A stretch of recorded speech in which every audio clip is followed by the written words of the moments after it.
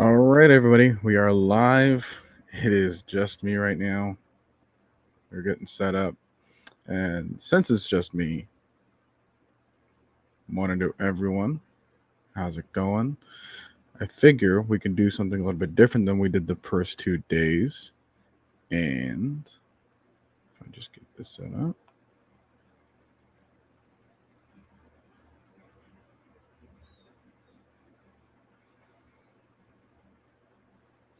There we go. That way it's not just staring directly into my face this entire time.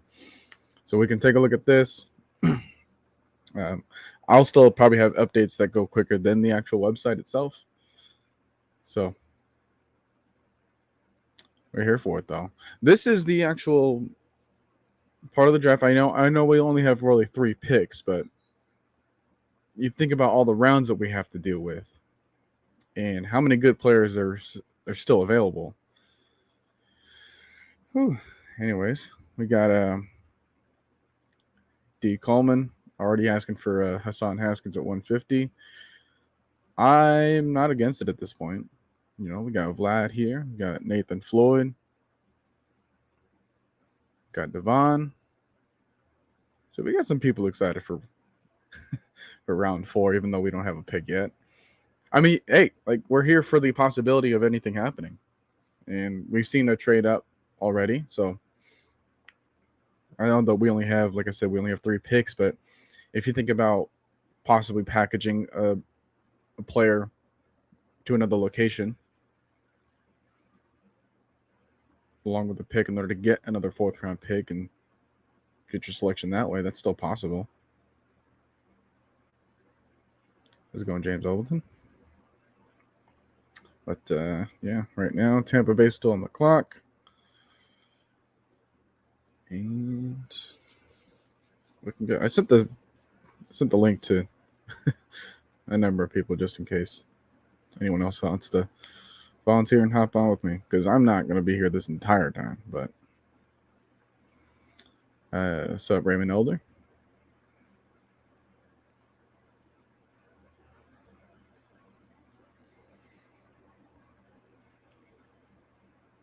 So now that we, kind of slept on it, are you guys growing a little bit more and more about the picks we selected?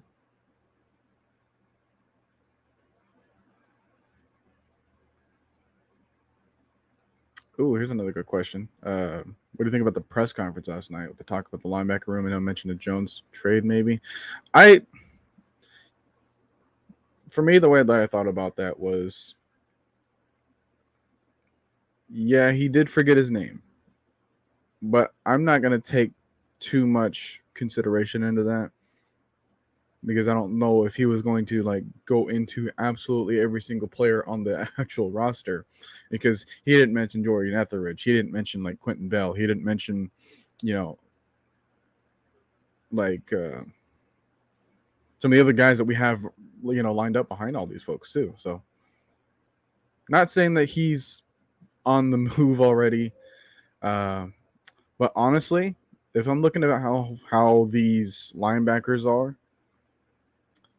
I can honestly see Deion Jones be an edge rusher, because he's already moved to the outside, and they want the big body at the up in the middle.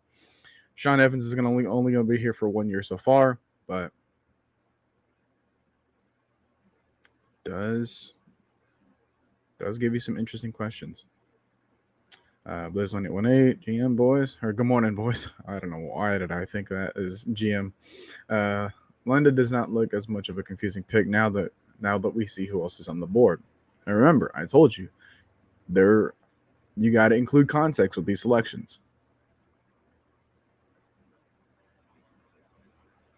You know what? How about, so it's not all super quiet, I'm going to add.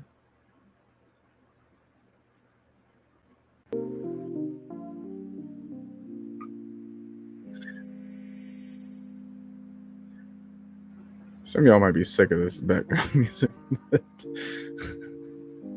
it's the only option that's like actually passable on StreamYard.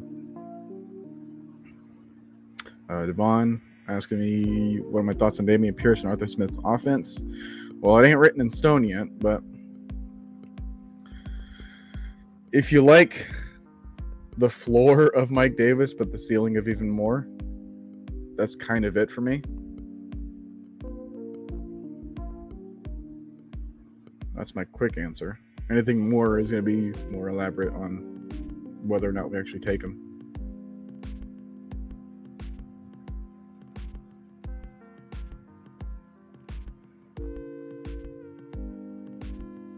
All right, so now the site saying that we're on the clock officially, or they're on.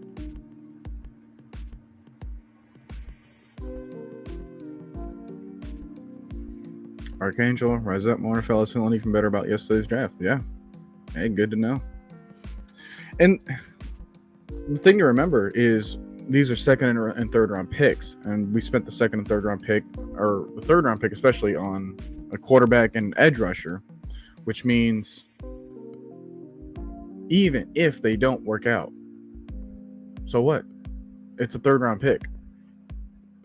You can still take that capital for next year's draft in case one of them doesn't work out for you, and go get your quarterback there, or you can go get your edge rusher there, or, you know, depending on how free agency pans out, it, like, you're not having a whole bunch of risk, or you're not having a whole bunch of investment placed onto these guys in order to succeed.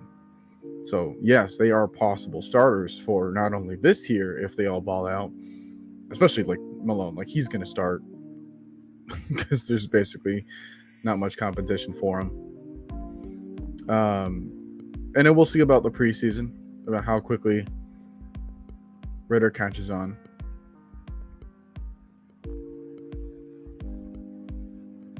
Colin says, I'm loving the potential of our defensive rotations and nose tackle to spell rush is the rest. Peace.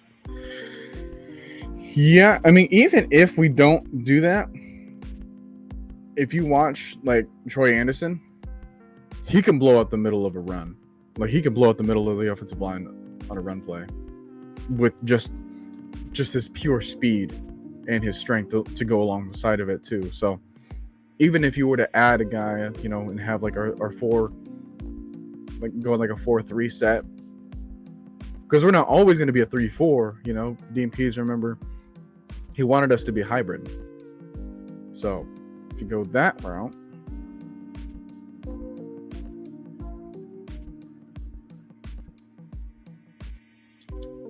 pick is in. Texans are on the clock. This is actually going a lot longer than I was expecting for the first pick here. My goodness.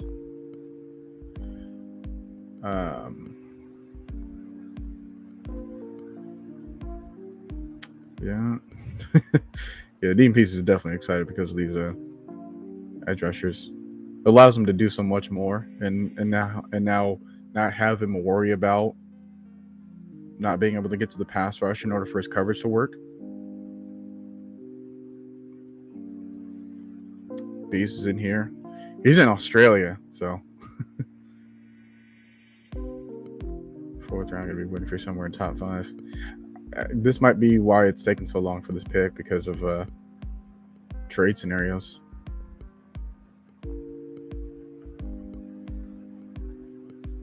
Guard and tackle today, and then UDFA running backs. I don't hate that, because then you're building up the offensive line.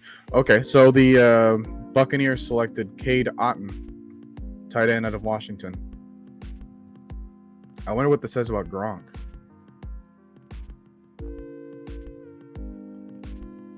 Huh. All right.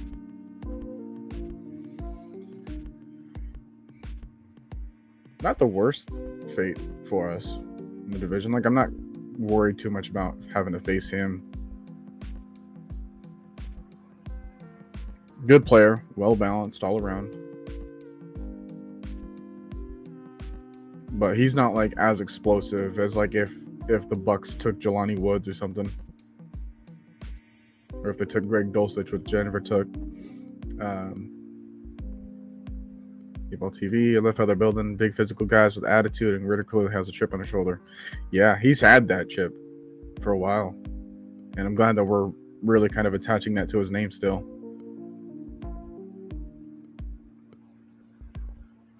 No, Fitzgerald Ebiketie was getting Khalil Mack comparisons. Yeah. Now, he does not have the raw power of Khalil Mack yet. But as far as like pass rush moves, and as far as, you know, his ability to still like play the run, and plus, like I said, they're almost the same size. I really compared him to like Justin Houston, because dang near same measurables, but just more explosive on Ebiketie's side.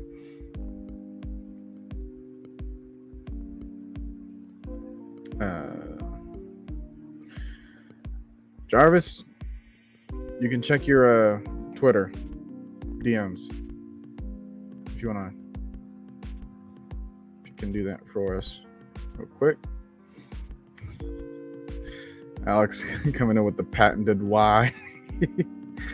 Why? Arthur Smith will have all his players battle it out for the starting positions, even quarterback, and I think it's Mariota's job to lose. Yeah, I mean, he's placing him first on the depth chart because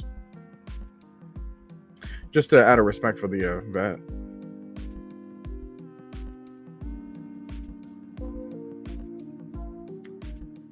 Yeah, Tariq Woolen still on the board. Glad that it worked out. I don't know what the heck happened on the phone.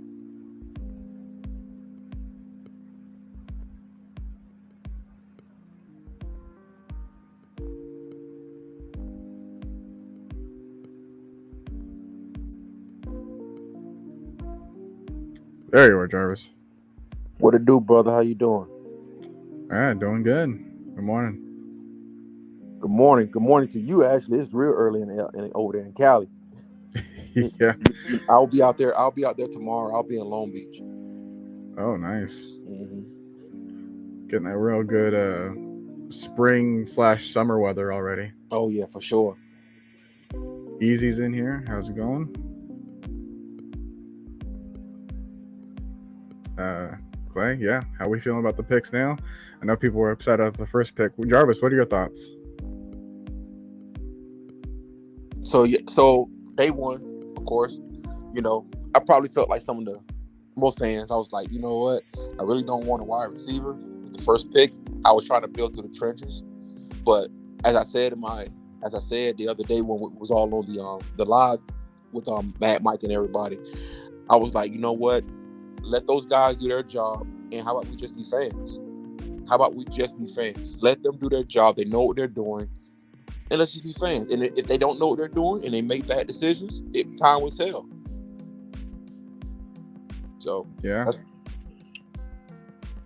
I mean, so far they've been 5 for 5, but yeah, Beast also mentioned, and Troy Anderson getting drafted by Pease is a great thing for him because Pease has a great history with great linebackers. By the way, Texans just selected Dameon Pierce, so we can kiss that kind of dream goodbye. Yeah, I know. I was just being asked the question by D. Coleman or whoever.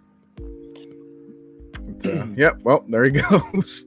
Yeah, I mean, if you want a Dameon Pierce, and he's clearly not off the board anymore, maybe get Jerome Ford and get that connection with Cincinnati. Yeah. I like Jerome Ford. What about the kid out of FAU? Or FIU? Is it FAU or FIU? Oh yeah, Devontae Price. Yeah. Oh, Browns just took Perry and Winfrey. Ooh. Yeah, these top guys are already coming out the board. Well, but you still have Neal on the board, correct? From LSU. Yeah, Nearfield Jr. Mm-hmm.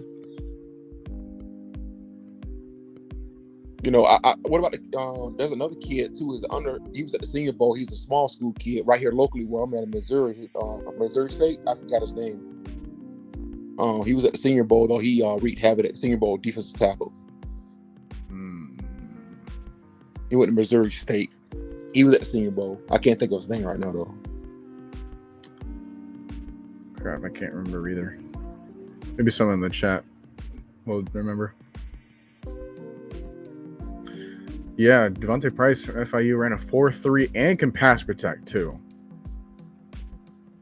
That's a So plus because that works in Austin Smith's offense really well.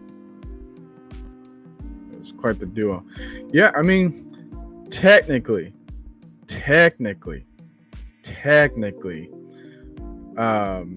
Troy Anderson was the second quarterback taken in the draft. This is true. This is a true statement. Yeah, I mean, dude, guys, one last statement I'll say about Troy Anderson right now. Troy Anderson is everything that Taysom Hill wishes he was while actually having a good placement on the roster. Oh, that's what we're doing now? That's what we're doing now, Noah? We throwing shade like that? Oh, okay. Wow. Hey, how is he shady? All right, because he may be shady because Taysom's gonna have to live in his shadow. Oh yeah, I'm just talking. I'm just joking. I can't stand him. Period. So I'm just joking. So, Zonovan Knight, yeah, he is in this draft class. What about the HBCU O lineman? Which one are you talking about? Oh, the kid from Southern. Because Jackson State got a linebacker. His last name is Houston, and he's in this draft as well. That'd be good representation for Dion. Oh yeah, that'll be ecstatic for Dion, but he probably mad still because he ain't going the second round. So, well, that comes with the territory of getting, that kind of division. Realizing you're not going to get that same amount of recognition right away. Yeah, for sure. It's going to be a growing process, and you have to have that unique pipeline, which I think he's really developing. He is, and when he first came in, it was based off of his name, but I think he's actually putting in the effort as a coach to build that program and the notoriety of that program to get more recognition. Right. Damian Simmons, I'm going to ask you this question. If you want to trade up for him, what were you going to give up? Yeah, you would have to give up at least a fifth and sixth, or both your sixes to get up there, or some possibly future a player. Yeah, a player or future draft capital. Well, who's to say at this moment? Because we got a ways to go if we're gonna stay at where we are, and that's like 151 or something. Right now we are at pick 109. Because Seahawks haven't made their selection yet.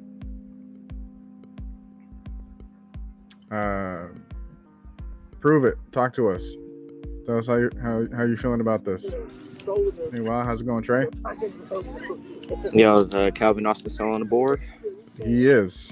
Because I got the screen popping up for us right now, too. And they took Perry on Woodbury. Yep, and Damian Pierce is gone, too. Isaiah Spiller gone? Not yet, surprisingly. Yeah, that's crazy, huh? Y'all, I swear to God, if we lose to them, I'm never playing again. Oh yeah, we won our first game. I think it was like 27-6. Nice. Taking care of that business. Oh, okay. So, Ja'Tyre Carter. I hope I'm saying that name right. Yeah, that's Ja'Tyre Carter. Brother.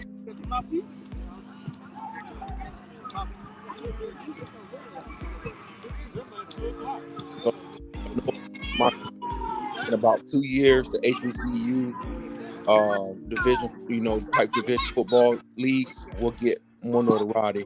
It won't happen this year, but about 2 years from now, they'll get the notoriety that they need. Yeah. Hey, y'all, I think we go wide receiver at 150 or running back.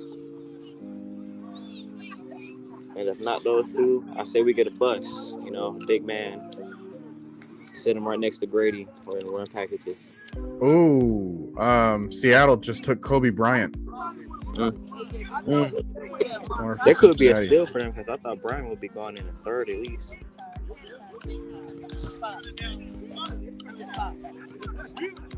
Yeah, Pierce Strong's. So basically, he's still available. 3.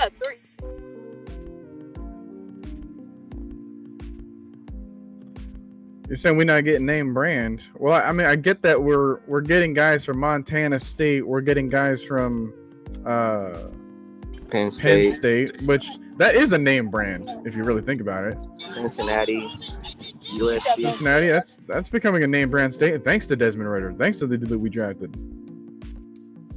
But here's the issue that you have, and the Falcons have drafted name brand in the past, and look where it got us. Yeah, so it's like, I mean, your only real complaint right now is getting a guy from Western Kentucky, and he dominated every stat sheet you can find on there for him.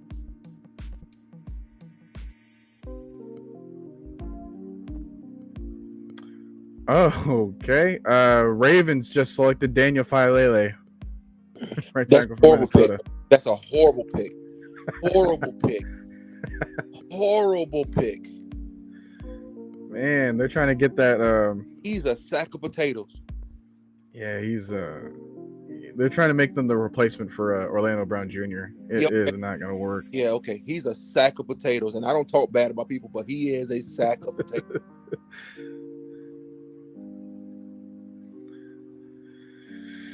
Whew.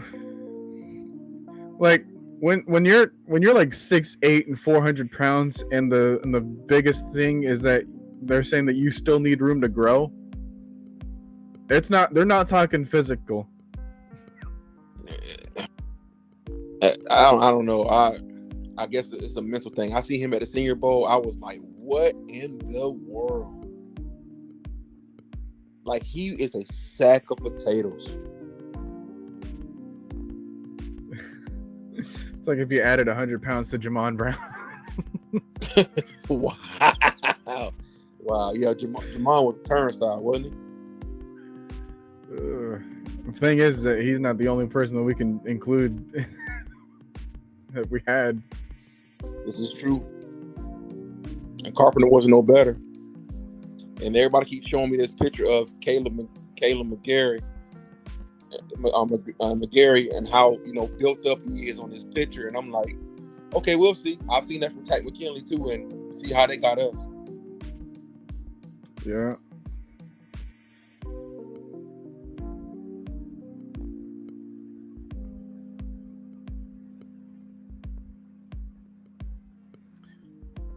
Prove it's asking why we passed on Jordan.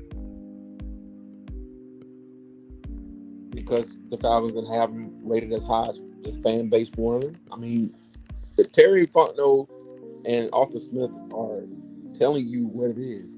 We are taking the best players on our draft board that we have where we rated. And it's the same situation with Jermaine Johnson. They was like, well, why did we take Jermaine Johnson? Because they probably didn't have him rated as high as the fan base wanted him. And as you saw, he got selected in the mid-20s. Speaking of which, by another Jet selection, they just took Max Mitchell, tackle out of Louisiana. Oh, I was looking for the Falcons to at least try to get him. That would be a nice little pickup.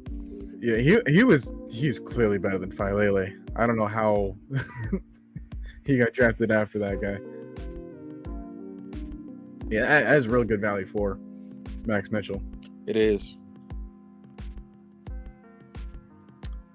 I think we get at least one offensive lineman. If we get two offensive linemen, maybe we trade back up in the round. Of course that requires to either trade a player, some draft capital for next year, or whatever the case may be. But I think the Falcons are trying to build depth now. I think they're going to go roll into this year with some of the similar offensive line, but they do have depth behind them this year. Somebody a Fetty and people like that coming back. So I think the Falcons have put a little depth behind it in case one of the offensive linemen starting to struggle. We got some pretty valuable replacements to come up behind them.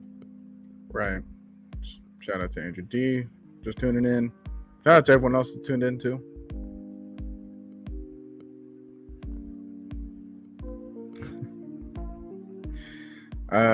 Yeah, Alex he's not going to feel any better about the Chiefs until the next couple of seasons are over.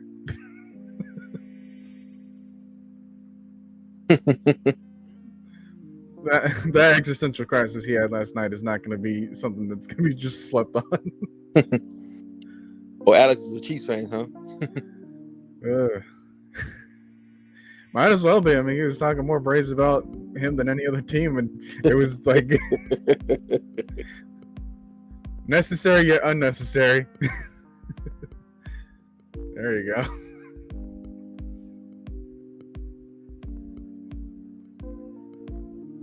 Hey Noah, are you going to any Niners games this year? Well, no, because I don't like that team unless I have to see my team. True enough. I'm just saying, just to be able to scout some talent. I know you do a lot of scouts yourself or whatever, trying to get the new players that came in and see what they're looking like and things of that nature. That's all.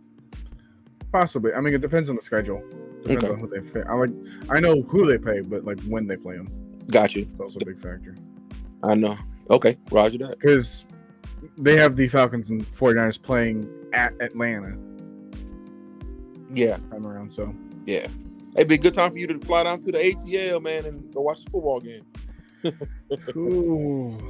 The things I would do to step into that pantheon, man. Giants just selected Daniel Bellinger, tight end out of San Diego State. Should probably scroll this down. Okay, now you about to start seeing a good run on tight ends here pretty soon. I was looking at the tight end. What is his name? Kohler from Iowa State. Oh yeah, Charlie Kohler. Mm-hmm.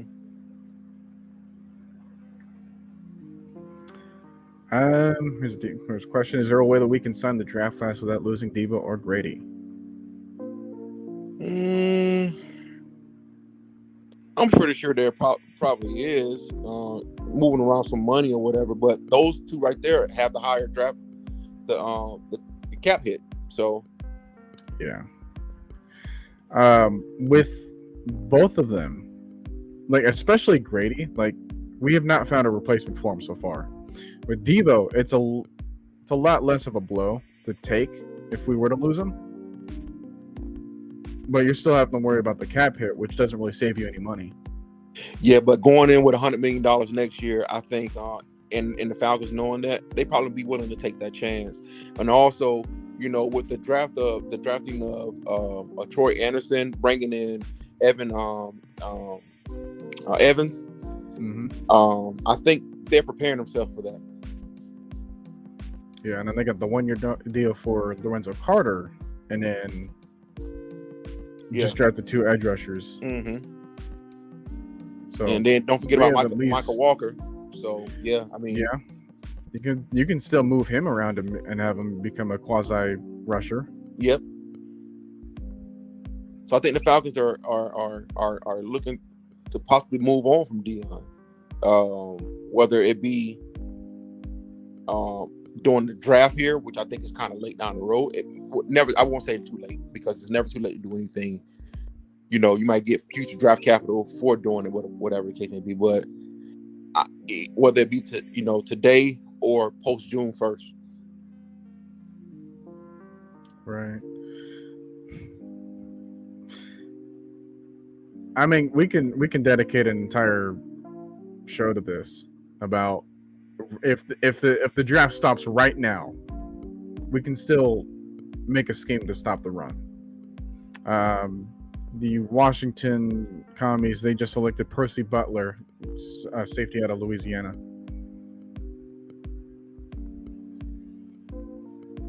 Not too much of a blow for our own draft board. Do you think we should address free safety or strong safety in this draft? I mean, we've got like a four, maybe 5 deep rotation right now. Yeah, that we just haven't seen. Because like you got Richie Grant. Speaking of which, now there's a run on safeties because the Giants just selected Dane Belton, safety out of Iowa. Okay, so yeah, we got Richie Grant. We got Richie Grant, Hawkins. Eric Harris is back for another year. Marlowe. You have Dion Marlowe. You have DeAndre Alford, which he's kind of a hybrid safety corner, depending on how he tests. And Isaiah can play safety too. IL can play. So you got a good rotation there, even if people were to go down for injury.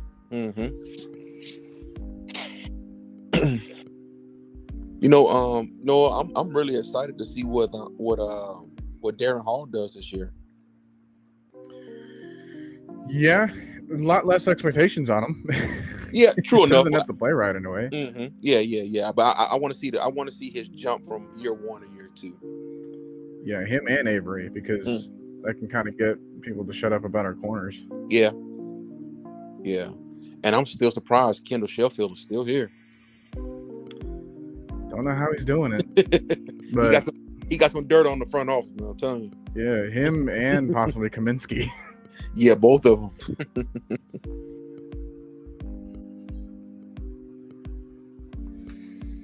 I just hope Falcons fans don't do that.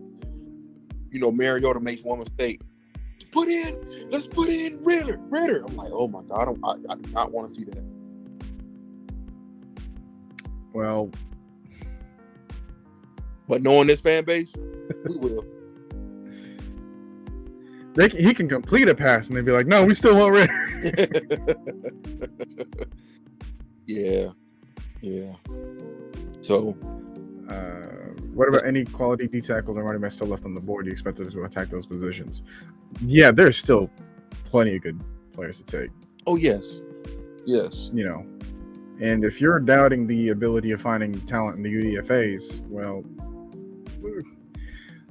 then don't be surprised. Then you're going to be surprised when you see like each and every team get like 15 UDFAs signed to their roster.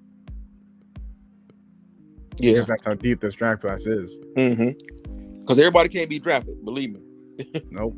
So it's only what 256 slots or 265.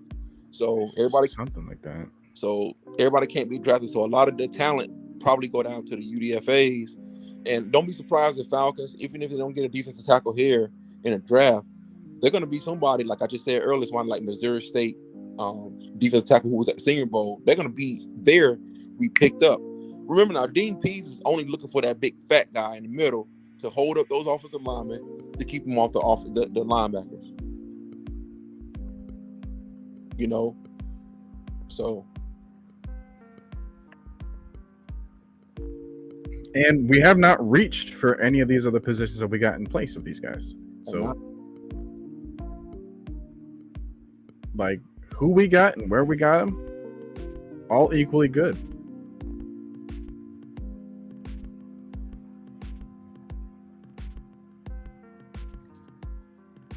Boy, the Falcons gonna be a very good surprise this year. I'm telling you. And that AK Evacchetti, I'm gonna tell you right now, this guy is gonna be something special. I feel it. Yeah, when you're getting comps to Khalil Mack and Justin Houston, something's got to give. Yeah, this front office traded up for him, something we have not seen them do so far.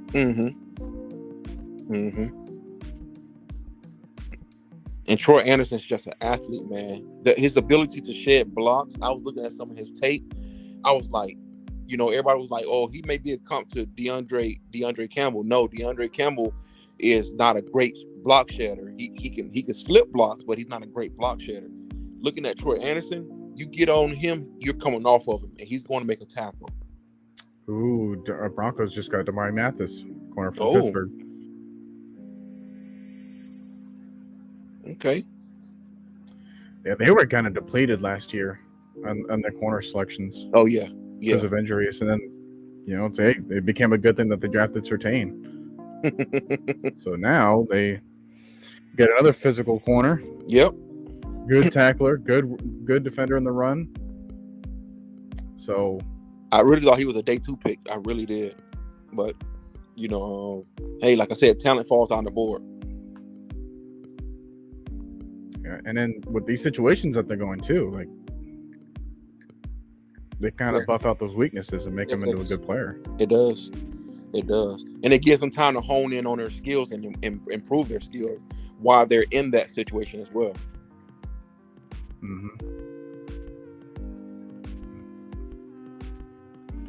And again, like we can continue to say praises about Troy Anderson, man, because as soon as I heard about him, I was like, nope, I need to see more of this guy. And then I saw more of this guy, and I was like, I'm gonna start talking about him. I'm gonna start being annoying about him whenever we mention the linebacker position. And you were seeing that for the past couple of weeks if you paid attention. Mm-hmm. And let's just say, if you want to make like if you want to go back to some of those old Maddens and have like a superstar mode, Yeah. and you choose Troy Anderson, Choose and you like jump up the stats to like everything is just like at least in the 80s to start off with. Dude, let's just say like I'm gonna have the most fun if I were to recreate this rookie team on like NFL Street. Mm-hmm. Because like Troy Anderson's gonna have like 14 passing, 19 speed, like 10 blocking, 12 12 agility or something, like 12 catching, 15 run power. Like he's gonna be like just super good at everything he does. Oh yeah, he reminds me of a creative player, man. He's a creative player. The people that knew him, they were talking about he's the unicorn on the linebackers. There's basically the unicorn on defense. So hey, that fits our bill. And like the front office so far has kept up to the theme of versatility. You go back to some of these other press conferences that they have, and like versatility is like one of the first things they say in their sentences when they answer. Yes, not fast and physical. Versatility. Nope. It's like, hey, I can be placed anywhere. Drake London, I can be placed anywhere. Arnold Mbakiti, I can do anything. Yep. Same thing with Troy Anderson. I can do literally anything. Like, heck, he could be a punter. He can. And then you look at Desmond Ridder. He is essentially, as they're saying, he's a clone of Marcus Mariota. He may be a little bit more, height wise and physical makeup or whatever, but he's a clone. And that's what they were saying on NFL Network. They said too many times you see a team with a certain quarterback and their backup is nothing like the starting quarterback. At least the Falcons go out in case Mariota gets hurt. Lord forbid, don't want that to happen. But he gets hurt. Now the other quarterback comes in. Now you got to change the whole scheme up to fit that one quarterback because he can't do the same thing your starter does. At least with Ridder, he can do some of the same similar things. Yeah, and oh, by the way, he's still faster than Josh Allen. Yes. Motivated, dedicated. We're drafting 3 more guys nobody's heard of. I know of everyone pick we've made so far. You keep up with our shows. You're gonna get learnt. Oh, speaking of which, Broncos just selected Iomiya Uwazurike. I'm at Iowa State. Defensive tackle out of Iowa State. Yeah. Damon Simmons, I'm sorry.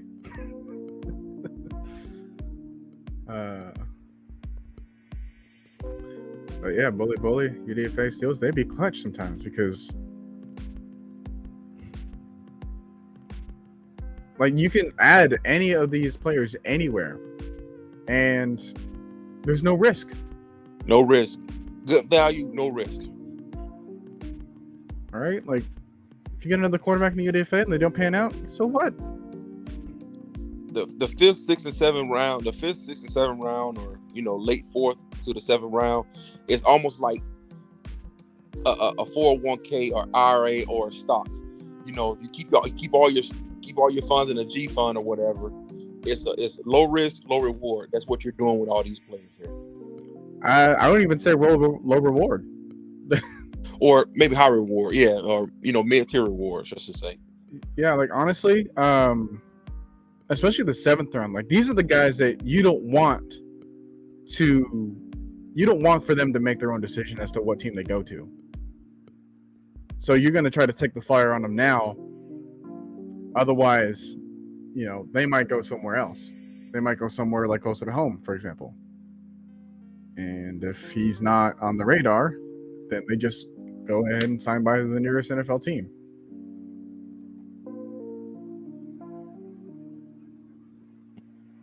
What are your thoughts on D'Angelo Malone? I think he's going to be a special player too. He wants to get up to 250. He said he wants to get up to 250, 255 before the season starts. That way he can take on the NFL season. He's already at like 240. Yeah, he's 243. Don't have to do a whole lot to get there. No, he doesn't. But man, Broncos, they're making some picks.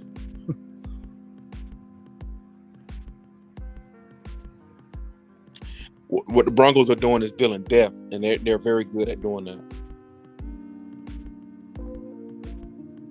Hey man, just they're building a defense for Russell Wilson. Most importantly, he hasn't had that since 2014. This is true. They had a running theme on Russell Wilson or the Seahawks. They said, "Oh, you trade Russell, and then all of a sudden you get a first round offensive lineman. What kind of nonsense is this?" They literally sold their car for gas money. That's it.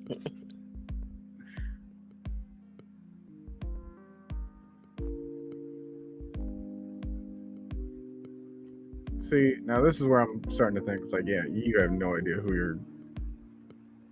Like, we're trying to answer these questions for you so that you know who we're talking about. And if you think that we're still going to be 28th at best, as far as and saying that we have no pass rushers after we just drafted 2 pass rushers, possibly 3 pass rushers. Come on, man. All I'm gonna say, if you're just gonna be acting like this for the rest of the stream, I'm just gonna ignore your comments. You're not even going to get a recognition from me. Speaking of which, Jets just took Michael Clemens, edge rusher, out of Texas A&M. Oh, good. Good pick. And who took the Marvin Leal? Do you know? Ooh.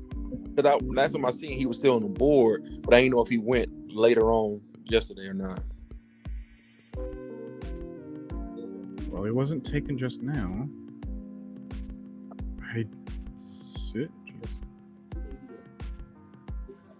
Oh, Pitt. Dang it. That's a good spot for him, too, because of okay, Cameron Hayward. They're almost the same player. Just Cameron's a little bigger. Oh, yeah. He's got that grown man strength from his dad. Oh, yes. Iron head. Mm-hmm.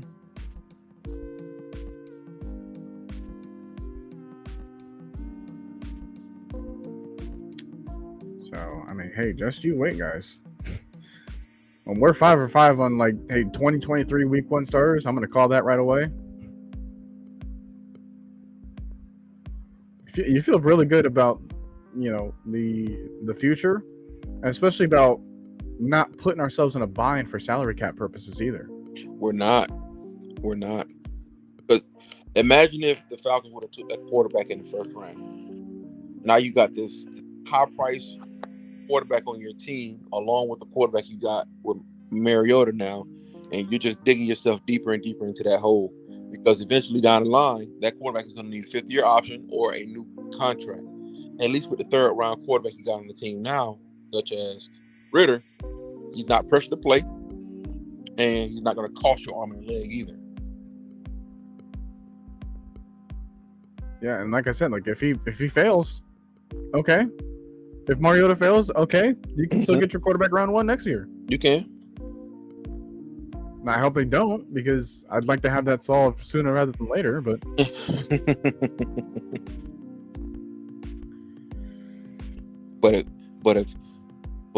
if they pan out, and if Ritter pan out or Mariota pan out, boy oh boy, you talking about an open draft for next year?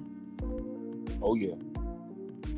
Yeah, because the positions that were taken, right? Mm-hmm. So we have a cheap number 1 wide receiver. Those are rare. Mm-hmm. We have a cheap backup, possible future quarterback. Those are rare, especially when you don't draft them in the first round. Now you have 2 cheap young edge rushers. Mm-hmm. Those are rare. And then you have a linebacker to protect yourself from a possible dead cap hit in what your previous line or your current linebacker has right now. Yes. Again, that is also rare, especially of his talent. Mm-hmm. And we're not even done. So if you're still worried about the trenches, what if the next 3 guys are 2 defensive linemen and a guard? Sign yourself another UDFA running back that could have been drafted in round 6. Yeah, and to be honest with you, my friend, I still like Caleb Huntley. I want to see what he does. That UDFA from last year. You know, I've seen some of his tape. I've seen what he did, some of the things in preseason. You know, if he gets a better opportunity, I think he could be something not totally special, but serviceable. Yeah. Speaking of a Caleb Evans just got selected by Minnesota from a cornerback from Missouri. Okay.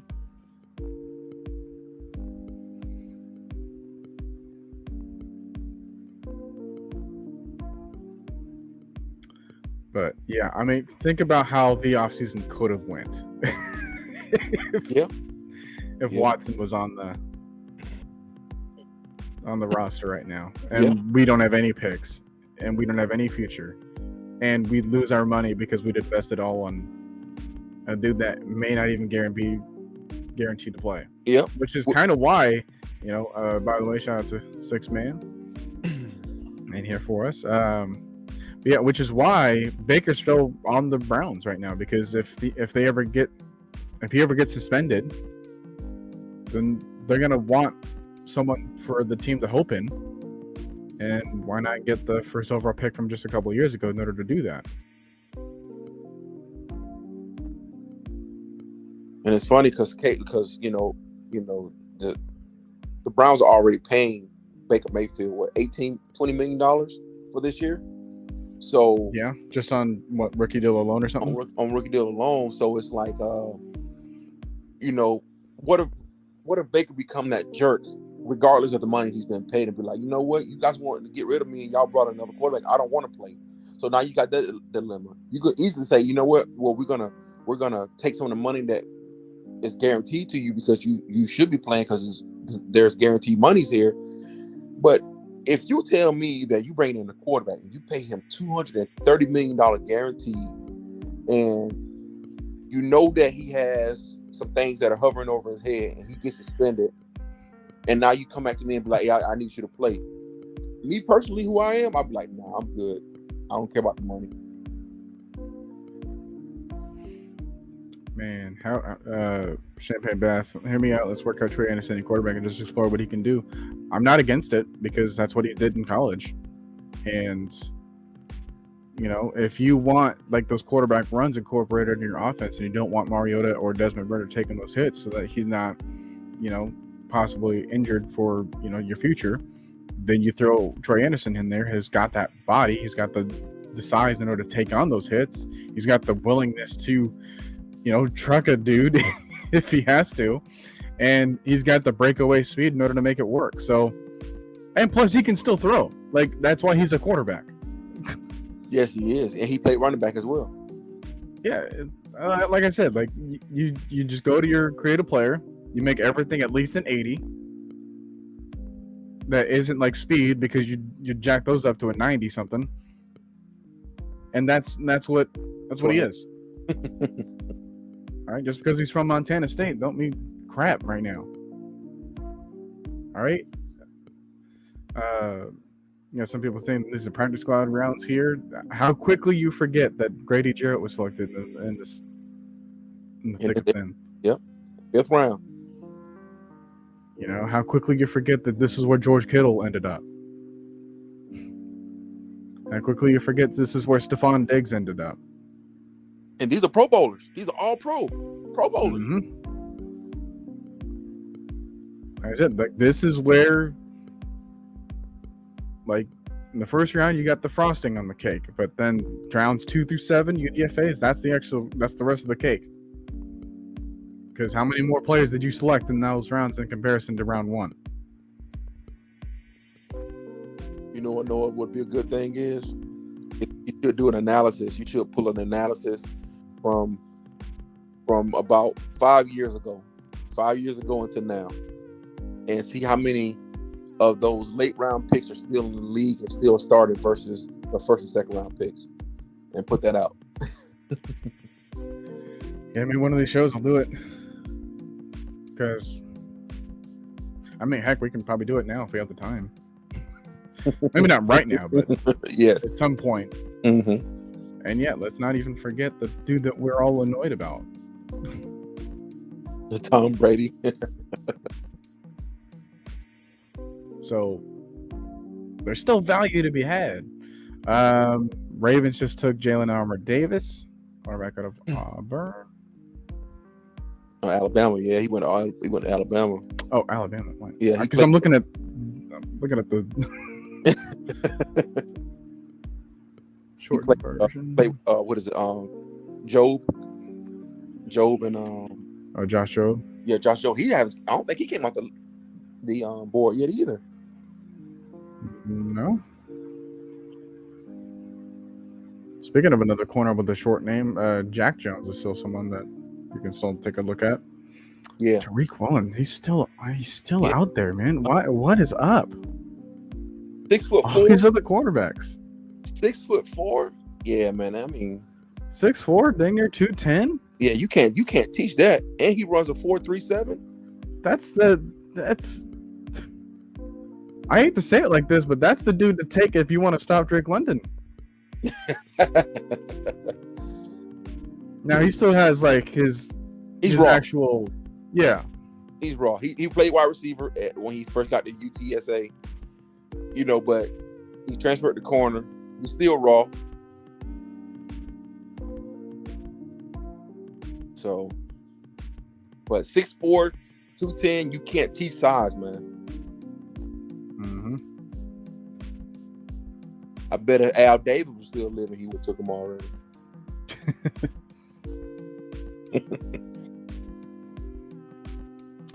I'm gonna look something up for D'Angelo Malone because I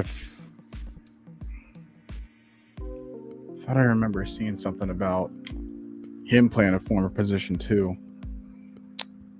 But let me see.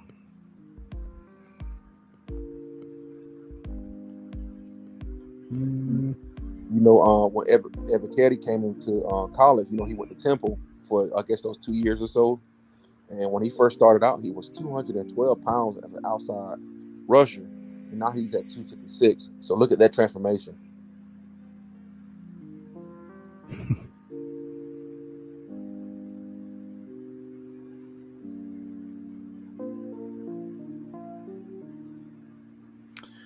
Okay. So Malone wasn't the one I was thinking about, but I remember seeing a defensive lineman that was like, the first sentence about his bio was like, oh, hey, he was a former wide receiver. I'm like, whoa. Yeah. The Panthers just took Brandon Smith from Penn State. Oh, dang it. They say he has average to below average instincts though. So he got great speed, but his instincts are not great at all. But if you got a vision for that particular player, you may not put him in situations where he has to make crazy decisions himself. He's just a hit and run linebacker. Yeah, I mean, like if you think that Trey Anderson's raw, which I don't think he is because he kind of showed off on his tape that he's not. Like Brandon Smith is raw, but he has everything you think about. And honestly, I think you make this pick if you're Carolina in order to stop him from going to New England. Yes. Yes. Jack Jones just came off the board too. My goodness, I'm behind. I did this for the sake of being ahead, and I'm behind. There we go. Well, I won't say anything. I just talked about Jack Jones, and so Bill, if you're watching, I still hate you. He went to the Patriots, so you can let your dog Nike take all your picks from now on. I feel like he already did that. Your Tyquan Thornton at 50. That was crazy. No, that's Strange at a third round guard. I was like, hold up. Strange? I was like, whoa. But he's good at that, man. He's really good at those linemen, finding those gems, but he can't draft a wide receiver to save him his life. Yeah. With N'Keal Harry. He can find him in free agency. But he can't draft him to save his life. He found Nelson Aguilar in free agency. True. I mean, I'm going back to the Randy Moss if you want to do that, but you know, I'm like, geez, bro, you can't draft a receiver to save your life. Yeah, Evan Jackson. I mean, everything's still on the table. Like, we're not just strictly down to picking what we are, and we're not just simply down to, having everyone on our roster. And same goes for every other team. Like, if you want another player, now's your time to Make trades. Mm-hmm. Take some next year picks, because honestly, at this point, how many holes do you need to fill if everything works out for next year? Mm-hmm. If you have free agency coming up before the draft, this is what Miami's doing. This is what the Rams are doing. Mm-hmm. This is apparently the new strategy. That, like, it's a good change of pace from what's been what we've had to see so far. Yeah, for sure. And then to see top receivers get traded during the draft that's unprecedented. And you seeing these changes now. Who would have thought AJ Brown would be traded to the Eagles during the draft, or Marquise Brown during the draft? It's like, you're starting to see things that are unorthodox happen during the draft. Brown's moving around, and I'm not talking about Cleveland.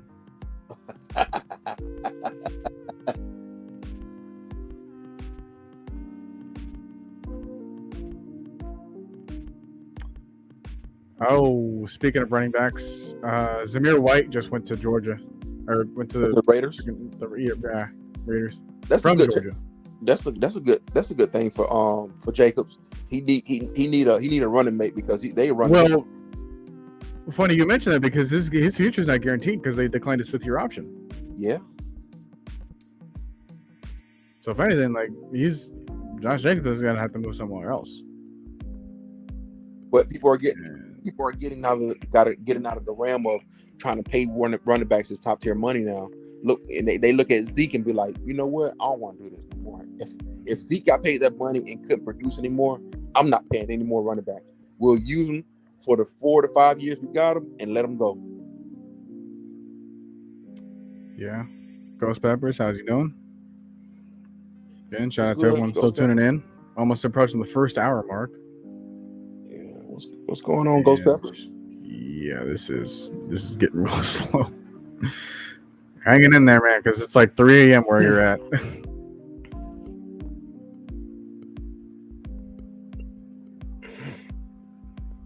But yeah, like Raiders, they have Dylan Parham that they drafted.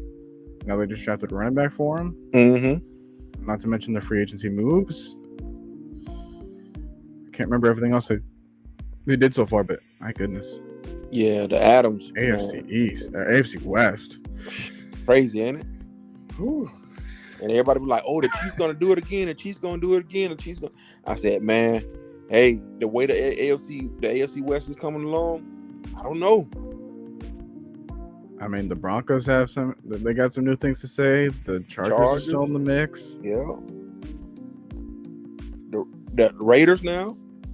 Yeah. Like, no one's an afterthought now. No.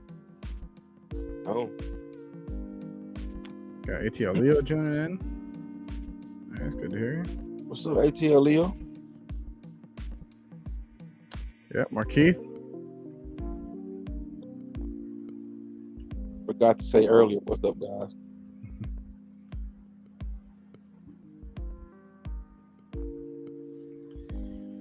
But yeah, at this point, I'm glad we're not in that division. Okay. Running Chargers just took Isaiah Spiller. Wow. Running back, Texas A&M. So Eckler and Spiller in the backfield together, huh? They had Josh Jackson too? They did have Josh Jackson. Mm-hmm. My goodness. Justin Herbert is so excited right now. Yeah. I think because at this point I'm going back to how I started thinking about the fantasy stuff. If y'all are still interested in that,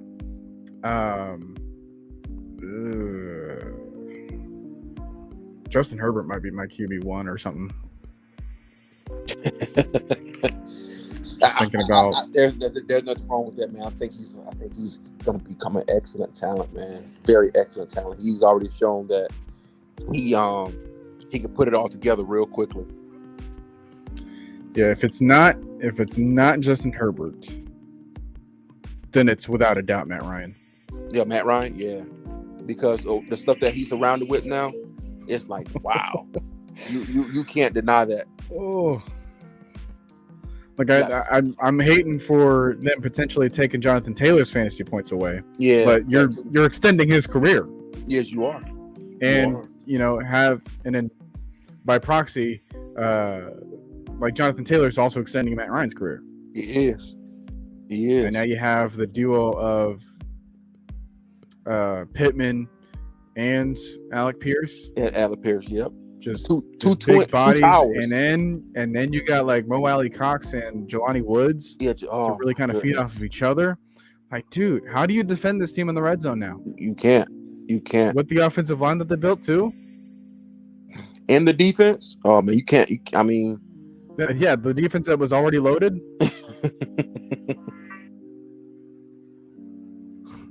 Yeah, man. I just, Matt Ryan went to an excellent situation, man. I can see him playing another, that was like another 2 or 3 years, another 5. Yeah. Like you might get one last extension for him. That's crazy to think about. Yeah, but I was seeing your comments on Twitch as well. 10 picks from Georgia. Insane. There's still more to go. It is. They still got both offensive linemen from Georgia on the line, on the board.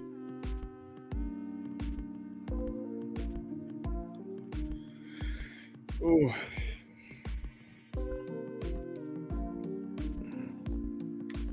There will be no doubt in my mind that if Adam Anderson didn't get in trouble at Georgia with the whole allegations that's going on, he probably would have been a first round draft pick himself. Yeah, that story is still very much incomplete on him. Mm-hmm. So kind of tough to continue to bring that up and either have it age. Mm-hmm. However ages, it's not going to be. Yeah, because once accused is always accused with those types of things. Even if you become innocent, the world will never let you forget that was over your head, which sucks. Yeah, it's going to be that permanent stain on your background check. Yep. So it's like even after your life after football, which is the case for a lot of these guys. Mm-hmm. Some of these guys are not going to have the ability to make up the money up until a proper retirement. Yeah. So they gotta find other jobs after this too, if they still have their bodies that allow them to do that. Mm-hmm. And you have like a beat up body from playing in the NFL for X amount of years, or at least training for on the things. Drake Jackson got selected by the 49ers. I think it was like 61st pick. Yeah. But yeah, like you have all these guys that they're training specifically for the NFL, and it's a very heavy investment on your mental state, your what you do with your family, your physical state. Like it's a lifestyle, more so than just like what you see on Sundays. It's like you have to get out of those distractions. You have to keep your body upright, otherwise you might get replaced. And now you're having coaches like what we have in Arthur Smith that they don't care what you're making. If you're not the best player for them right now, you're not on the field. You're not on the field, and he says that plainly. You're not on the field. So, like, the other phrase was like, "Hey, your locker rooms, they're rented. They're not owned. They're not yours. No matter who you are, and you got to keep that mentality." And same goes for all these other players, across every single team. So, when your job is not guaranteed here, and your contracts aren't guaranteed like fully, like in the NBA or something, you have to find something else to do with your life. Yep. Yeah, life after this. And when you still have these allegations that are going to haunt you from making these picks that you might be qualified for, That's scary. So Yeah, I see the Browns are still making the pick, but I'm also seeing that the Dolphins are on the clock. Yeah, the Browns just took a kicker. Which one? Cade York from LSU, my school. Mm-hmm. Yep, there he goes. But yeah, Brian Banks was they made a movie for him. I have not seen that movie yet, and I wanted to. Yeah, that was defeating to me when I seen that. You know, he went to prison, and years later, the woman came back and said, "Hey, I'm sorry for ruining your life." And she went out there and said, "Hey, what he did, what was put out on him was not true." Then why did she go to prison? If you put that out there and you come back and say, "Hey, that wasn't true," how come you don't get that same treatment that you just gave that person that you just sent to prison? Yeah, that's years off your life that you just gave someone in their prime. Yes. And though he was found innocent afterwards, that still stained his life because he does talk about people still associating him with raping a woman. He didn't even do that. You know, and it's like, you know, we did give him a chance at linebacker still at one point. We did. The Falcons did. So I don't know, man. I just wish the people who makes those false allegations get the same treatment done to them that they've done to somebody and ruined their life. That's how I feel about it. Yeah. And then Fear Factor 4 saying he got signed to the Falcons, but the president took the edge out of him.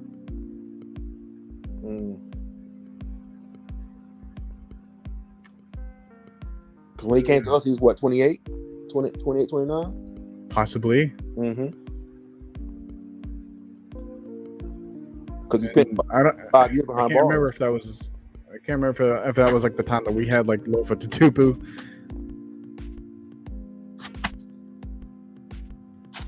And whatnot. I remember we signed him. Yeah, we signed him. We had, I think that's when we had that year we had Joplo. Yeah, Joplo Bartu. The Dolphins, they just selected Eric Ezukanma. Eric Ezukanma? Wide receiver. Yeah, Texas Tech. Yep. Small, shifty guy.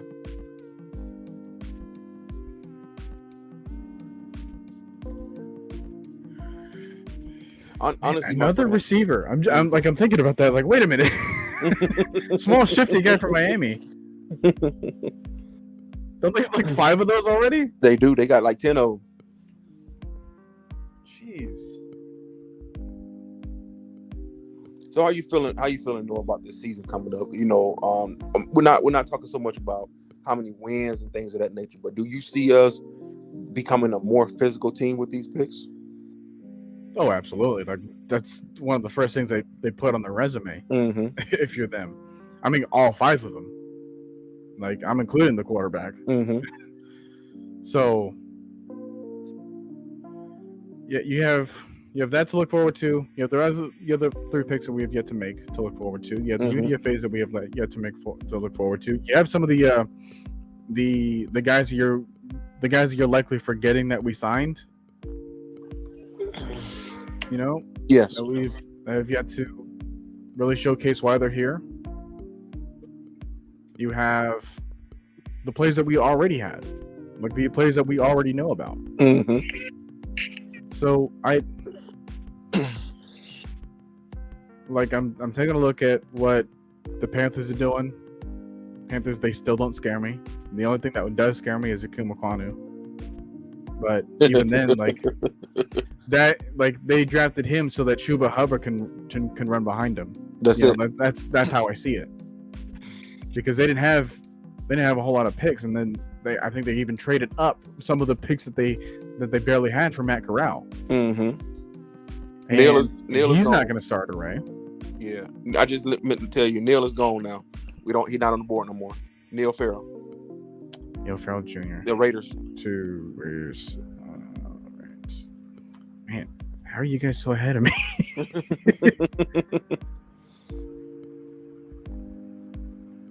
All right. Yeah. I mean, there's still options at D There are. tackle. Oh yes, but listen, there's no doubt in my mind that there are not there. There aren't options on this board. Okay,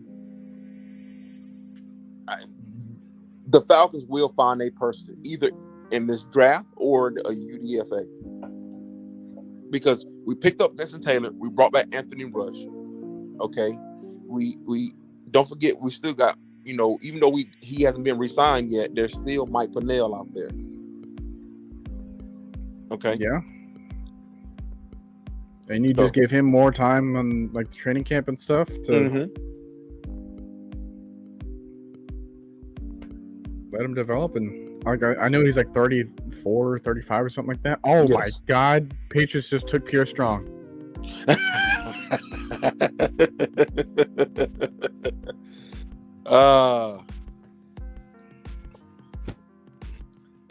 The Patriots.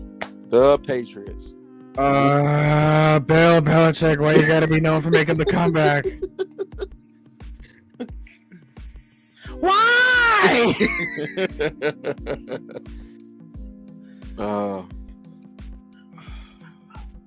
God, he's fantastic.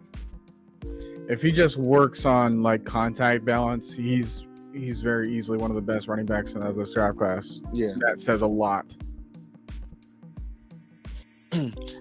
Ain't no crazy. They don't need to pick any more running backs.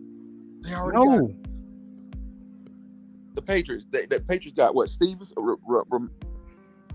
Yeah, they just drafted Ramondre Stevenson. They still have Damian Harris. It's like, what are we doing? Don't they still have James White as well? I think White retired. Retired? Mm-hmm. Oh my God.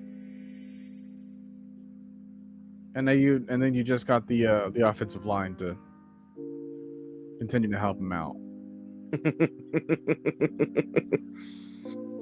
Dude, they can beat Buffalo with 3 passing attempts on a good weather day. On a good weather, I'm telling you. Man. It's and that's what they're trying to compete back with Buffalo, man. Bill Belichick is like, man, we used to run this. We ran this division. We're not going to let Buffalo become that team, and that's what he's doing. He's building up to defeat Buffalo Bills, and he's getting players to defeat Josh Allen. Yeah, that's how you do it.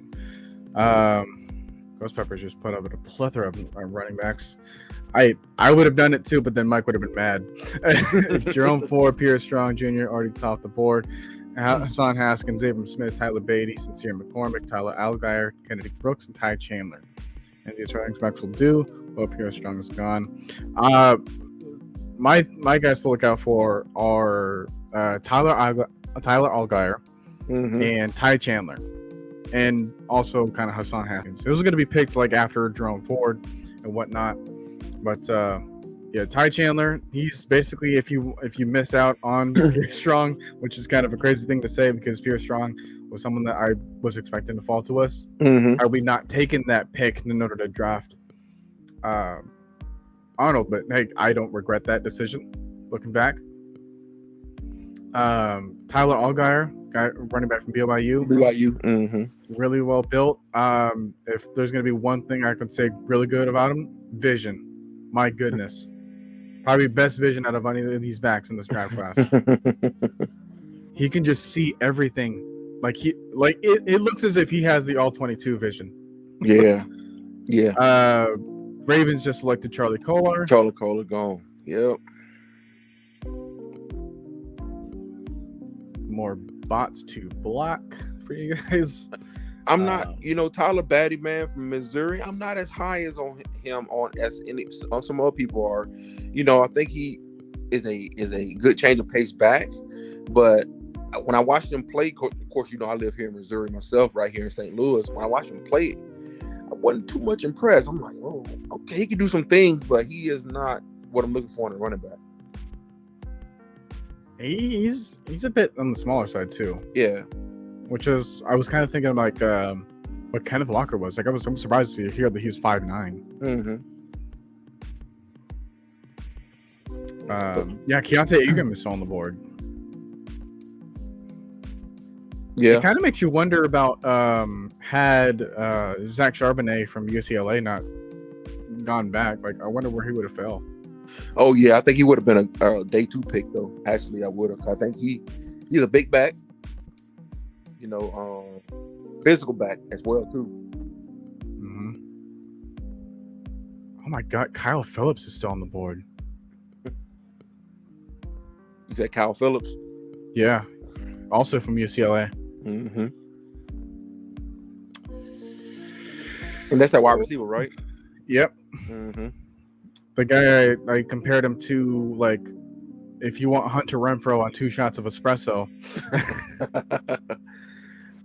Yeah, I like Hunter Renfrow. I do. I like him. I like If you like him, then you're gonna love Phillips. Yeah, I like he reminds me of a Renfrow reminds me of a what's the guy name back in the days? Played for the Patriots. Wes Welker. Welker, yes. Not fast, but shifty. I mean, but Kyle Phillips is fast. Like, yes.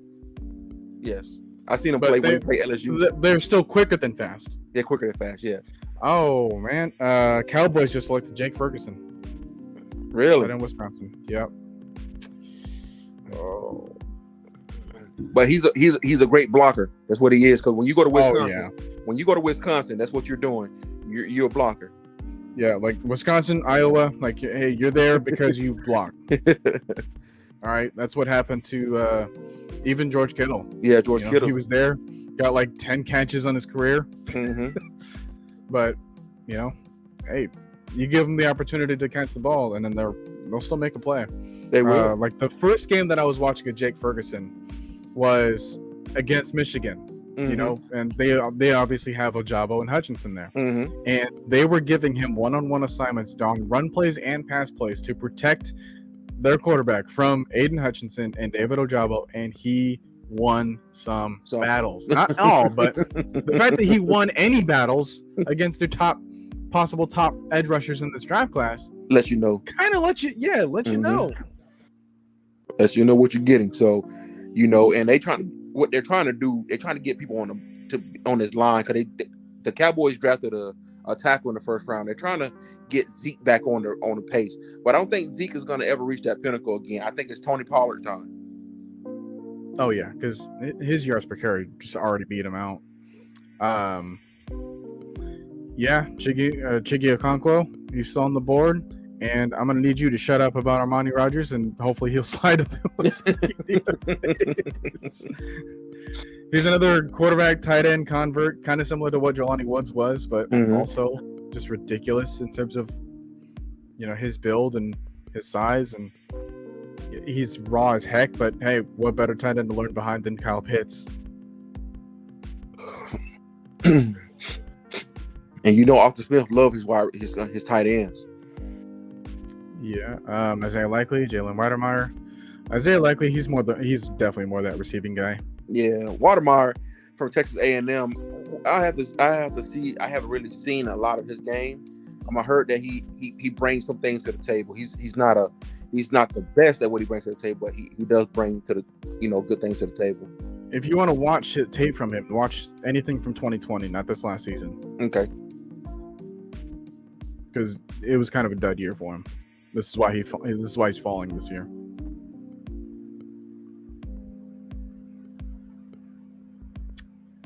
But my goodness, are they still talking about Charlie Kohler on my side?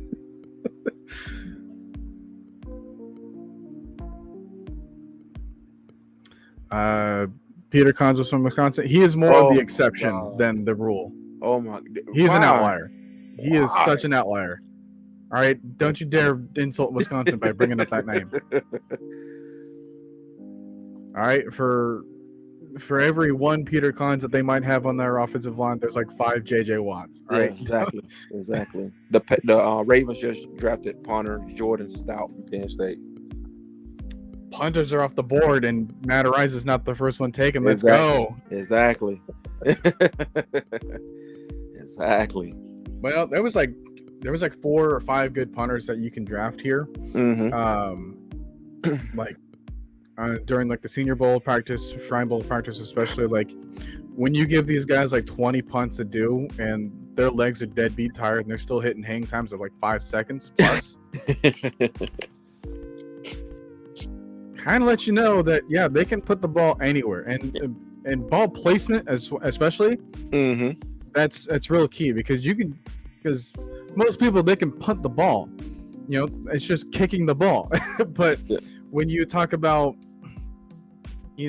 where to put it, how to like where the ball should hit your foot, and how you want the ball to manipulate rolling down the field so you can get that coffin corner punt for you. This guy's got long hair too. Cedar Bluff, Virginia, but looks like he's from California. That's interesting. Yeah, that's so good. Ed Ingram, he got drafted. Yeah, he was a guard. He got drafted in round 3. Yeah, I can't remember what team. This is why I was the guy to announce the pick, because if I don't announce the pick, then I'm going to instantly forget who was chosen. So, yeah, if you're still worried about punters, there's still like 3 or 4 more to get outside of Ariza. And I like Ariza because we saw the injury happen to Younghoe Koo with like a hamstring injury, and Matt Ariza can still kick as a kicker. Yes, he's versatile. There it is. Yeah. Versatility. Like even you can ask Pat McAfee. Like not every kicker can punt, not every punter can kick. Exactly. Those are 2 different things. Oh man, Pat is so funny, man.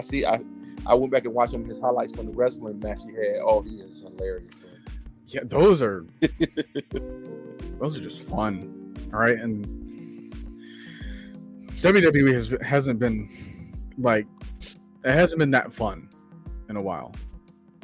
Oh no, it hasn't. It's just like, if anything, it's kind of reminded you of like, man, these guys are getting old. Yeah, the people that we grew up watching are they're retiring. They're Hall of Famers now. So all the new guys are coming in. They're trying to change the game up. And so when you bring somebody like Pat to come in, and you bring somebody like The Rock or somebody back just for cameos, those are fun. Stone Cold. Yeah, those are fun. But that's all they're going to be. They're just cameos.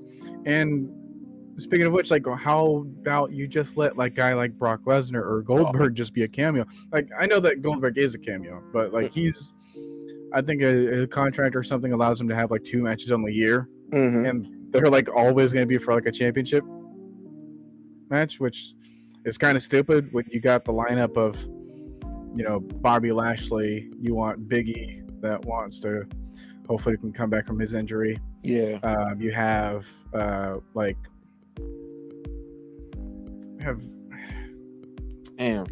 McIntyre. Yeah. And then still you got Roman Reigns. You got anyone that can make that run for it. Yeah. Hassan is gone, man. Hassan Haskins, Tennessee Titans. Well, I mean, so now Derrick Henry's going to get 500 carries, and then Hassan Haskins can get you like another 50 on the season. The Green Bay Packers just picked another wide receiver, Romeo Dobbs from Nevada. Ooh, I like that one too. Man, I am behind. I got to change up the freaking source that I'm using, which was K-Style source. And I'm using TV. Cool. I'm on TV. How is TV ahead of me? All right. I got someone that's faster. Don't worry. Maybe this is because I'm using DirecTV. I'm not using regular cable. Not sponsored, but please.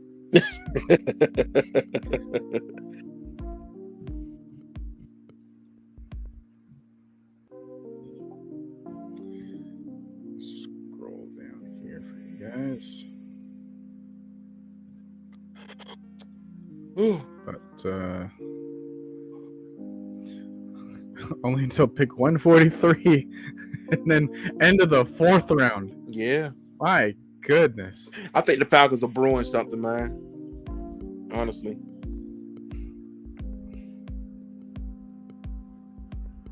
This could be one of those things that you see that you didn't think about, where they trade Deion Jones right here, and they get because ultimately, people know that the Falcons need salary cap, right? So they're not going to give up a 3rd round next year or whatever. They're going to give up a 4th rounder and be like, hey, we'll take Deion Jones off your hand. And like take the contract with him. Yeah, take the contract with him, and now the Falcons are in the fourth round.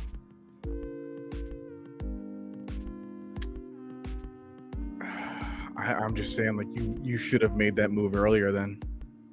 Yeah, true. I don't know who's still on the radar. But, like, say, for example, if you would have wanted to wait earlier to do that, send off, like, Deion Jones to where Raiders were, and you take Neil Farrell. Mm-hmm. I think that would have been an even outcome for both parties, because, Raiders are still probably looking for that top linebacker for them in the middle. Mm-hmm.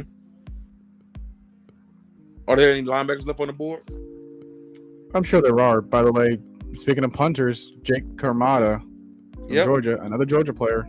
Gone. Went to Tampa. I thought I saw him as a kicker, too, so he might have been one of those other hybrid players. He was the 2020 SEC Special Teams Player of the Year. There you go. Please give me Roberto Aguayo vibes. Oh, don't do that. Oh, I will. Because it's Tampa. They're drafting special teams. I'm going to mention that name. Oh, man. If he turns out to be that person, Roberto Aguayo, boy. Give him the who the heck did we have in week 2? Cam Nieselek or something. Oh, that was our punt, yeah. and they gave us like a freaking 10-yard punt. Yeah, you remember that? Oh yeah, I remember that. I remember that. Hey, Jake Armada, I know that you're awesome for Georgia and everyone loves you, but I want you to just say, "Oh yeah, that was college me." I'm gonna tell you right now, man. If anybody had a bad special teams last year and for his kicking, it was the Falcons. Boy, it was. Punting was horrible. We had to bring in Morstead. I was he was like 38. By the way, 49ers drafted Spencer Burford. Oh yeah, UTSA guy, interior offensive lineman. Mm-hmm. It's a tackle, guard, right? Yeah. Because they lost Laken Tomlinson. They did. He went to the East Coast somewhere, I think, didn't he?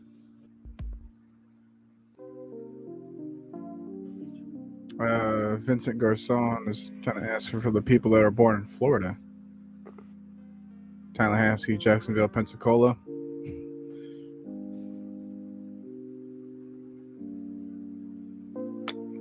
Well, feel free to ask around those in the chat. I mean, I'm a Cali man, so yeah.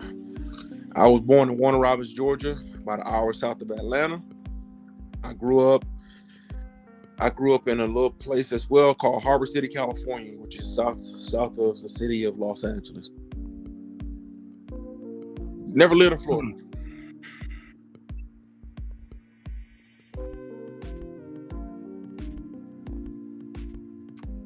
So, Alex, you mentioned the Jets. I don't see the Jets doing anything yet.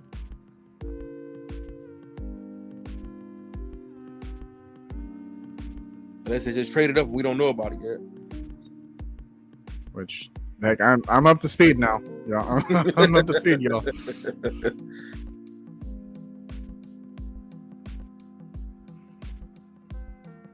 I'm gonna be so late. It's like, oh man, do you realize Trayvon Walker went?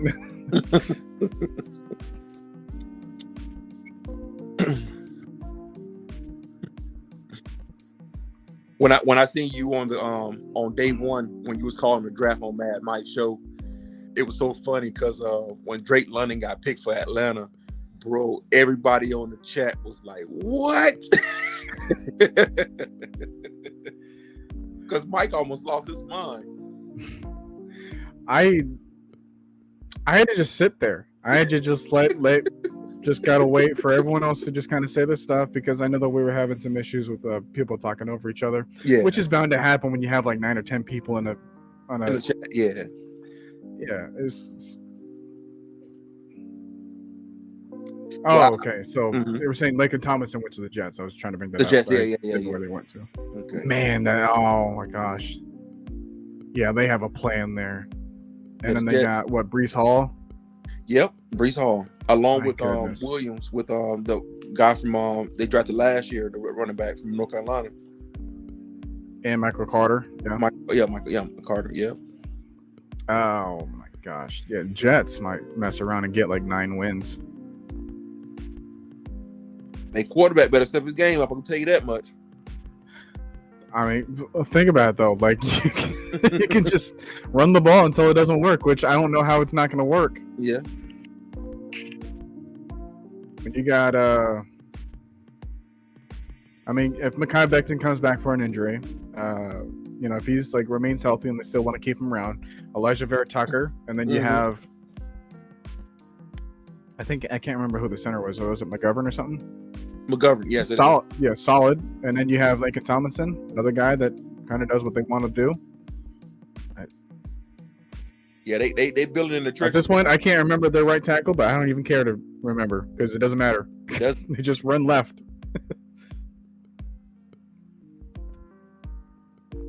So, Coach will talk sports.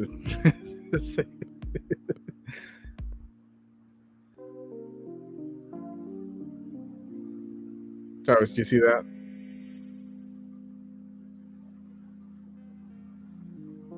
So why you sound like Shannon Sharp? Chiefs selected Josh Williams, cornerback out of Fayetteville State. I'm not even gonna try to pretend like I know who that is. So yeah, even guys like me, we're gonna have some people slip out the radar. But yeah, this is a PSA right now. I'm gonna start this here because I'm airing this on K Styles' channel right now too, and the fact that he's still not at least at 800. Come on, y'all. Come on. We had like almost 3,000 views on our day 1 and day 2 draft stream for Mad Mike's channel, and not gotta spread that love around elsewhere, man.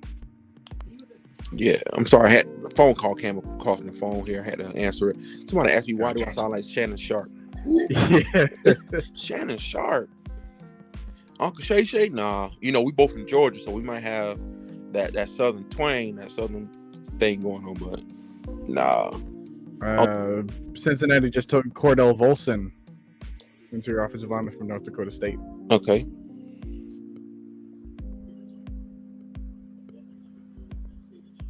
I see you, Mad Mike. What's going on, man?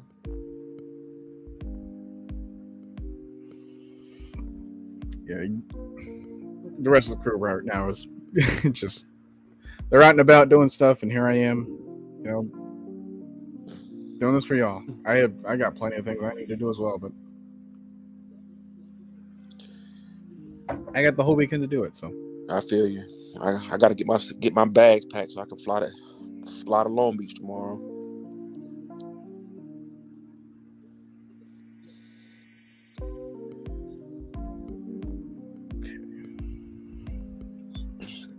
How's the weather up there in the Bay Area location? Well, for those wondering, I'm actually in Sacramento. You on the Sac Town, 99. Yeah. Okay, 99. This is the first time I've actually mentioned what city I'm actually in. Okay, 99. Mostly because I didn't think it mattered. No, I like Sac Town's nice. Don't tell me you're a Kings fan though. Dude, the other day I just realized that the NBA draft is 2 rounds long. That's how little I know about the NBA. All right. Now I have been to a Kings game. I have seen like the Kings and the Heat back in like 03 or something when they took when it was like a matchup between Dwayne Wade and Mike Bibby. Yeah, yeah. That's about it. Okay.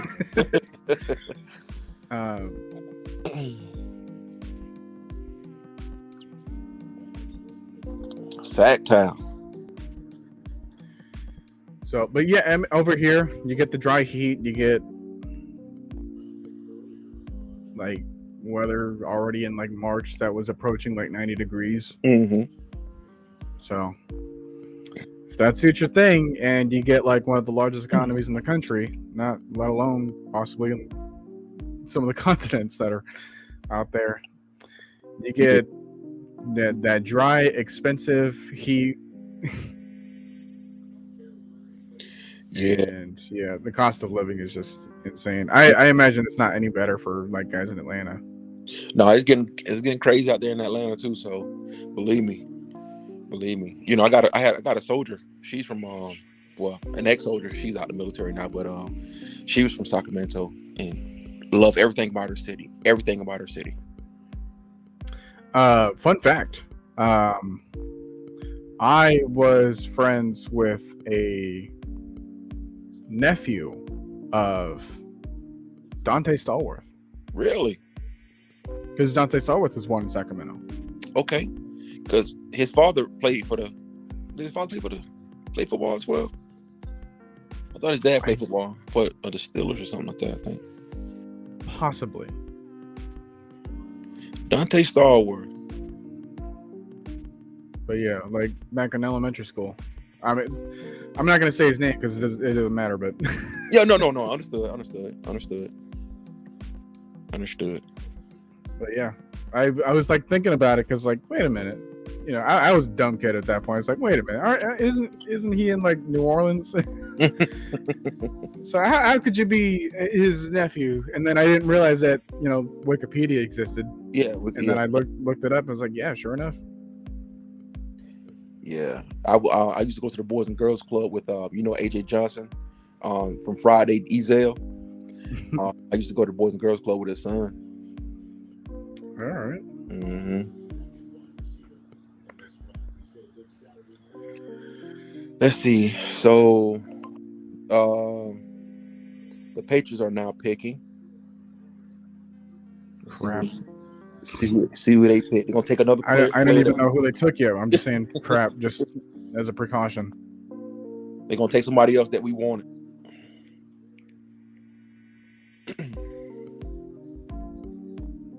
Bailey Zappi. Oh wow! Another Western Kentucky fella. I think Bailey Zappi is going to play 2 years in the league, and he's going to become a coach because he knows the game of football. He just doesn't have the physical tools. He's going to be like Kellen Moore. Yeah, either that or like a heck. I mean, I was watching because we got Desmond Ritter obviously, and JT O'Sullivan from the QB school. Mm-hmm. You know, shout out to his channel. He's got like 9 videos of film at least, just for you to watch for free on YouTube. So if you want like a good evaluation of what Desmond Ritter's been doing in college, I think that's your first spot you need to go to. Right there. Okay. How I feel about Zaquandre White, running back. I like him a lot. I think he's really fresh. He's got fresh legs. Only got like 100 carries or something his last year. Really explosive. He's just not going to provide you anything in like pass protection game, blocking. But you're not drafting him for that purpose, so you can kind of get by with that as long as you put him in a good rotation of running backs, like what we would have. My thing is, I just want youth. I just want youth in the room. That's it, because that the Falcons were one of the oldest. Yeah, because at one point the Falcons were one of the oldest teams in the NFL. You know. Yeah, and it's still showing in the running back room because you got Mike Davis that's over 30, you got Damian Williams that's over 30, you got Cordell Patterson that's over 30. Yep. Oh, Trey's not gonna like this. Steelers just took Calvin Austin.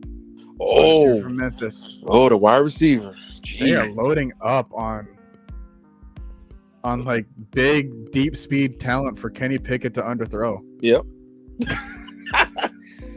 Kenny Two Little Hands. Kenny Two Little Hands. That's my name for him. I call him Kenny Two Little Hands. He remind me of that cat off of a scary movie. Take my strong hand.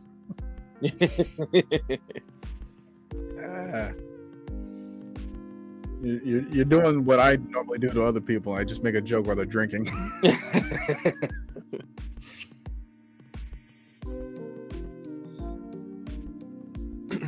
But man, Sam Howell, like these other quarterbacks, I was surprised that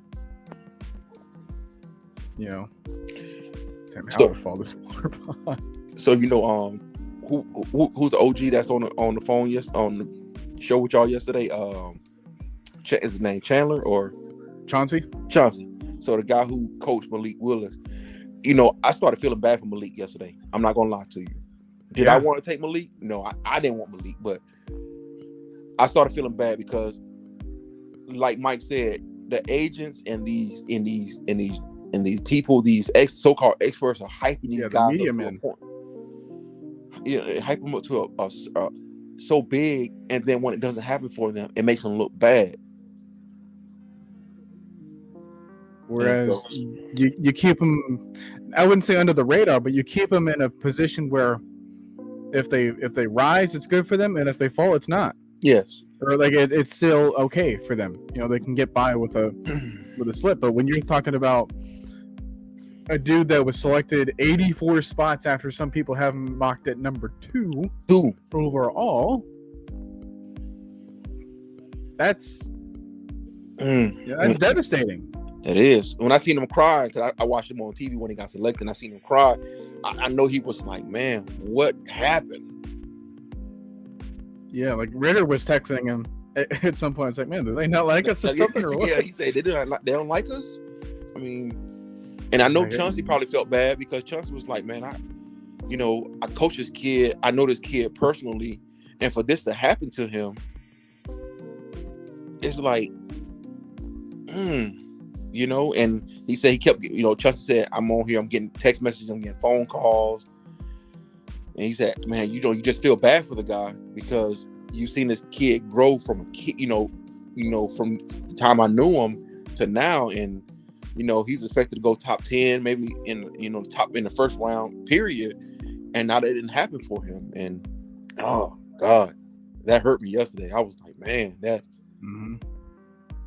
wow. Cause like I said, I didn't want Willis. I don't think he's a horrible quarterback. But at some point, you got to realize that this guy is still a human being that has feelings, and for that to happen to him, that had to be devastating. Oh, of course. Ghost Pepper's asking Jamari Salyer or Darren Kennard, Marquand McCall, or Noah Ellis, who you taking? Well, first you're gonna probably address the offensive lineman before you address either one of those other D tackle options. Yes. Of those guys, heck, I'd probably go with Salyer because he's got versatility across the board. Yeah, I like Salyer. Kennard is a good tackle the guard convert.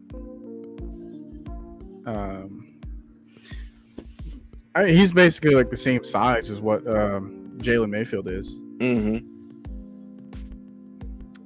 Pick is in for Baltimore. Baltimore's had a really good draft. Yeah, they're having a special. They're having a special draft. Isaiah Likely, it continues. Tight end at Coastal Carolina. He's that receiving guy. So if you still want that big body receiver, and you just traded away a very small, speedy receiver in Hollywood Brown. Yeah, Hollywood. Yeah, this is kind of how you make up for it by. You let Mark Andrews still be tight end one, and you can still have Isaiah Likely on the field as well. And he can do whatever he wants to do as a receiver. Yeah, I don't think Isaiah Likely's going to play tight end in the league. He's going to be that physical receiver that Jackson's going to use to his advantage. Yeah, so I like the idea for that.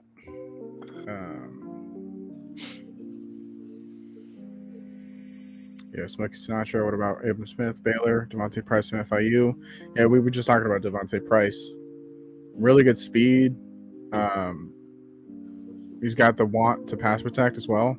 That's something that you really can't coach running backs nowadays. But you can't coach them to want to block. They have to want. They have to already have that want to. And guys like Chiga Conquo from tight end from Maryland. He's small, he's undersized, but guess what? He wants to block. Mm-hmm. And so I don't feel bad about taking him there, even though he's like 6'3", 240. He's not going to be the biggest tight end, but everything else about his measurables say, hey, let's take a chance on this dude because he's still an offensive weapon.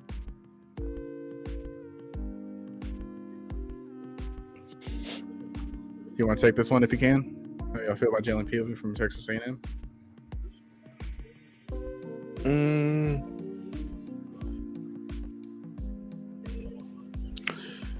I'm not familiar with the Jaden Piven. What position does he play? Dang it, I couldn't successfully pass it off to you because I didn't know either. I never even heard of the kid. I have, but I can't remember for the life of me who he is. I feel like D tackle. That's my guess. I was familiar with Clemens. Well, he's gone now. I was familiar with, of course, DeMarvin. Yeah. Lear. So he's a D tackle. Okay. Matthew Butler from Tennessee. Yeah, he's still on the board.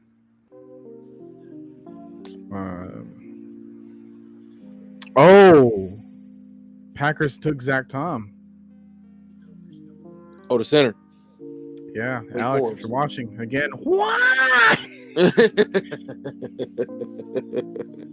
Yeah, he was pounding the table for Zach Tom to be selected. Wake Forest actually had a good line this year. Actually, they had a pretty decent team, but they just, they can't never put it together, man. I don't know what it is. They just can never put it together.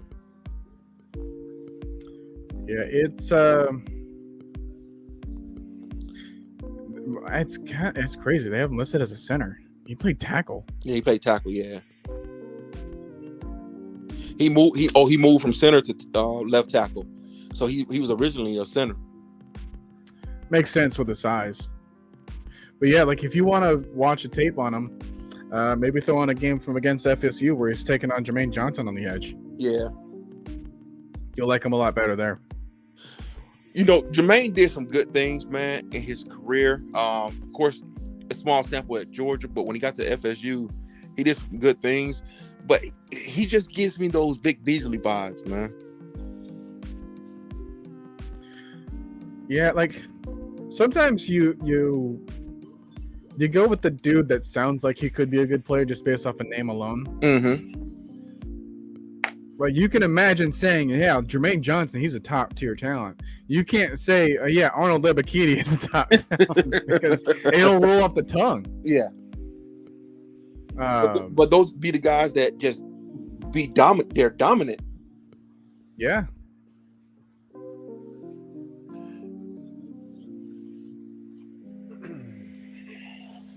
Because we have a very long tradition of just taking the weirdest looking names. Prince Shimbo.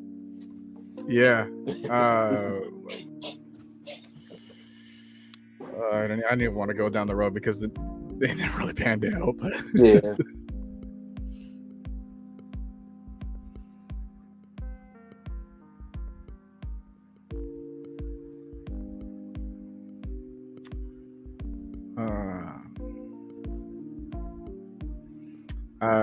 James Obleton, Darren, back in time. I don't know how much of it you missed, but I'm gonna just scroll up for you.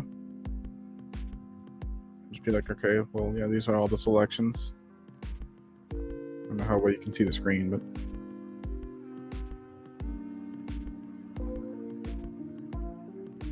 yeah, outside of Daniel Farley, Ravens are having a blast. Selections. Same with Denver so far. Like they don't have a whole lot of picks, but what they have selected, I like it. Yeah, Falele, he's gonna have to do one or two things. He's gonna have to, shape up, and he's gonna need to He can't. He's gonna not need to be a sack with Taylor. Yeah. Speaking of Ravens, our pick is in already, and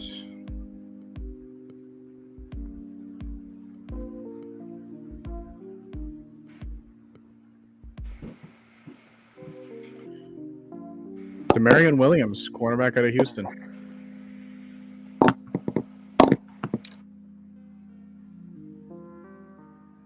So he played alongside Marcus Jones.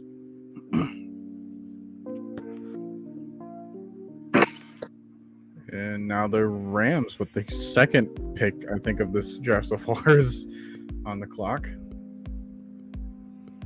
By nature, Devontae, hoping to see John Ridgeway. Still a possibility. Yeah, the Rams not believe in draft. Through the draft, they believe in free agency.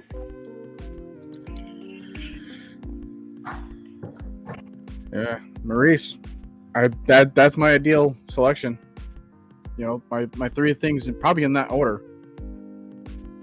Maybe go offensive lineman first, just based off of the talent drop off that there could be.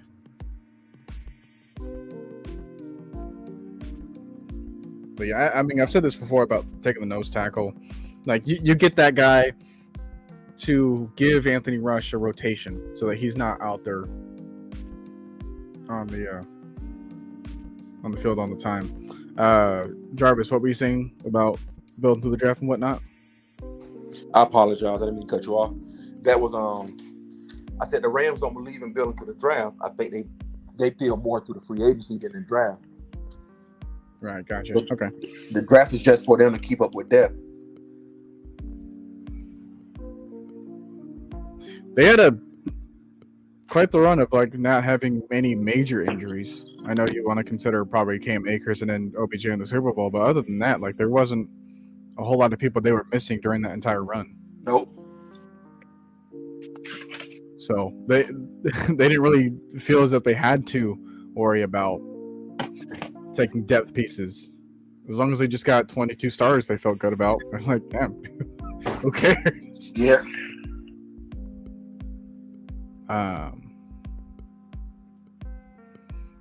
Kennedy Graham, the backup nose tackle, but I want a run stopping nose tackle rotation too. That's kind of weird to think about, like take on Graham because he's maybe still like 295 or something, playing nose tackle. Yeah, that's small because even Grady is 303.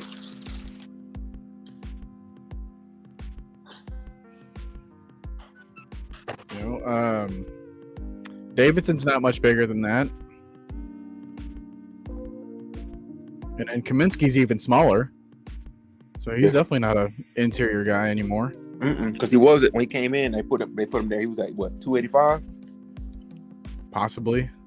That's why they had him out the edge against the Panthers.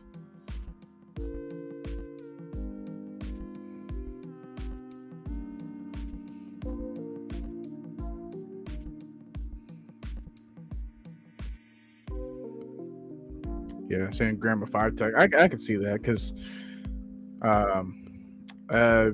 you're not thinking of Phil Taylor. Phil Taylor was like an old Browns defensive tackle. We're thinking of Vincent Taylor. Guy, I think last seen on the Texans. Vincent Taylor. Some Buffalo before that too, I want to say.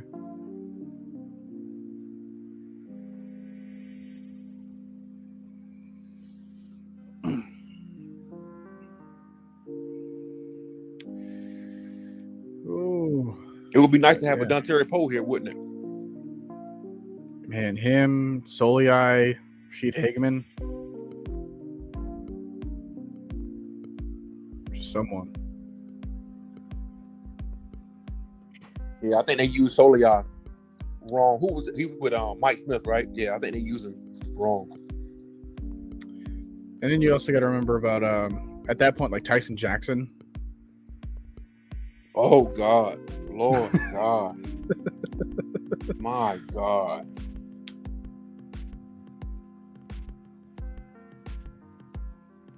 Like that's at that point, that was like our 2014, 2015 version of what Tyler Davison was.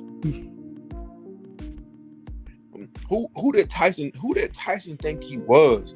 He had those gloves with the cut off fingers. I was like, bro.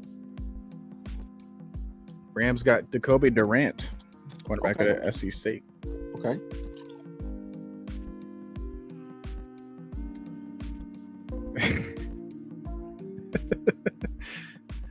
They're hearing it more.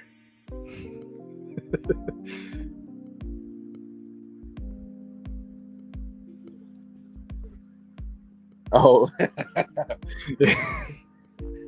Skip. I'm telling you right now, Skip. Now you know what that was, Skip.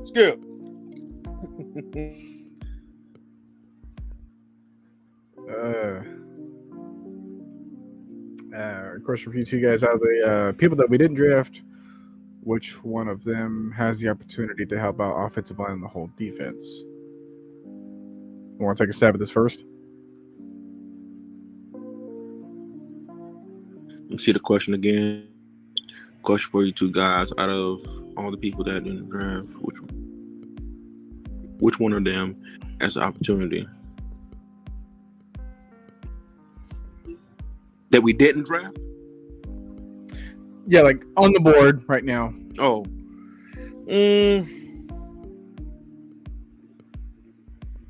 No. I would say the offensive lineman from Georgia. Salyer, Salyer, yeah. Salyer, yeah. I think he'll push Jalen Mayfield for competition. I think Jalen Mayfield going into year 2 will be much better than Jalen Mayfield in year 1. But if I had my choice, it'd be Sawyer. And then for defense, who's still up on the board? The defensive tackle from Missouri State. Like I said, I like him. I like what I've seen. Yes, it was at that competition, but the same thing with Troy Anderson. Troy Anderson was not at major competition, but I do like defensive tackle out of Missouri State. He's still on the board.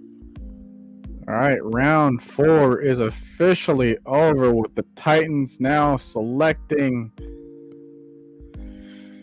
Oh my God, Chiggy Okonkwo. Oh. Dang it. It's fantastic.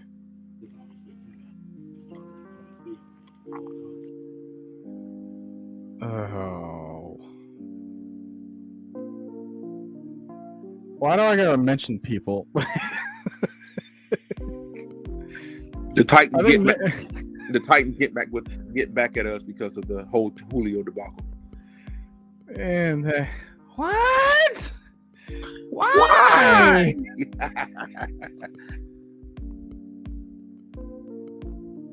Oh. And Trey almost had a mini stroke, didn't he? Man.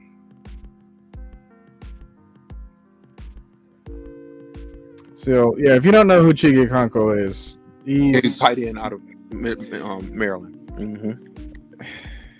He's basically a more athletic Kyle Juszczyk. That's it. He's an H-back. H-back, tight end, slot wide receiver, fullback. You can do whatever the heck you want with him. If you just want like 5 weapons out on the field in order to kind of confuse the defense and keep them honest with what they want to do, you get a guy as Okonkwo is and make him your wild card player. Motion him literally wherever you want him to go, and then you can have a mismatch there. So I'm hoping that Tennessee uses him in that way because that's his preferred spot. Like oh my gosh, he could be such a. I don't want to say like a better Delaney Walker, but he can definitely have that role. Yeah, because Delaney, how big was Delaney? Delaney was like 246, I think it was. Yeah, something around. He's like the same sizes. Mm-hmm. Chiggy. They're showing Stephon Diggs and George Kittles now because of the round. Yeah.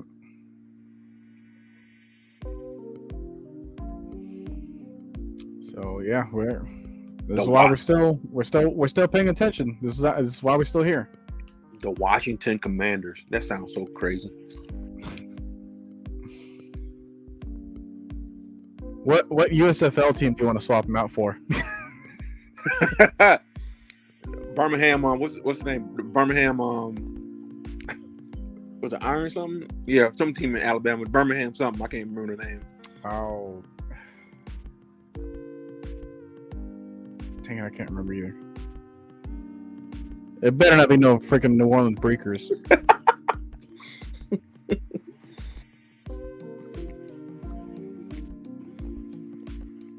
Let's see who the Commanders select. All right, top of the 5th round. They should just go ahead and trade us Montez Sweat while they make this pick. Yeah, we'll give you Dion. You give us Montez Sweat, and then you give us his top pick, and then we can take whoever we want. And they drafted we're gonna Sam. leave that our business. Sam Howell. Yeah, Sam Howell. Okay, I can see it. They compare him to Baker Mayfield. Oh my. Oh well. So you can make the Baker Mayfield comparison because of how he physically looks. Like he looks like Baker Mayfield. He's got the same build as Baker. The same Mayfield, build, yeah. Mm-hmm. He's from North Carolina, so that instantly gave me Mitch Trubisky vibes. Mm-hmm. And you see how often he ran in his last year in North Carolina. Like he's got the athletic ability to run, which is something that Baker doesn't have. Yes. So you throw that in there with his growing mechanics and the fact that he had an offense that really diminished with his final season, which kind of really hurt his draft stock just by the way that he had to make chicken salad out of chicken feathers, if you will. He was put in a tougher spot. Still had some weapons to use, but not as much as he did back when he could have been drafted. I don't know if he could have been drafted, but like he looked better in 2020. So yeah, but he lost a lot of his players. He lost both running backs and receivers. Mm-hmm. Mitch is smaller, Mitch is bigger. Bigger, yeah. He's taller. He's stockier. So, what the heck is happening, Mike? Yeah, it's like echoing or something, or I don't know what that is in the background. I was talking about like what my source has just gone crazy. Draft Network. I don't know what the heck you're doing. Oh, hey, I can watch myself. ain't that pretentious? Come on now. Come on. Oh, they're on commercial break. All right. Well, I'm just gonna take a look at what the screen is for. So we got it.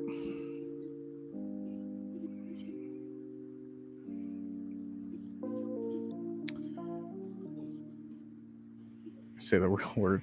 I don't know what you're referring to.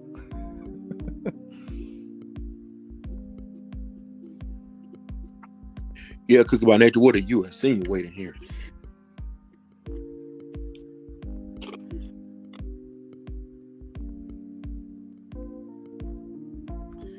Yeah, 2 hour mark, and that's what it took in order to get the past the 4th round. That's insane. Like, guys, we have a life to live, man. So the 5th, 6th, and 7th round need to be 50 seconds apiece. Oh, jeez.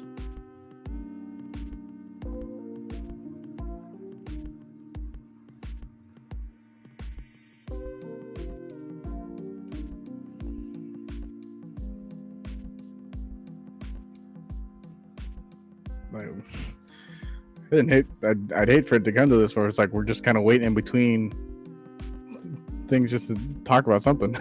Yeah, the Kansas City Chiefs just selected the Darian Kennard. Oh, okay. Yep. Let me go back to something else because, man, it is more than just us that are just being hit with these bots, by the way. Yeah.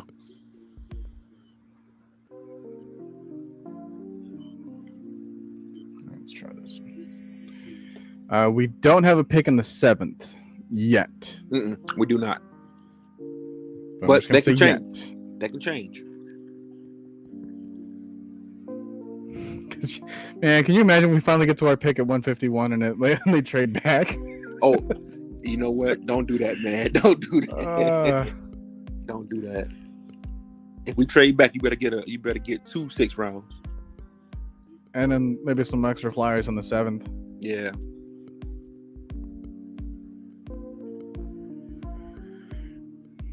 But yeah, just like what Jan says, I'm picking the 5th, 2 in the 6th, none in the 7th, but I'm just gonna add yet. Yeah. Well, you know, with Thomas Dimitrov, you knew we were going to make a trade. We was doing something, right? With this regime, you don't know what it is. All you know is, hey, we're going to take the best player on the board, off the board. That's what we're doing. Mm-hmm.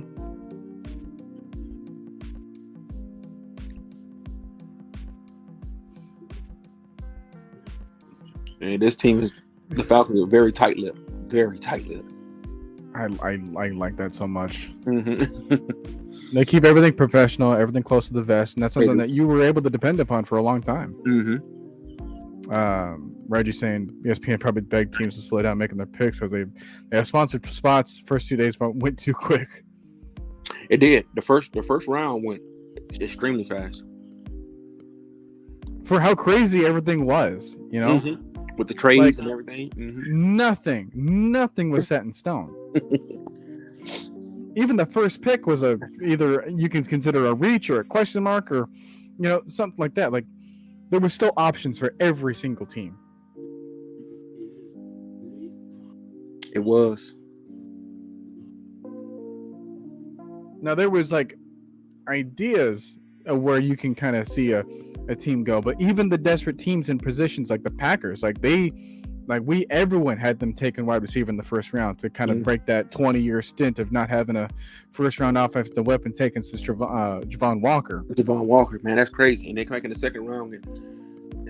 But then you take a look at their second round resume. They have, you know, Randall Cobb, Jordy Nelson. Adams. I want to say obviously Devontae Adams. I want to say Greg Jennings as well. Mm-hmm. Greg was from Michigan. Western Michigan, yep. And now they have Christian Watson. Hey, and it works out for them. So, like, they didn't reach there either. But yet and still, the narrative is Aaron Rodgers wanted a wide receiver in the first round. Who told y'all that? Did he say that?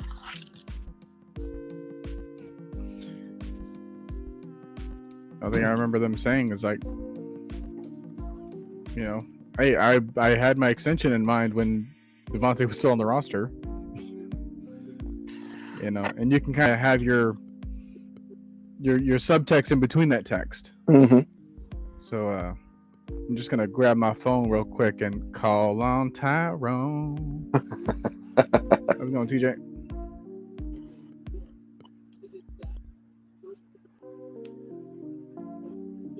I think TJ on mute. Take 2. TJ, how you doing? Okay. TJ has exited the room. Hey, man, he left me on voicemail. What? What's up? What's up, y'all? My phone lag got on me. What's up, sure. Man? Yeah, sure. What's up, TJ? What's going on, man? Mad Mike is in here, guys. What's up, Mike? Hey, man. What's good, pimpin'? Nothing much. How you been, brother? I'm great. Yes, sir. I'm laying down, resting for a chance. Yeah. 8 hours ain't no joke, man.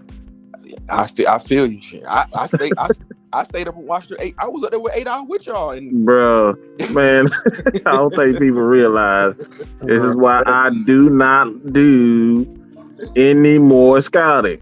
It takes too much time. I ain't got that much time. I know. and now I gotta get on a plane tomorrow and go to Long Beach, California. So Wow. You wild, bro. This thing started at 12. It's 2 o'clock. It's 2 hours and still. What the hell? And just getting into the 5th round. Exactly. And they wondering why the viewership is down. Man, y'all need to get to the damn picks. ain't got time to be waiting for 2 hours for you to Who- say, "Oh, you know who the hell you want." Who's sitting around on a Saturday at 12 o'clock that's going to sit around till I 4 ain't got that o'clock much time, bro. to watch players get drafted? People on a delayed flight in the airport, I guess. You got to be in the airport, I guess. All right, we got some more picks on the way. We got Micah McFadden going to the Giants, linebacker out of Indiana, and then DJ Davidson, D tackle Arizona State, also went with their back-to-back picks. Okay. Trey isn't here as well. What's up, Guys, Trey? I finally have some people. Where's Travis, we don't have Alex? to talk all the Alex time. is having a baby right now. Where is Alex at? Look, man, I told y'all I was gonna be resting as much as possible today, so I warned you. Devon, what's good? 8 o'clock. Hey, press about the line. The money. Yo, Calvin Austin still here? No, Calvin gone. Calvin gone. Gone. Yeah. Where?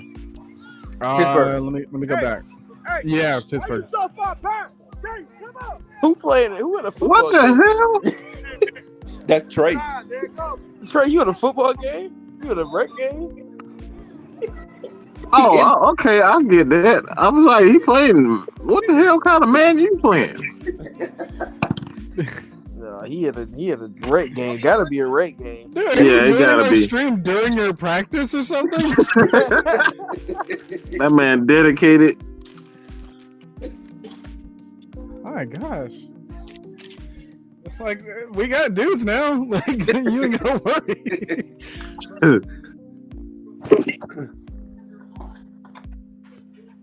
This chat sports guy is kind of annoying, but they're putting the picks out fast, so I can't be mad. They're kind of entertaining, but they're kind of annoying. They just been sitting up here getting drunk and stuff the whole show.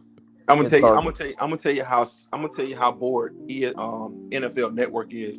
So what his name is, Rich Eisen, and the team is up there calling picks off, and I guess they're going so slow. They brought the blue man from the blue man, the guys that be on stage. They brought them up there to interview. They're bored. They're bored for real. Bro, no man, them boys are tired, man. Yeah, Saturday is No. the worst day, man. Saturday is like stayed up for 8 hours. Ooh, for 2 Buffalo nights in a taking row. Khalil Shakir, wide receiver at Boise State. Yeah. Oh wow, I like that. They needed that though. They needed another wide receiver.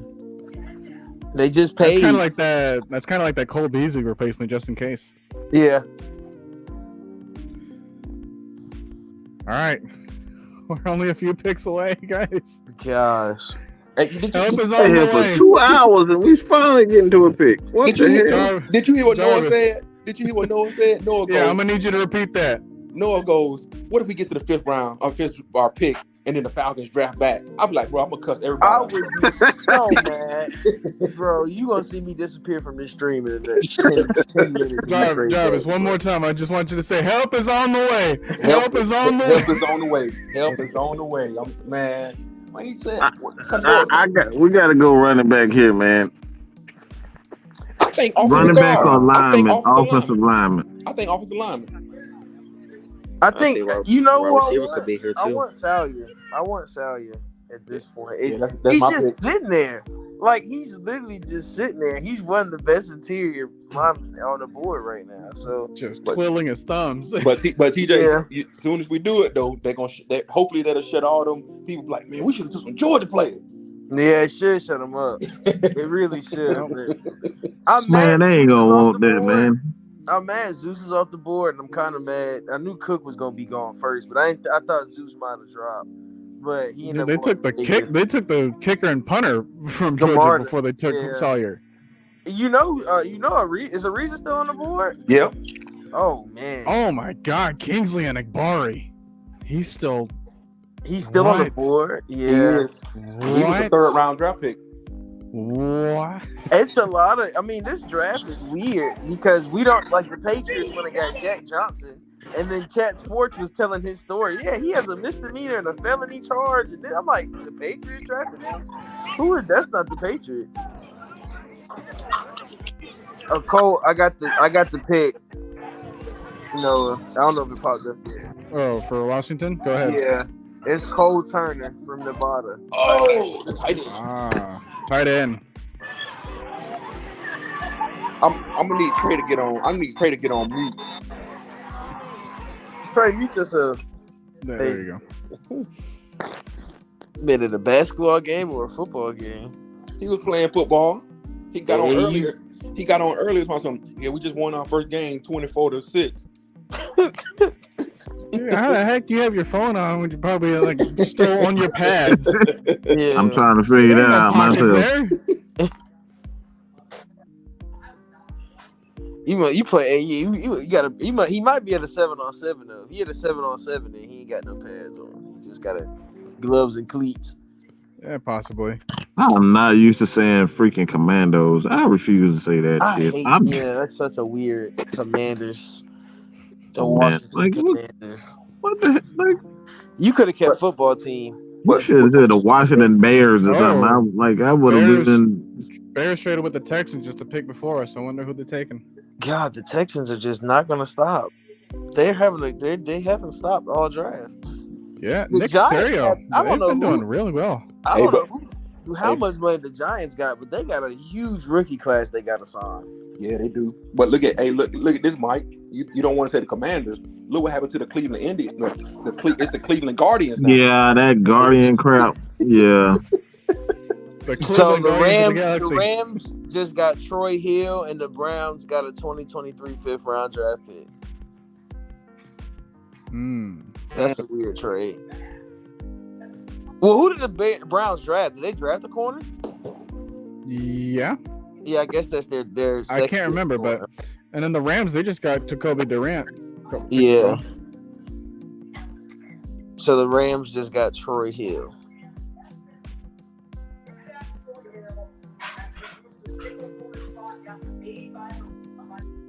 They just have so much money in LA. That doesn't make sense to me. They have way too many all-star players on that team. What one of my homeboys said, man, the salary cap doesn't exist. Look at the Rams. Yeah. Yeah.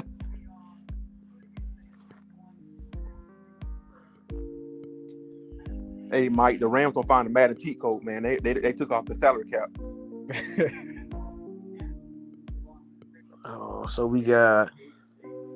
I don't know I really wish they would come up with the red flags for certain players after the interviews and stuff and be like, yeah, man, this dude interviewed horrible. Like, we won't find that stuff out till after the draft. And I kind of want to know what happened. Or maybe like an injury or something that doesn't get announced until. It doesn't get announced till after they get drafted, which is so weird to me. While the Bears moved down to 166 and 207. Okay. But they would quit to put Nakobe Dean stuff out there though, wasn't it? Oh yeah, they put Nakobe's out as soon as because he kept dropping. He guess because he was a first round pick. It just dropped. What team is this? The Texans just selected Thomas Booker from Stanford. Oh, I like him. Dean lineman, interior. Yeah. He's more of like a 4-3 tackle, so he's not going to be that big. So we didn't lose a nose tackle just in front of us, but we did lose an incredibly smart player. Yeah. So we are on the clock, I guess. Are we on the clock? Or just somebody so. Yes, we're on the clock. Goodness gracious, it's been Just 2 and 15 years. That's all I have. It has been 2 minutes. You have been online for 2 hours and 18 minutes, Noah, and the Falcons are just. I have the backside of a trucker on the road right now. I'm just. You on the last stretch, and then we got 2 more picks after this in the 6th. So Jesus. For now. For now. Hopefully, shoot, I would trade him away so we ain't got to be on live all day. Trade him away. Just get draft capital for next year. All right. The moment we've all been waiting for. Let's see. Take us in. We're gonna make a pick right here, and we're gonna trade back up in the 5th round with the 2-6 spot. I hope so. Please say that. Please. Please. I do not want to. No. No. I don't know how you've been on here for 2 hours. No, I did Saturday last year. I couldn't do it again, man. I did Saturday last year. Boring as hell. So boring. It's nothing to talk about. Like, you gotta talk about Falcons. Let me see. Hold on. In the NFL 2022 draft, the Falcons pick select Tyler Algier, the running back. I was telling y'all about him. Yeah, I was telling y'all about him. I like him. I like him. Okay, so we went and got our running Tyler back. Allgeier, running back at BYU. I just said, hey, fantastic vision. They compare him to James Conner. Ooh. I like that. I think that's a fair comparison. But I think, like, hey, you give James Conner, you give him, you know, like I said, the eyes of the all 22 camera film, and like he's got a really good just sense of where everyone's at. He can run through some people. He's got some moves to be made as well. I think he can. He you know, Kiki by nature saying linebacker conversion. So he's a thumper. All right, he's like 5'11" or so, but he's thick though. He's thick. Yeah. Yeah, he's built. He's thick. He's Diet Michael Turner, honestly. They say he got a lot of fumbling issues, but you know what? Yeah, you can teach that because they taught that to Kiki Barber. Keith Spencer, what you got a problem with light skinned brothers, huh? He runs with purpose. He's not hesitating. He's initiating contact. That man said, wait wait a minute, everybody light skinned. No. Hey, Terrell's light skinned. You got a problem with him? AK wasn't light skinned. No, neither was Malone. No, Malone isn't either. So, why everybody got a problem? Never mind. Man, don't do it, Mike. Don't do it. They got a problem with my skin tone, man. They don't think I'm black. I am black. I don't have the father to prove it.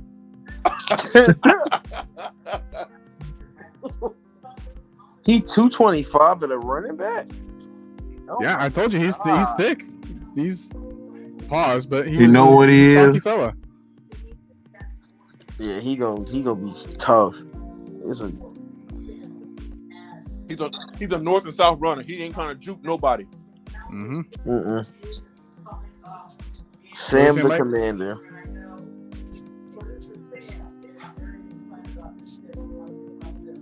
What are we saying, Mike? I'm looking at him and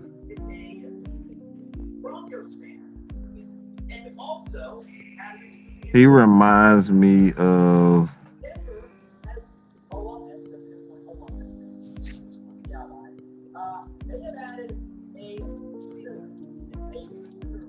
I want to. It's a combination, guys. Yeah, he's very there's no hesitation in his thinking. Broncos selected safety Delaren Turner Yell out of Oklahoma. Okay, yeah, that's a long name. My goodness. So Georgia in the oh first my God, I just got it. I got exactly who he is. Just look at that number. That's who he is. What, 25? There's no hesitation in him. No. I'm Tariq Woolen gone, y'all. No, he's Emmitt Smith. He's Emmitt Smith. There's no hesitation in his running. He's Emmitt Smith. That's exactly who he is. I want to see this. I want to see him go crazy. Seahawks. If you look at his game and you look at Emmitt Smith, he is Emmitt Smith. That's exactly who he is. He runs so much like Emmitt.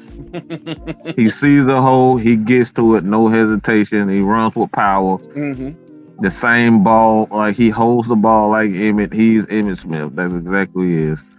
Yeah, Tariq Woolen taken by the Seahawks. UTSA. Wow. I like that. He no damn Edo Smith. I said Emmitt Smith. No, he's not Edo Smith at all.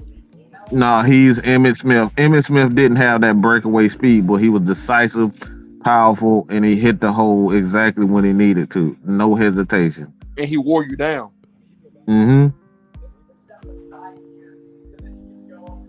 Yeah, that's Emmitt right there. That's baby Emmitt. Edo Smith. Now this is Emmitt Smith without the line to really help him out, but without that's as of line, right now. Without the line. But Emmitt Smith with the line is the most productive running back of all time. Without Notice a how I doubt. worded that.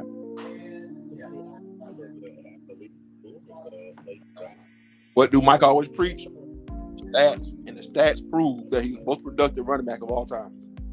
Yeah. I'm hesitating to call him the best because, I mean, heck, you can get those stats after you play for like 20 freaking years like he did. That man said Tyler ate Ito. I mean, everybody ate that little motherfucker. Shit.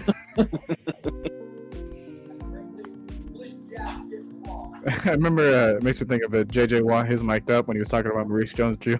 I've eaten burritos bigger than you. Oh, yeah. Yeah, I remember that. Yeah, like, hey, people wanted a running back, and if Pierre Strong wasn't there for me, Tyler Igar, he was another guy that I had in mind. So the Falcons offense, PFF is gonna hype it up, but it would be Marcus Mariota, Cordell Patterson, Drake London, Kyle Pitts. You can say Mike Davis is still in there, and you still have a whole bunch of receivers. Hodge, this team's offensively, But what y'all, Jimmy Bird, but what I think what we feel in real life, and now we just got Allgaier. Yep.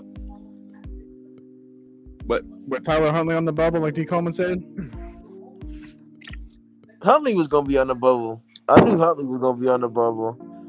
I think Davis and Allison are safe. I think Allison's still on the bubble though. Oh, Tariq Woolen just went. Yeah, we announced that. Yeah, I don't know why they're behind. Now they're behind today, of course. But you know what though, guys? The most important thing that I think we need to realize is, and I'm pretty sure everybody on this chat can agree, is that you have that same offensive line intact for another year. You got the same offensive lineman intact, and that's how you build continuity. Whether you hate Jalen Mayfield, whether you feel a certain way about McGarry, or whatever. Great point. They have the same offensive line to continue building continuity. That's why you didn't see no big offensive lineman come off the board for the Falcons. Their offensive line is like what Mike said yesterday or day one of the draft. Just because we feel a certain way about these players doesn't mean that they don't have confidence in those players as a front office. And that's what matters most. If you believe in the players, and if you believe in your scheme and your vision, that's all I care about. Because these at the end of the day, all these guys are NFL players. All right, they're NFL caliber players, and they can get it done. But when we go back to look at what Tommy Dimitrov, those guys did, they couldn't make their damn mind up what the hell they wanted to run. It was inside zone, outside zone. What the hell we were going to be? Like, it was no clear vision of what our offensive line and what the types of running backs we get. Like, we kept shuffling between guys like Tevin Coleman and Ito Smith, Devontae Freeman. Like, they kept shuffling. Now we have a clear vision of the running backs we want. You went big one year, and then the next year you would go small. Then when that comes from changing coaches, we change coaches so much. Offensive coordinators so much. I wouldn't say head coaches, but we changed offensive coordinators so much to where there was no stability. The year we had stability was with Shanahan, and we see how that went. Now, if we go, it's just like you had Michael Turner. You didn't get anybody to replace Michael Turner. You went and got Freeman. So, okay, you got Freeman where you ran inside and outside zone. And we had Coleman, which you ran a lot of outside zone. That was Shanahan. And then we didn't have a run game. Like, we've never had a solid run game, but the run game really disappeared after 2017. Like, we don't know what we want to run. We just run the ball to run the ball. Just the run clock at this point. There's no scheme to it. So now it's a scheme. Now it's a scheme fit. And I think I like that more than anything. Yeah, right now, like, you have to before this, there's some stats for Tyler Allgaier, just in case you wanted to know. 276 rushing attempts, 1,600 yards rushing, 23 rushing touchdowns. That's not his career. That was last season. Average 6 yards a carry, ran a 4.5 or 4.6. And Noah, there's the mantra again. Physical. He is physical. Snoop Connor. I don't know if it popped up yet. Snoop Connor. Yeah, running back at Ole Miss. Yep. It's going to the Jaguars.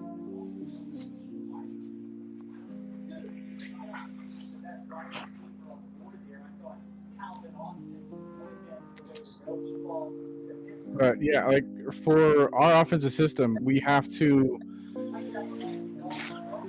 sell the team on what you want to do. And if you have just a mix of guys that don't fit a particular theme, by the way, Cowboys, they just took Matt Waletzko, offensive tackle from North Dakota. I'm creeping back into being on time with this stuff. But yeah, you think about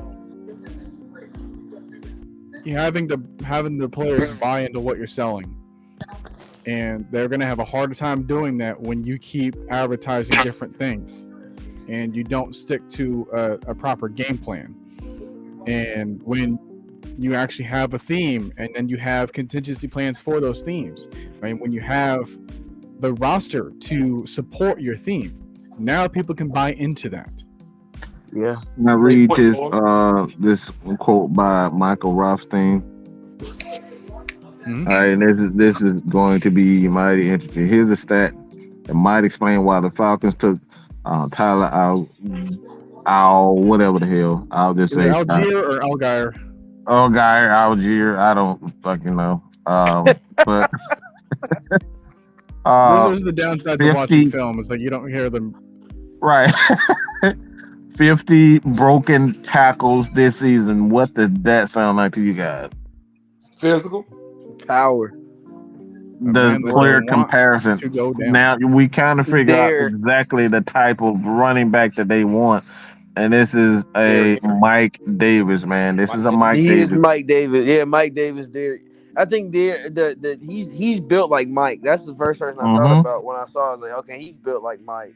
I think he's not as tall as Derek, but he got that power behind him too. It's power backs. That's really all it is. I'll be a power back. I'll be really on my ish if I was Mike Davis right about now. We gonna call him TA. That's good. Cole. Yeah, that's right. I'm gonna just call him TA because I'm not saying that name over and over again. And then maybe add like his jersey number out after that or something. We have 40 picks till our next. I mean, yeah. How many more picks do we have till our next pick? We don't pick till 190 something. No, they didn't draft Snoop Dogg. They drafted Snoop Cap.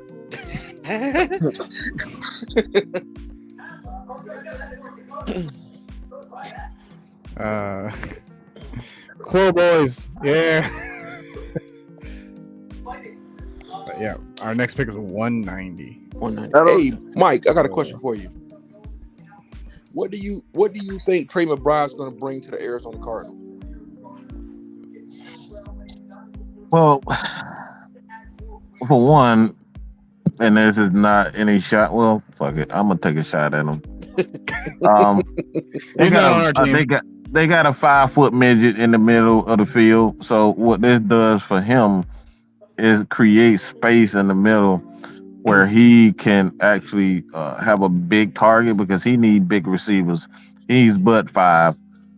He's 5'10". He's not 5'9". He's 5'8". He's 5'10" with the cleats on. So what he needs is a big target where he doesn't have to be precise, because when you look at the playoff game, he struggled trying to throw the ball over the middle. So he needs a big target. So I love to pick for him for that incident, because you look at Christian Kirk, Christian Kirk wasn't a big guy. So he needs bigger receivers in the middle of the field to help him. See, this is why they got Hollywood Brown. Yep. Now they wanted that Oklahoma connection. By the way, Browns took Jerome Ford because why the heck not? Add another running back to the room. Life And isn't fair. And guess what? And they still gonna suck. So I don't care. Well. All right, here's a question. Worst team in the AFC North. The worst team in the NFC North? AFC North, yeah. AFC North. Well, before this year, I mean, I think the AFC North has some really decent teams, including the Browns, I must say. But I must say right now, the Browns are the question mark. I won't say they, I can't say they suck until, we got there on the field or whatever, or underperforming. I don't even want to say the word suck. The underperforming is still a question mark. Will be the Browns. You bring in a $230 million guaranteed quarterback who may be suspended for the first 6 or 7 games, and then you still got Baker Mayfield on your roster, who still hasn't been traded yet, still feel some type of way about it. So I mean, I don't know. My quick answer might be the Steelers. Like you know, but like then again, like I look at the draft, Mhm. I look at like all the weapons that they've selected, but then I'm looking like, all right, well, who's quarterbacking this team? Kenny Pickett, Kenny two little hand. Let's just say if a snap goes over his head, he may not have the ability to catch it. I'm not saying that's a height joke. I'm just saying like. I'll say it for you. It's a height joke. Yep, Kenny two little hand. That's his name. He got the same problem that your Bridgewater had, wearing them 2 gloves on his hand. Yeah, Tampa just took corner Zion McCollums from Houston State. Yeah, they needed a corner. Hey, because Dean ain't doing it for him. I'm sorry.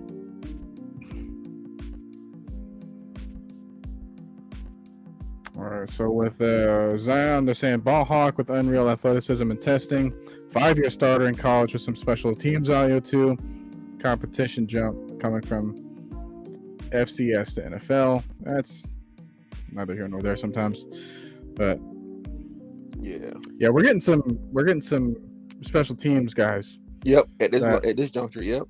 They're gonna get, like, you may say, oh, special teams, but it's like practice squad players. That means they suck. No. That means that they're fighters. Mm-hmm. These guys, they want their job because it's not guaranteed for them. Like we mentioned earlier, these guys, they want to secure that roster spot, and they're going to do anything that they can in order to sustain that. Mm-hmm. So one thing that you have to do is that you have to show out in special teams. You have to make sure that you make a name for yourself, and that's how. All right, I'll give you a prime example. That's how Darrell Davis got to start.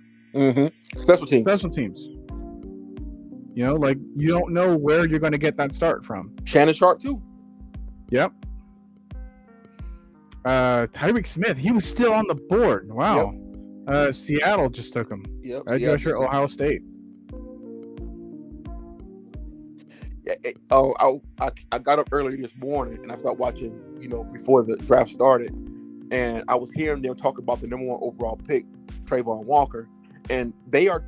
So this is why NFL Network gets on my nerves, or the media. They got a narrative that they have to do for these teams. Mike and Noah always talk about it. They got to have a narrative.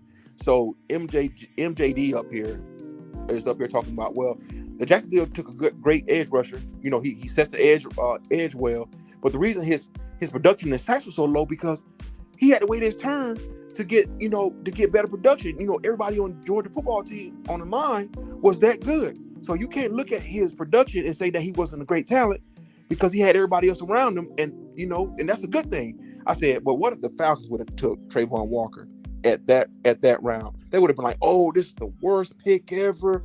What were they doing? He only had that production because of Jordan Davis. I said, man, it's a narrative about everything. Let me piggyback off that a bit, and I don't want to make it seem like we all. I know myself, TJ. Like we are dog fans through and through. Yes. Like even when I had to sit through Midget Bennett, I'm like I shut my damn mouth, and they ultimately won. But with that said, when you look at Tyler, when you look at Walker, Eric Johnson was selected by the Colts, defensive tackle out of Missouri State. That's the guy him. you were talking about. That's him. Yeah. Mm-hmm. Man. Yeah, but when you look at him, he's more athleticism. Like athleticism means nothing in the NFL. Like at the end of the day, when you're surrounded by a bunch of alpha personalities, does it matter if you run fast or you look good? Like those alpha personalities need to be alphas at all times. I don't give a damn if he was surrounded by Dean and Davis and all these other guys. You still didn't really make an impact when you're surrounded by those alphas. So an alpha is going to shine whether he's with a scrub or he's with a king. Like, yes, and that's my issue. Can he be a good defensive lineman? Of course, but don't give me that crap that he was surrounded by this and this and this, and he had to do this. You still find a way to make a tackle for loss. Yep. You know what I'm saying? If you have to set the edge, well, you set the edge in fucking style. Make some fucking noise. Make a play. He didn't do that. I don't remember him like saying his name the entire game against Alabama. Either game. Like I said, I want him to succeed, but don't give me this crap that he had to do this and had to do that. That's bull crap. And then you think about like who we had. By the way, I think the pick is in for LA Chargers. Atito Agbanaya, interior defensive lineman from UCLA. He was another kind of nose tackle we were kind of hiding in the works.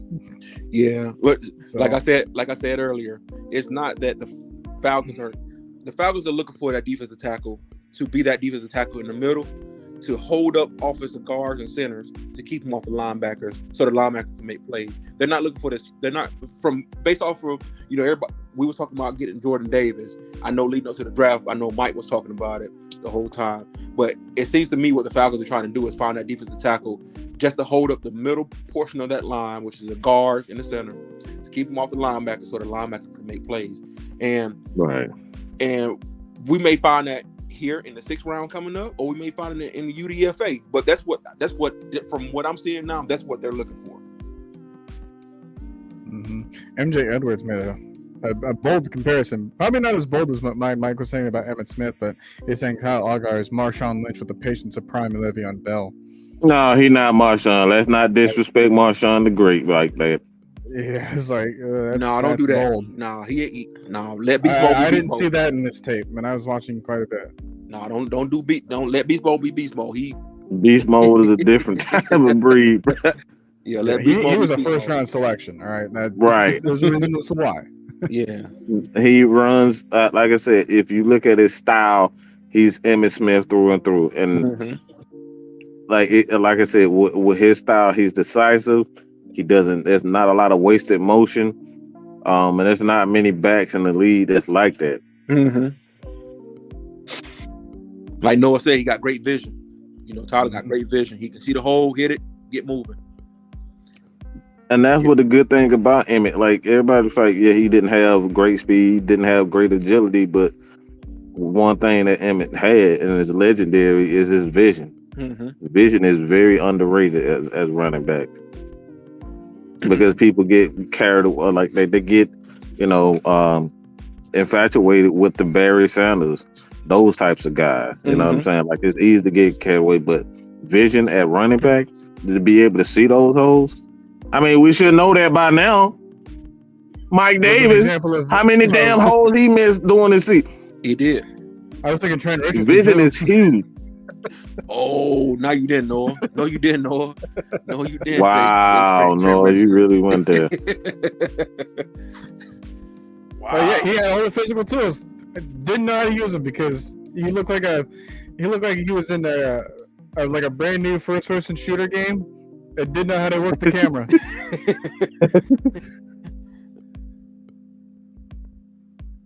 Looked like Tarzan, played like Jane. Yeah, he has again a beast mode.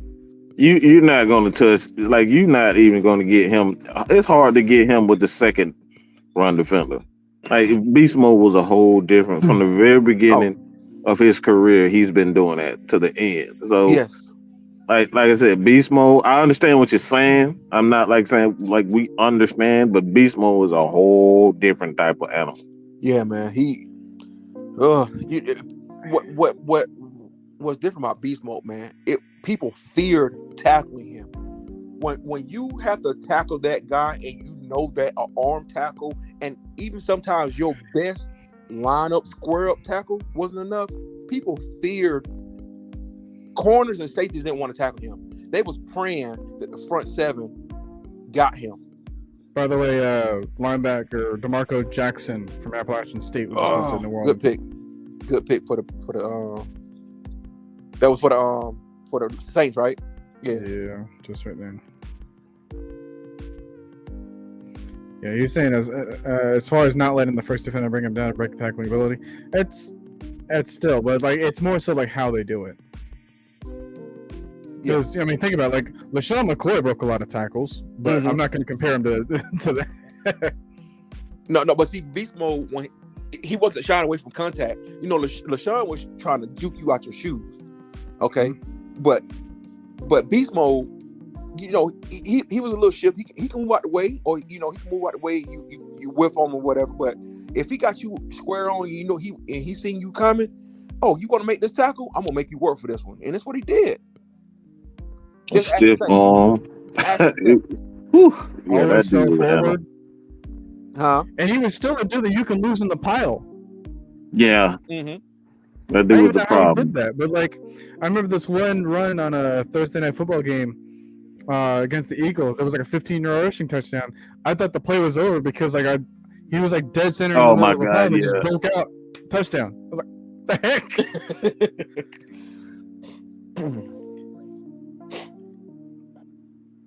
Like I said, man, it's, you know, Beast Mode. You know, when Buffalo got rid of Beast Mode, I was kind of bewildered of why they got rid of Beast Mode. I'm like, dude, he's becoming a great running back, and I don't know if he had character issues that they didn't like or whatever, but when they traded him, he became another person with the Seahawks.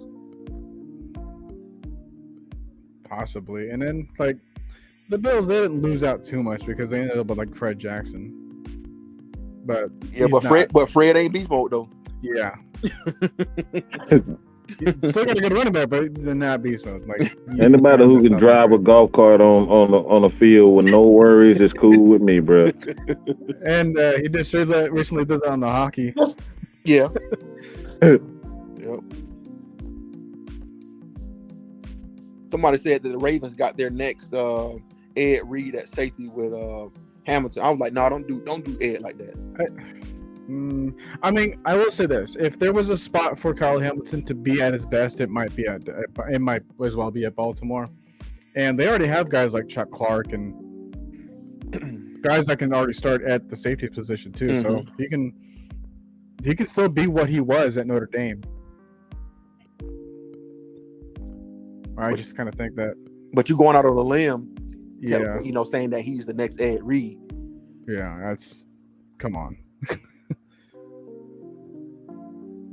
5 safeties can be in the same breath as Ed Reed in NFL history. Yes. You know, I don't know. That kid still on the board, man. Did Justin Ross ever come off? Yeah. He did. I forgot who, but pick is in for the Broncos. And Montrell Washington. Be Montrell Washington, wide receiver from Sanford. Oh my God, dude! What the heck is happening with Kyle Phillips? Yeah, I know, right? He's falling on the draft. What the heck is happening with Bo Melton? I mean, a lot of these kids are gonna be free agents anyway. So like I like the idea of them falling. Then they get to pick and choose the teams. Yep. Yeah. I guess so, but you also kind of lose leverage as a team that wants him. Yeah. Because they can just reject you and just go off to another nearby team that can probably fit them on a roster spot a little bit higher than a depth chart.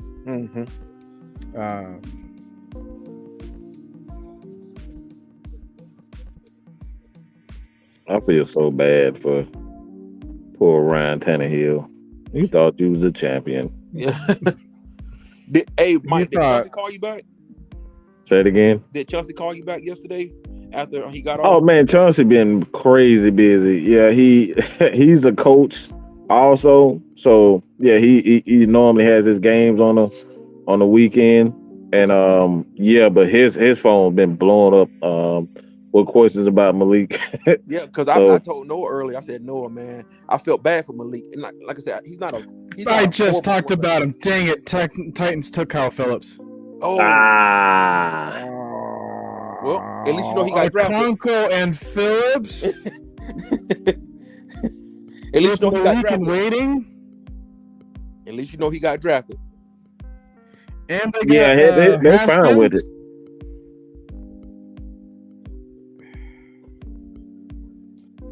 But yeah, I was just saying, I was like, you know, Malik. Oh my God, I don't like Kyle Phillips. He looks too much like Captain Really. Hell no. I wish him. Nope. I wish you fail. No, I'm just kidding. No, but he runs a lot like Calvin Ridley. Calvin Ridley. To avoid contact. No, he actually just his running style. He's upright, the route running, all that. Because Kyle Phillips can block. All right, Mm-hmm. like he's another one that's not away. He's not going to shy away from contact. Yeah. He actually said in one of the interview that like one of his favorite plays was blocking for Zach Charbonnet on a dump off so that he can score a touchdown. And it's like, yeah, not many receivers are going to be able to say that. My honest opinion, guys, I think they're gonna when Calvin Ridley comes back from suspension, I think the Falcons are gonna end up trying to you know put him on a trade block when he comes back, because it's like now we cannot bring you back in the locker room because the locker room gonna look at you in a certain manner. We can't have that going forward if we try to build something special here. Right? Yeah, you can't have that negativity.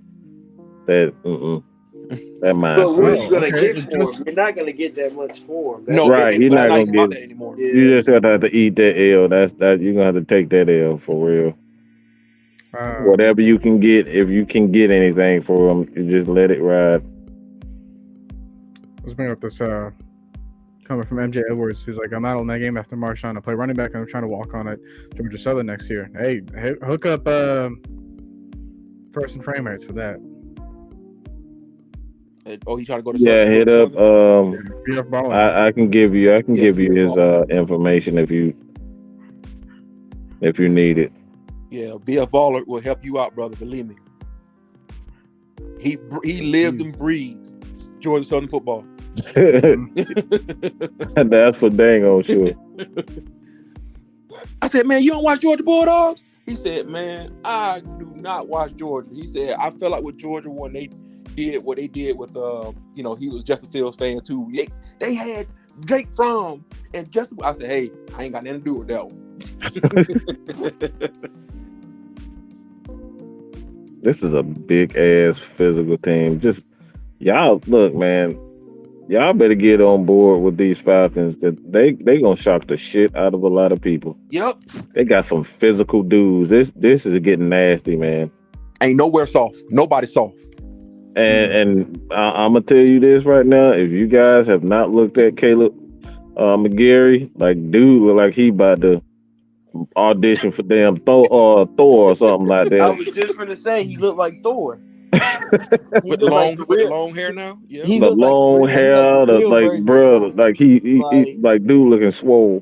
He don't look like Chris Hemsworth. He look like Thor. Like he look like like he still got his stomach, but he big. Like he look cut. It's kind of scary. His mouth, he fixing his mouth to say hammer. Bring me Thanos. Yeah, I mean, like I said, I'm excited. I know people are upset the offensive line didn't get touched like they wanted to, but this continuity of the offensive line is what's going to be the key piece. And like Noah and and Mike and everybody was saying that you can't keep changing out players every time you feel that they're not successful. And even if you do, you got to keep the same style of players around because Yes. it's like you don't want the style and the play calling to change. And I think that's what happened last year with the Falcons. Well, in previous years, when Julio went down, the play calling changed. Mm-hmm. Yeah, Trucker Mike is bringing up Alec Lindstrom, and I don't disagree, but Jamari Salyer is still on the board. John Ridgeway is still on the board. Mm-hmm. You got some. I like John. Kingsley and Igbari is still on the board. I mean, like, not that we're going to take him, but that's just crazy that he's still around. John Ridgeway, I like. Rams took Karen Williams, running back Notre Dame. Notre Dame, yeah. I can see that one. Yeah, I can really see that one. Okay. Man, we are so physical, man. I'm looking at this roster that these draft picks and so forth, man. The identity is really kicking in from the free agents that we picked up. Yes, sir. To the draft, it's just everybody's physical, and it's about to put a whole lot of people on notice. I don't hate Deion Jones. I think he's still one of the premier linebackers in this NFL, but that either is gonna motivate him to go, you know what, I really got to step it up like I want to this year. Last year, I was trying to learn the system. I was trying to cover a lot of deficiencies that Fourier was still trying to learn himself, try to cover up for those. But now I really got to step my game up because I know the move and the direction. Hold on, who is that? Who is that? I was talking about Deion Jones. So Deion Jones don't really have to do much of anything. We already kind of established that what he needs to do. I think there's a misconception that he wasn't himself, and that's absolutely false. No. I knew that. I like what I'm about to say is when you look at his numbers and even his the film doesn't. The film says completely different. Talk about the film. When you look at his numbers, he was second.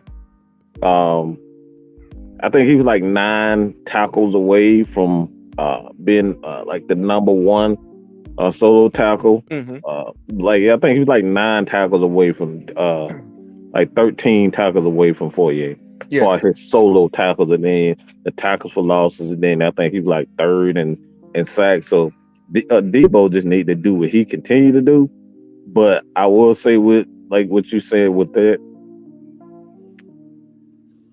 I'm scared of that Troy Anderson, man. I'm scared of that kid. Bro, he's gonna be so weird. It's gonna be. I'm gonna be honest. It's gonna be weird to see since Sean Warlow, to see a white man on defense playing Falcons, bro. Like I think that's the last one I can think of. Was it Sean? Or, no, Paul Warlow. Was married to what's his name? Warlow, yeah. I think you're probably confusing him with Sean Harlow, the center.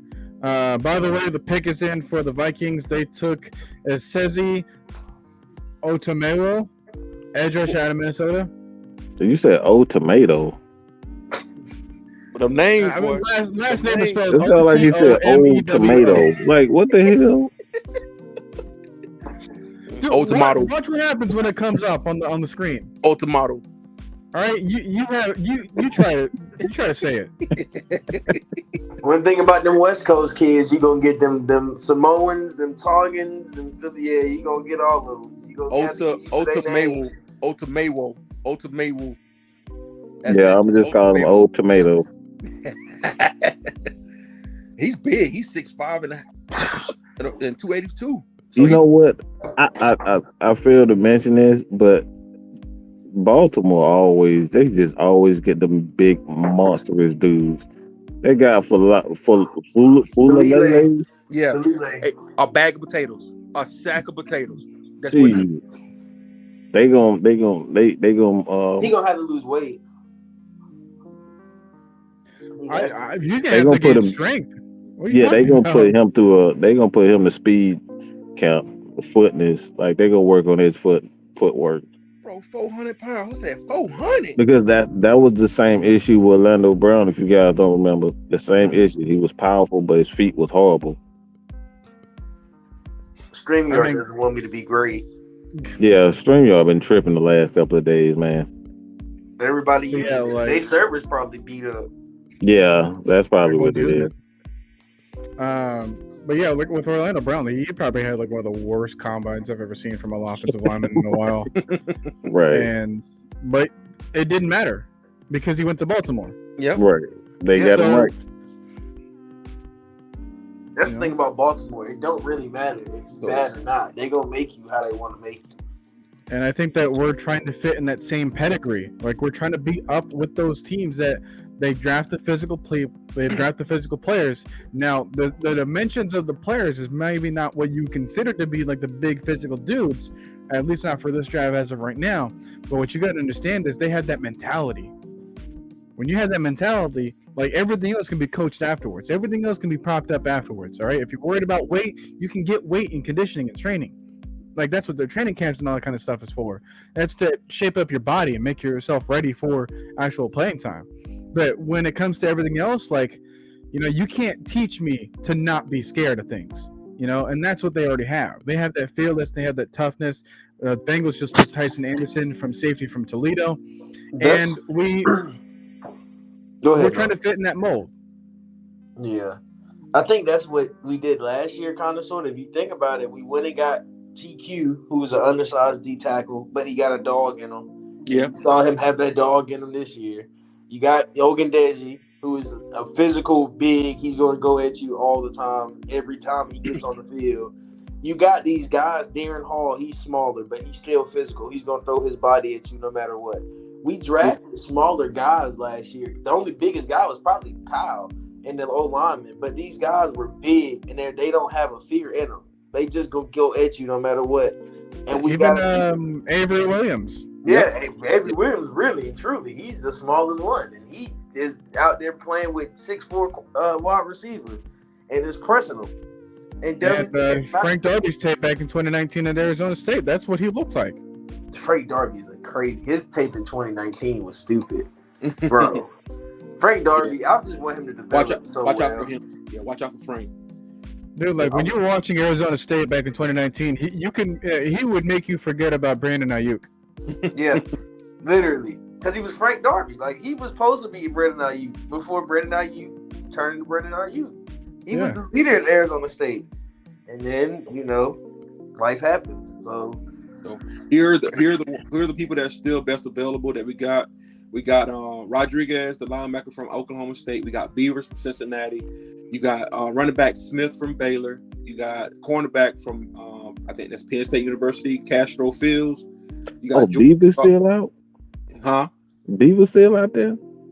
Yes, Beavers. Wow. You got guard Sawyer from Georgia.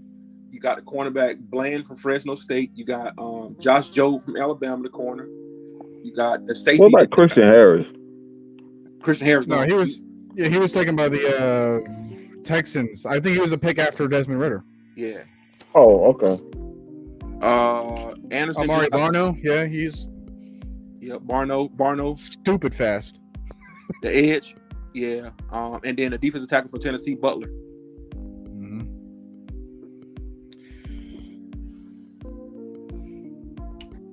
We still got I'm gonna do my HBCU shout out. We still got a couple of HBCU boys left on the board. Yeah, a lot of them still left on the board. We got Jason Williams from Fayetteville State. He went to the Chargers. Yeah. And so you still got Marquise Bell from FAMU. You got I think it's Marquise is the main one everybody's looking at to get drafted for, especially for FAMU, because he's an elite corner. I don't know if it's a I wouldn't say it's an HBCU thing. I think it's just the talent, how they think the talent gap is, and how they see a lot of those HBCU players. It's like, okay, you got great combine, you have great pro days, but we still looking at your tape and the guys you're going against, and we got to make sure you can still do what you can do. So they're gonna drop. They always gonna drop till they get to a dominant state. HBCU football is like back to what we used to know it as. They're gonna drop for a little bit till. Travis Hunter might be one of the highest drafted HBCU players if he goes to Jackson State and does what he's supposed to do. Yeah, he been showing out in camp. I've been looking at him. He's been showing out in camp. The Cowboys selected Deron Bland, defensive back from Fresno State. Fresno State, yeah. I mean, All I have to like, say is that they're gonna lose to FAMU. Jackson State's gonna lose to FAMU by 30. I just want y'all to know that they're going to lose to FAMU by 30. as far as all these defensive backs and stuff that are still on the board, like Reed Blankenship from Mid Tennessee State, if you're wondering where that is, that's the same college that Kevin Byard played in. Yes. Yep. And if you watch Reed Blankenship, he was more productive than Kevin Byard. Yeah. And That's what I'm he's saying. still out there. But it's some small schools that people just They don't care about. They're really just not looking at, and that's where mostly a lot of great talent is located. Believe it or not, man. You know, who would have thought back in the days, you know, looking at it, you know, back in the 70s and 80s and so forth, that you got somebody like Sweetness that come out of Jackson State and be a all-time great running back of all time. Who would have thought that? Or Jerry Rice coming from Mississippi Valley. Yeah. Thinking about Michael Strahan, Texas State. Like, yeah. Terrell Owens. Yeah, Terrell Owens from Chattanooga. Yeah, come on. Randy Moss. Yeah, Marshall. Yep. Murgan 777 says we just watched some film on Tyler Algier. He plays much more faster on tip than what he showed in the combine. He was just running away from dudes when he just got in the open field. He doesn't do a lot of cutting. I like that though. Like he doesn't do a lot of like hopping and that little hop jump, you know, that little girdle type move. He doesn't. Yeah, I can't stand that. He's gonna run at you, and he's gonna. If you hit me, we gonna hit, and you gonna figure out what's happening. We gonna figure out who's stronger. Either me or you. Either me or you. He ran over that dude at the goal line so bad on one play. I was like, oh my god! Mm-hmm. Like just cleaned him. Just straight ran through him. No remorse. No. I'm scared to get hit at the goal line. Like I'm gonna run at you. Please get out my way. Arthur gonna turn those opponents in the South, boy. He gonna turn them into some girls, boy. Everybody gonna be in dresses after. They went. You know what's so funny? They went when Dan Quinn went small. The South went small because we had started being faster than everybody. And now we big and physical, and now everybody else is still small. They trying to get. We said gonna have to. NFC South. We do. They're gonna try to adjust, but yeah, it's gonna be interesting, man. What's that offensive coordinator we used to have back in the days? Mike Mularkey, right? This reminds me of Mike Mularkey bringing all that physical stuff. Yep. Mm-hmm. Especially on that O-line, man. O-line, yes. Remind me of Mike Harvey Dahl, Tyson Palo. Man, you know who was his mentor, right? Y'all do know who his mentor was. Whose mentor? Arthur Smith. Oh, it was Mark Mularkey. Yes, sir. Bears just took Braxton Jones, tackle from Southern Utah. So okay, that's HBCU. Yeah. So Salyer just dropping. I don't know what happened. Did he get hurt? He must got an injury that nobody knows about.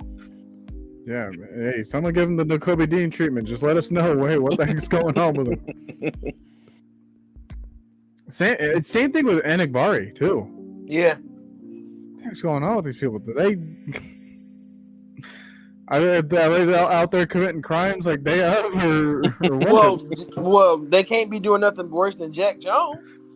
Oh, bro, they were telling his whole crime history, and I was like, why did he just get drafted? I was like, yo. But they try and Mike, I know you're a Georgia fan, but I was reading on USA Today. They was trying to destroy Devontae Wyatt's draft stock. They brought up a domestic violence thing that happened back in 2020, and they brought that up again where he was found innocent at all, and the woman didn't even press charges against him because she said that she was not in any danger. But they tried to destroy his draft stock the day before the draft happened, and I don't agree with that at all, man. They do that to all these players. They feel they can do it too. Well, a lot of what they try to do is foul what they do, but what a lot of teams like to do is try to destroy their draft stock so they can end up taking those guys in the second and third round. Yep. So they'll get a guy with a first round talent level and then pick them up in the second and third. So it's not always vicious the way that we see it, but it's a way for them to pick them up in the later round. So they try to destroy it, bring those things up, and get a first round talent in the second or third round. Oh yeah, that's evil business tactics there, but okay. Or you can do it even worse. And, we mentioned Brian Banks' example. Deshaun Oakman is another one. Yeah, and he ain't seen a football field at all yet. Ever. Well, he's not in the pros. Yeah, not in pros. In Canadian football, he has.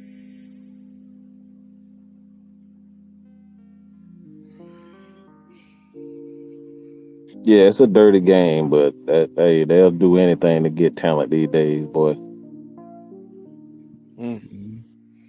Yeah, Josh Keller bringing up Trey Anderson's 40 time, bringing up the 4.42 at the combine. That is like a tick behind Kyle Pitts. Bro, I don't even care. He's just it's a big white dude coming at you at a 4.4 speed.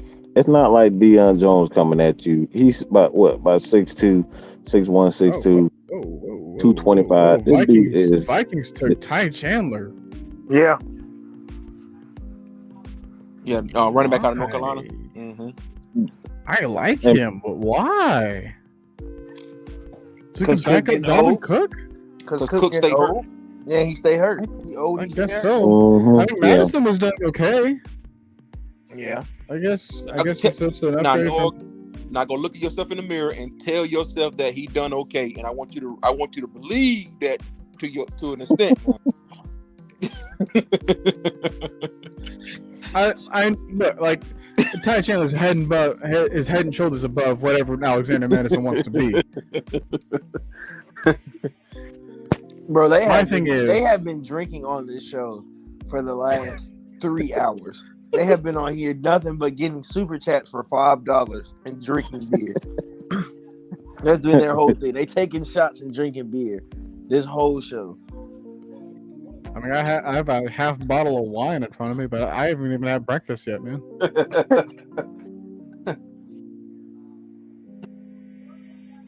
North Carolina always got a good running back. Oh yeah. Yeah, they always gonna have one. Hold on, where did Sam Howell go? The Commanders. Yeah. Commanders. Interesting. They needed a quarterback, and I'm surprised they didn't reach for one. But I mean, that's been the theme. I don't know how many times I'm gonna continue to reiterate this, but the college game is ruining these quarterbacks. Yep. With this RPO crap. They don't learn how to actually be quarterbacks. But that's where that needs to happen. Where these, I'm not saying they're not happening. I'm not privy to this information, but if I'm looking from an outside looking in, that these NFL teams and these front offices and these executives of the NFL need to start bringing these college coaches and executives or athletic directors in on these meetings and tell them, hey guys, you guys, whether they make the change or not, you guys need to start looking at how you're teaching these quarterbacks to play football, because when they come in the league, they're not successful, and it's killing the quarterback market. So now you get what you got this year, all of these quarterbacks being traded from their prospective teams to other teams, such as Russell Wilson, Matt Ryan, whomever, because no NFL team is really wanting to take a chance on these quarterbacks coming into the NFL this year. So if you don't bring them to the table and start expressing these feelings, and like I said, I don't know if they are or not, then you're going to continue to get what you're getting right now. These RPO quarterbacks, that's all they know. They were just talking about that with the quarterback that came from Ole Miss, Matt Corral. They was like all he did in Ole Miss really was RPOs. That's how he was successful. And it was like how that translates to the NFL is going to determine if you're willing to change your playbook to meet Matt Corral's playing style. By the way, Texans took tight end Tegan Quitoriano. Okay. And Wilderman's still on the board. I'm just gonna give him a nickname and call him a quitter. Really? Broncos just took Luke Wattenberg, interior offensive lineman from Washington. Center. Yep. So like I said, man, if those conversations are not being had, you're gonna, you know, like I say, Mike and Noah and y'all, this is what you're going to continue to get with these quarterbacks, these RPO quarterbacks, or so forth. These run first quarterbacks, Desmond Ridder got put in a decent situation. He's going to a team that has a similar quarterback that has a similar playing style as him. And like I told Noah earlier, a lot of the times these teams got established quarterbacks, and then they get the next quarterback in, and that quarterback doesn't match anything that the starter does. So when this other quarterback comes in, now you got to change your whole play style calling and all of this. So I mean, it's a revolving door. Which is why I love the Desmond Ridder pick, because he's almost a carbon copy of Marcus Mariota. Yep. You're not having to change up nothing. When Desmond Ridder becomes an afterthought of who we've taken so far, that lets you know something. Because by the way, Trucker Mike asked a question like, what second-year player takes a major step this season for us? Before we get to that answer, the San Francisco 49ers have selected Samuel Womack, cornerback out of Toledo. Samuel Womack. I mean, they really had to rebuild that secondary. I mean, just think about all the receivers that they're facing. So, anyways, but I honestly, this is all a tie for first. I mean, let's go. Let's start with the top, right? Because Kyle Pitts, with the addition of Drake London, he can take a major step. He can. All right, like, if you didn't think that was possible, wait until you get Drake London on the other side or the same side, and then scheme him up that way. That's what Arthur Smith's been wanting to do, but he couldn't with the roster that he had at the time. Mm-hmm.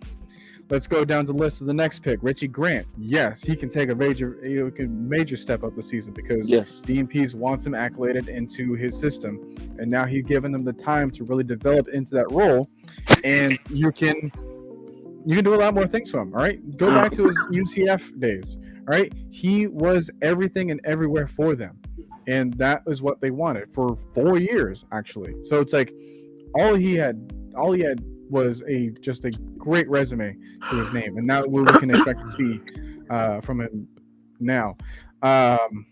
You want to talk about Jalen Mayfield? More experience at the left guard spot if he were to still stay there. Like right now, that's his job to lose so far. I mean, unless we take another guard right now, but we're still not picking for a little bit, which is kind of. But yeah, like Jalen Mayfield, that's his job to lose right there. You want to talk about Drew Dahlman in competition with Matt Hennessy? He can very easily take that spot for him as well. You want to talk about our corners, Darren Hall, Avery Williams, and then took someone else, didn't we? Kendall Sheffield. Oh God. Well, he was a 2018 draft pick, but he feels new still. Yeah, Giants just took Marcus McKeithen, guard out of North Carolina. No Salyer though, which is still puzzling. All right, something's got to give. People want guards; they're taking guards, but they're not taking the top guard.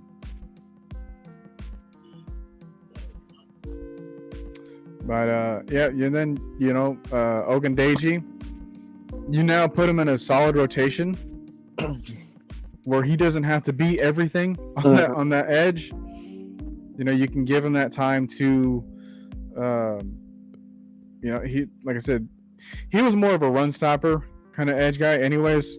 Mm-hmm. So now he can go back to that role exclusively with D'Angelo Malone being that specialty rusher, if you will. Mm-hmm. So that's a good rotation there. Taquan Graham, he's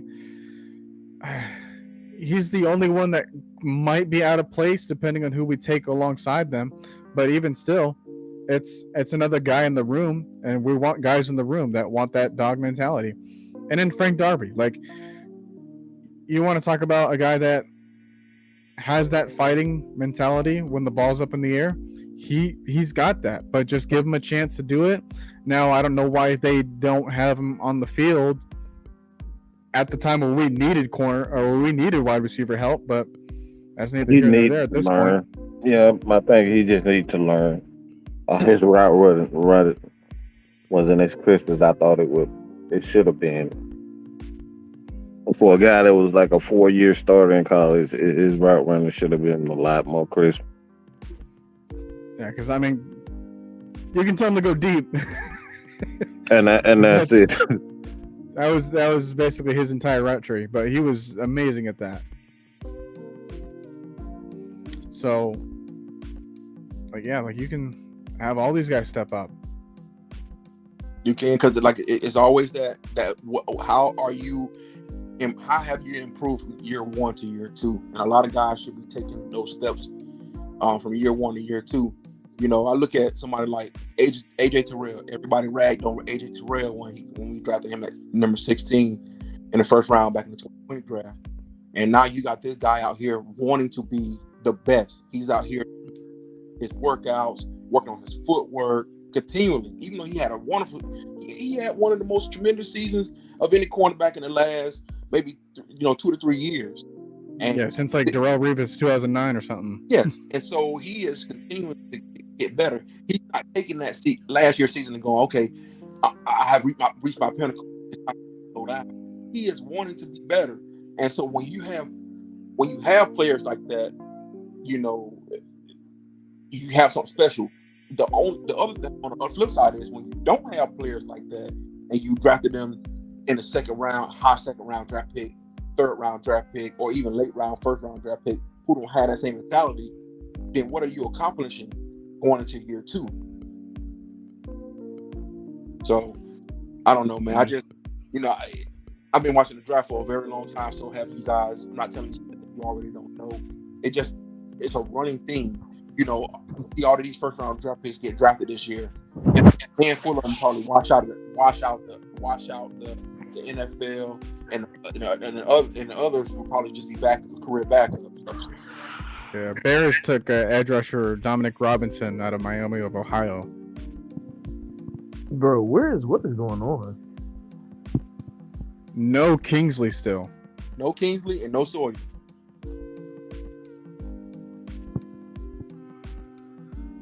Somebody they got to be hurt. Kingsley has to be hurt. He's either got some terrible things going on, or he's got a rap sheet that's through the book, off the charts. Yeah. MJ Edwards asking who y'all starting 3 or 4 defensive lineup on rundowns. Then who y'all starting on a 4-2-5 defense on pass downs? I like this question. I was almost gonna answer this in like my own kind of stream and just have it written all up on the whiteboard. Yeah, that's a hard question. I'm trying to think. I'm trying to line it up. Yeah, no, do that. TJ, you go first. I guess you'll go nose. I don't see. That's the thing. If we go 3-4, you'll have to have Grady as the outside. You'll have. I mean, we just drafted talent, man. I guess AK's on the outside with Grady, and then the nose will be what's the guy? I can't even Rush. Yeah. I guess the nose will be Rush, and then you'll have Grady and AK as on your outside. Then your linebackers, you'll have Debo, Anderson. I guess you can put. I can't think of how we last either. Ogundeji. Don't forget about Evans and Michael Walker. Yeah, I'm saying Michael Walker. So we got time. It's weird. I had to sit down and really do it. That's off my just base set. I think you got Anderson. Anderson's going to play outside. You'll probably have. I think you'll have Anderson outside. You'll have Michael Walker inside. You'll have Debo inside, and then your other outside linebacker is a toss-up. And you're still forgetting Lorenzo Carter. Yeah. That might be. He might be the other outside then. He might. Or you Sean got Evans. Lorenzo. I'm saying that's what I'm saying. You got to sit. I really had to sit down and go through it to give you a solid starting front seven. Or you can have Malone be that outside linebacker. Yeah. Malone. Dude, I think. Oh my God, Malone and Ebiketie on the same side. Oh, Jesus. And Grady on the other side. You got Grady, Anthony Rush in the middle. And then And then what about Who's the other? And Troy Anderson on the other outside. Troy Anderson on the other outside. Who's the other strong guy? Who's the other strong? You got Marlon Davis or Marlon. It had to be Marlon. Yeah, I I mean, mean, you for your got this 4-2-5 kid. sets, you probably put, Russian Marlon on the inside. You got this kid Rashard Coward too. He go about 320. So that they have a nose outside the rush. And Vincent. sure. If Kingsley had a horrible combine, so did Traylon Burks. That didn't stop him from becoming a top 20 pick.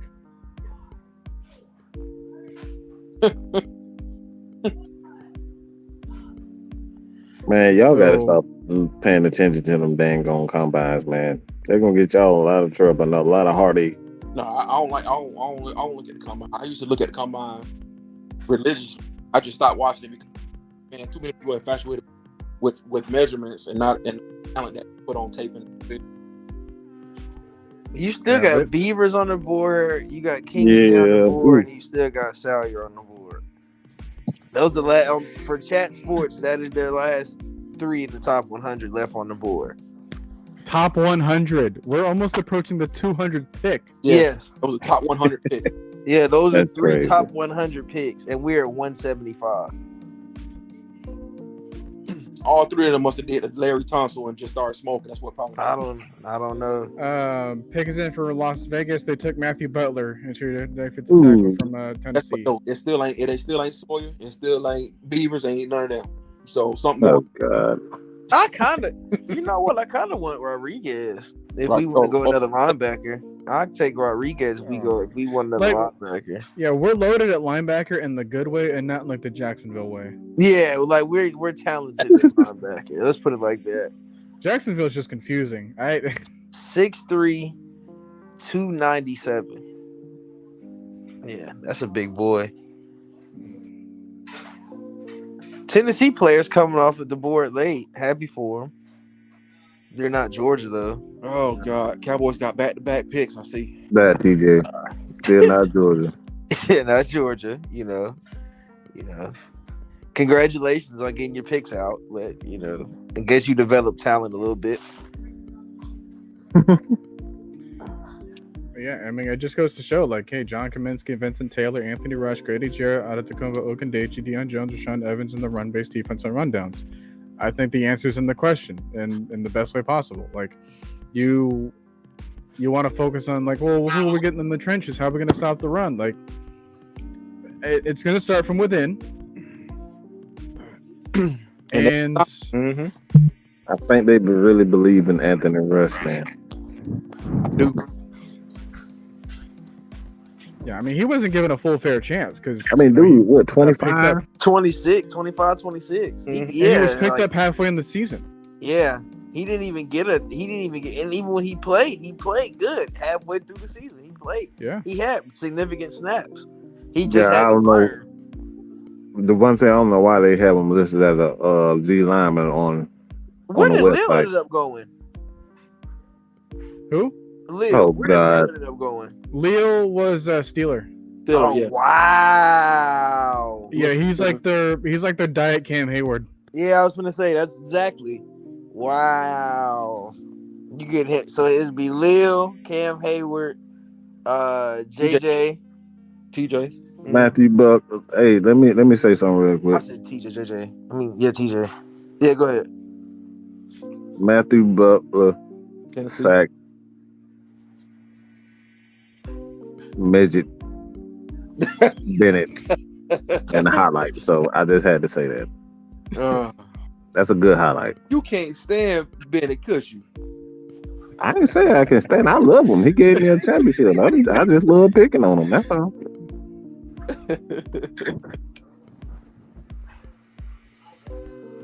No, it's really Kirby I can't stand. He's the dumbest, greatest coach I've ever seen in my life. He's a fucking moron when it comes to quarterbacks. Look, he went to Georgia.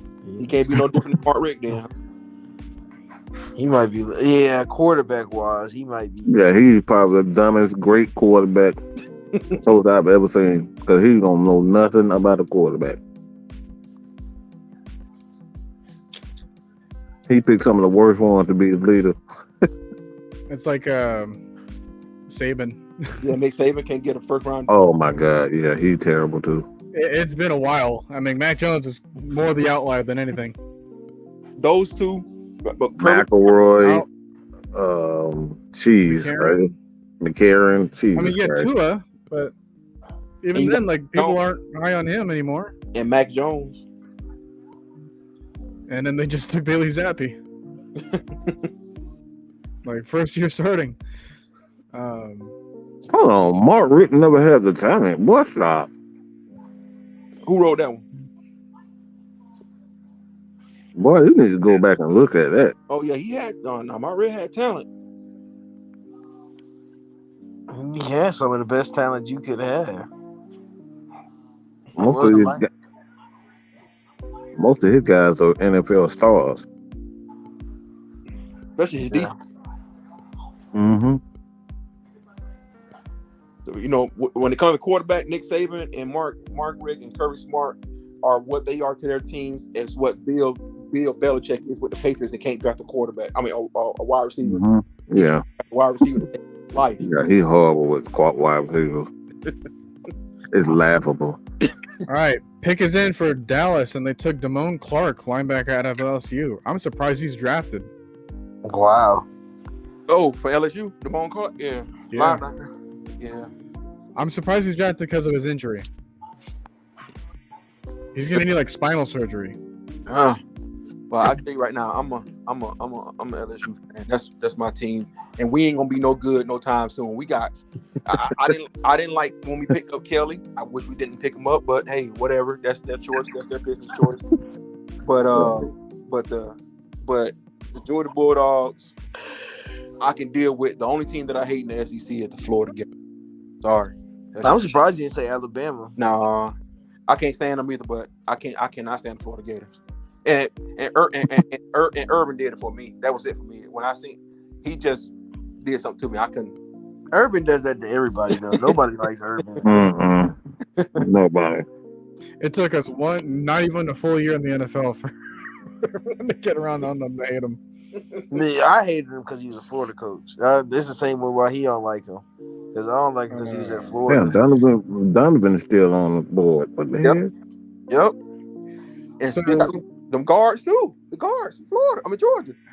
Gosh. Wow. So yeah, with the second half of your question, because we didn't really get to it, but the 4-2-5, we got two linebackers for pass downs. Well, one of them is going to be Anderson. He's a lock. Yep. And then two might be Walker right now. I like that. I want him to get more experience. Because he on the field, he makes plays, don't he? Mm-hmm. Yeah.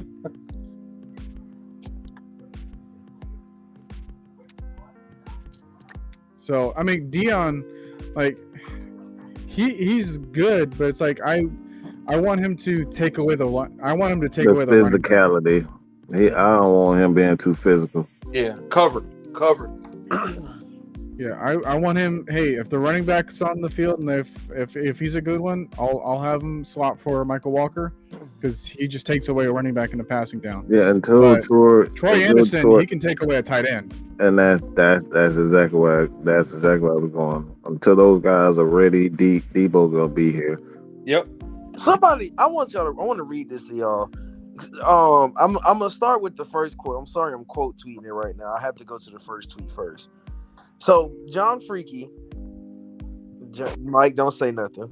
John Freaky, he said there is a major and serious lack of understanding in Flowery Ranch that PR and getting your customers excited about the product is a big deal. You can make all the right football moves, but when you have a chance to sell tickets, which is the number one goal, you need to do that. Yeah, I see that too much shit. So then somebody said exactly this is all I'm saying. These players could be great, but if you don't have your fans excited to come to the games, then what is it all for? Do we not want to win a Super Bowl in Atlanta? Do we just want to go to the stadium and celebrate and have fun and go down there and drink and not care? Because the A is all about that, son. The A is like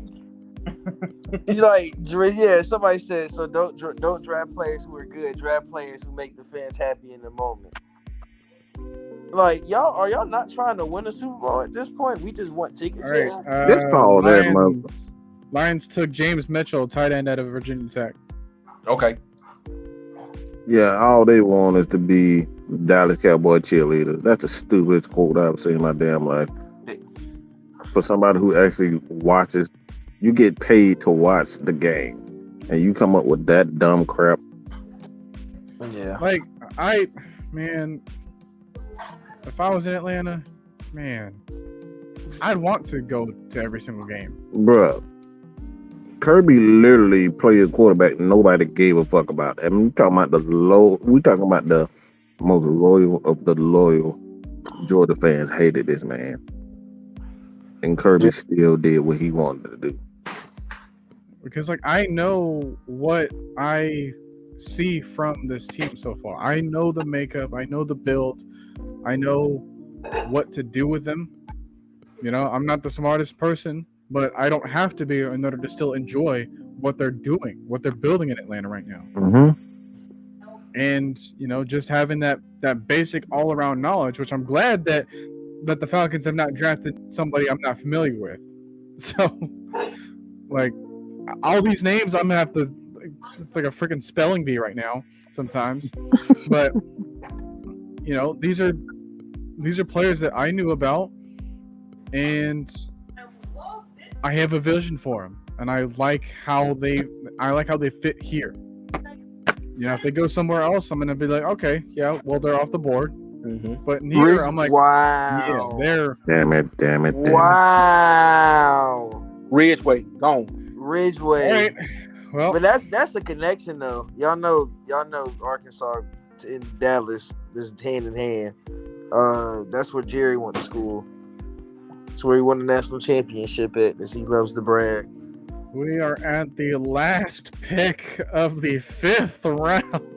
And we still got 20 more picks that we pick again. Woo. But Noah, you gotta look at it this way too. It's fans like you who live all the way in California, like myself and Mike. I'm not sure where everybody else is from. I'm from Warner Robins, Georgia. Okay, I grew up in Los Angeles as well myself. But you know, Mike they live in the city. I'm pretty sure people on the rest of the chat, they live close to the city, and it's fans that live in the state of Georgia, even close to the city, who hate certain this team because they don't get the players that they want. But people like yourself, Noah, who live all the way in California and as a loyal fan, regardless of who we pick, make a lot of the fan base in Atlanta look horrible. I mean, I'm not trying to do it. I thought I had to do this in order to keep up with everyone else, because otherwise, what the heck am I doing this for? The man said we should do right by the fans and not by. Kingsley's finally off the board with the Packers. Wow. Finally. Wow. It only took until pick 179. I think they're listening to the show, Noah.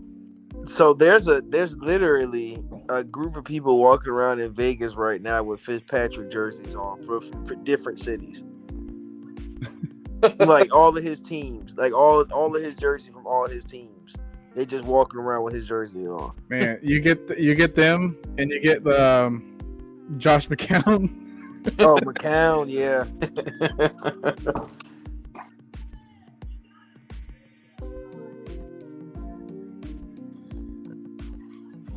We got, you know, since we're talking about where we're from, Coach will talk sports. Born and raised in Atlanta, but live in Seattle. Bryant Peoples from South Carolina. I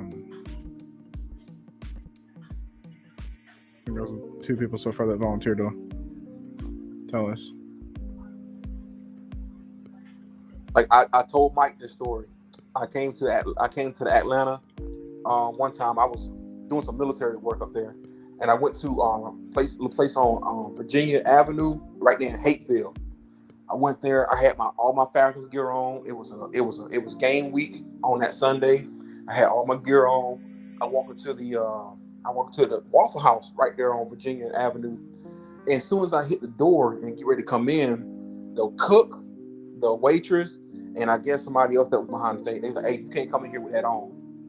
What do you mean I can't come with? Hey man, we don't support the Falcons around here. You go ahead and until they do right by Michael Vick, we don't support the Falcons around here. You can go ahead and take that on off of there. You can't come in here. What? Okay. Why? Not that. So that hate for the Falcons by a lot of the people that live in the city is real. I don't even want to say the hate from the fan base, but the hate from the Falcons is real in Atlanta.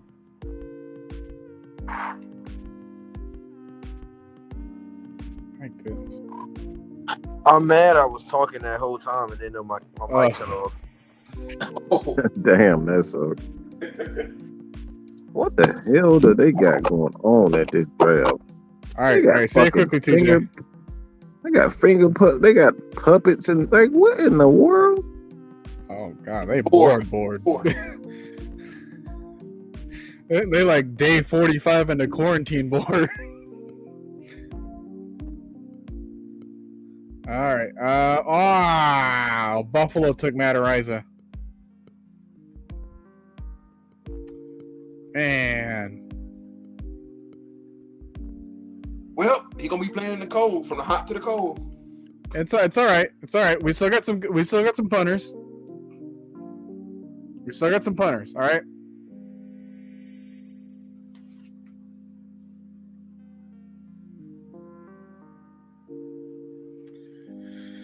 I don't know if anybody saw that RG3 video with him and Desmond Ritter, but I don't know what they were doing. They were training. Him and RG3 were training, and he put a video out. And he had on the socks that all the teams needed quarterbacks, and so he was like, "Which socks are you gonna choose?" And he made him pick a number, and it was the Falcons. He was like, "Yeah, man, the red and black's been good to me." Blah blah blah. So yeah, I think he wanted to come here. I think a lot of players know what teams they go into at a certain point, but they just don't. I don't know. Yeah, Nathan Floyd talking about how they like them past punters with Brian Moorman was the other one that they had. They gonna take off. Yeah, he also said he was from Monroe, Georgia. I'm MJ, Grady baby. Yeah. Gwinnett to Covington. Gwinnett. Christopher. Macon GA 478. I see you, Christopher. Yeah. W2 there. We did. That was Ritter and Malone. Yeah, Ritter and Malone. Live in Augusta. Been a fan since we drafted Julio Jones. Got Jonathan Bird from Columbus. Damian Simmons asking who's the best nose tackle on the board right now. I don't know who the heck is listening at this point because there's some hidden viewers that I don't want to give that information away. So I'm just going to say me. Call me.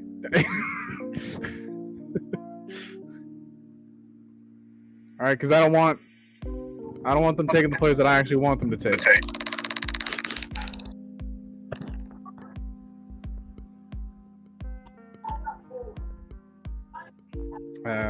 You got the Kings and born in Valdosta, now in Kennesaw.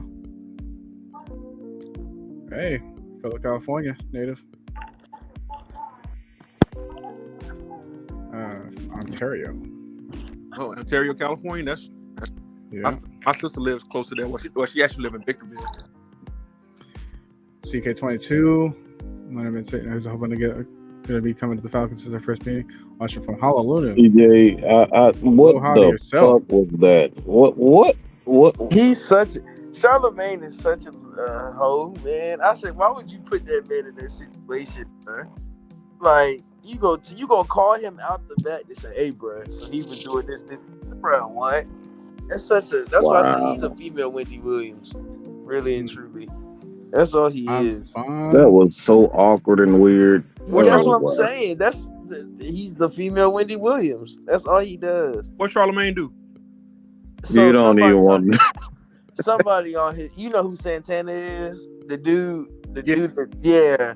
So one of his crewmates, I guess, had a crush on him or something. I don't know.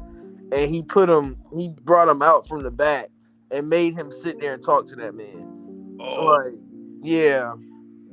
Yeah, it was really awkward. And it's awkward. Like the whole video is awkward. Yeah, he's a female's Wendy Williams. Charlamagne don't got beside himself. But Bruh. He do that though. You know he gonna do that 9 times out of 10. Every time he do something dumb. Every time something happened, because he did the same thing on Ridiculousness when he was on there with the girl and tried to come at her on her show, and she snapped on him. Oh, the girl with the laugh. Chanel, With the laugh. He tried Chanel, and Chanel snapped on him.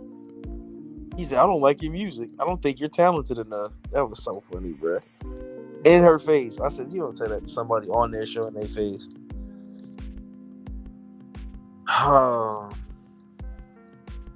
But what? Hold on. What a question that? Yeah, I'm giving it an A+. I'm giving it an A. I'll give it an A. I won't give it an A+ just yet. I want a punter. They give us a punter. I'm gonna give them an A+. I said A. I like what we're doing. We got physical. That's all I want. Physical. Yeah. Yeah, Charles B gave it a B+. I want to know from him, like from his perspective, what would make it an A for him? Malik Willis.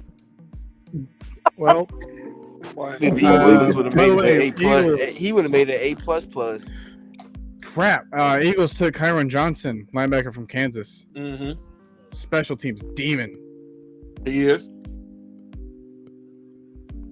He's an effort player. Oh yeah. Mm-hmm. He's athletic as crap. But So we have 190. Well, where are we? 181. Okay. 182 with the Giants on the clock.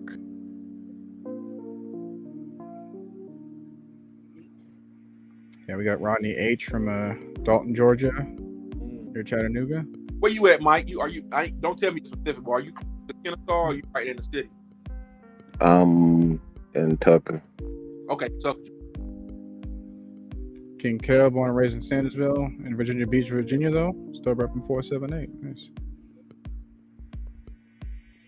The Gear 5 Corey Sanders, LA baby.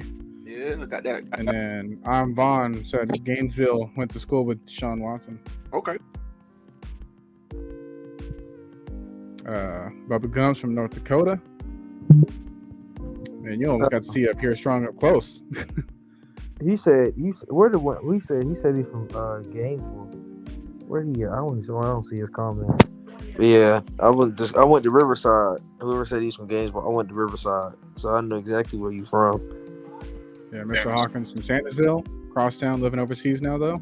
Okay. Wow. All right, cool. From LA, but you live in Ontario. Okay, that's Hey. Oh, sheesh. Anchorage. Not Alaska. He's from Camilla, Georgia, though. 229 down here by me. By the way, Well, Giants that's took Darian Beavers. Really? Yeah. They needed needed someone like him. And he was one of the last few. There's still 2 people left on this dude top 100. Salyer is still on. It's Salyer. Salyer's the only one left now because Beavers just went. So now it's Salyer. He's the only one left. And watch you go next. Watch you go to New England next. Oh, if he goes to New England, I would cry. I would cry if he wouldn't do it. They don't need him. They always get every freaking Georgia They area. got freaking and Wonderland, and they just drafted Cole Strange. They don't need him. Hey, forget Boston, Massachusetts, Atlanta, Massachusetts, or Athens, Massachusetts. It's the Green Bay Bulldogs. Don't give me that image. DJ from Marietta, living in Vegas. Oh wow, so you're like right there. Right there. Yeah. You should have been out there. James Overton, live in Columbus. From Columbus, live in Maryland. Damian Simmons is Campbellton, baby.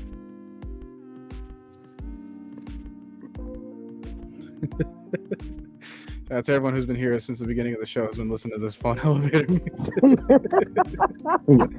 My sister. Hey, look, man, if I go through the options, all right, it does not get better than this. All right, we already tried. This one and maybe I can't think of the electric one it's just like a little upbeat one, but it's not nothing better than this. This is probably like the calmest one. Here, let me find some other ones. All right, that way you guys can know this is better. All right. All right, so here's our options. We got time to kill, all right? Crap, man. We got this is acoustic cinematic. Man, somebody, man, you better turn this. All right. We got dance pop.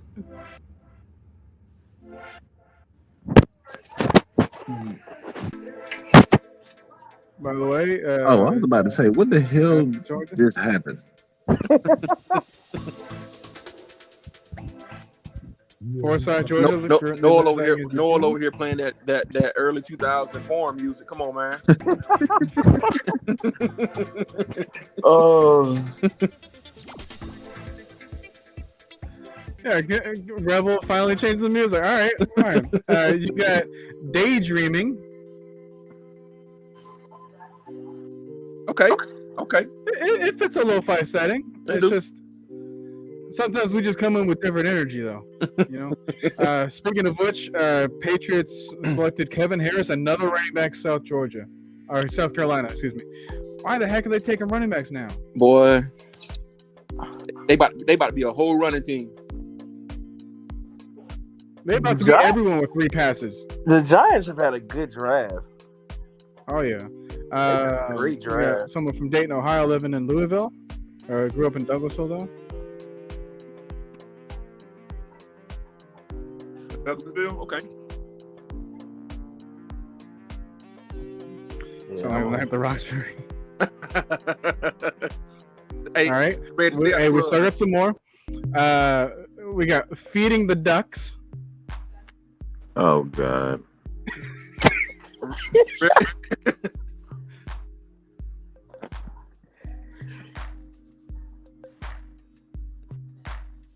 That sounds like some neo soul beats. Just some slow, bro. They have nothing but house music on there. All right, this one's Into Space.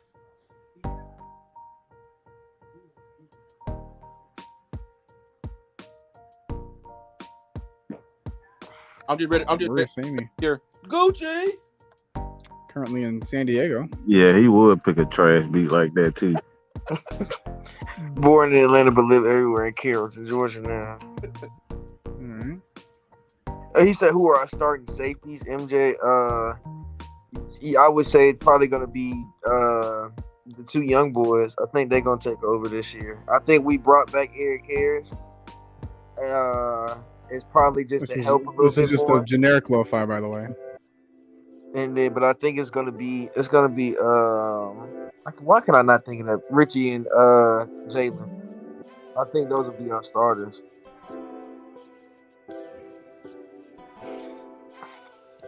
Real about to bust some freestyles to that previous beat, though. Hey, don't let me stop you now. Go acapella. By the way, Vikings took Vidarian Lowe, tackle from Illinois. Still not Sawyer, though.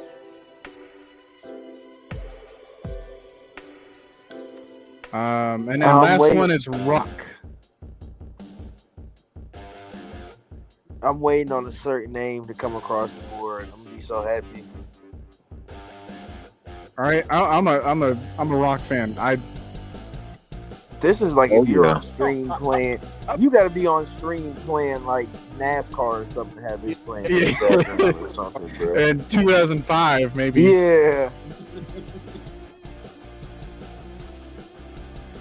So, and then you have just absolutely nothing. All right. So, what would you guys prefer? All right, I'm gonna let you guys know.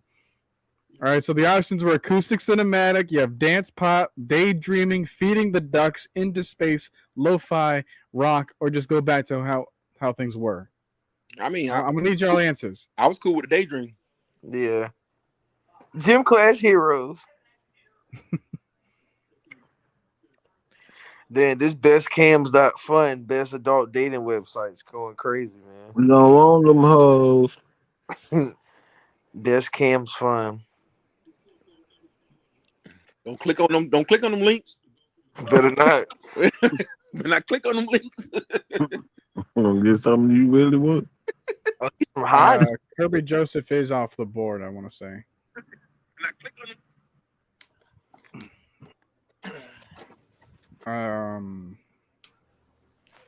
I'm taking Sawyer. All right, because I'm not getting any answers in the chat, so I'm gonna just go back. I'm gonna go to the daydreaming one to see how we feel it. Probably gonna do this for the rest of the eternity, apparently. Noah sounds so defeated.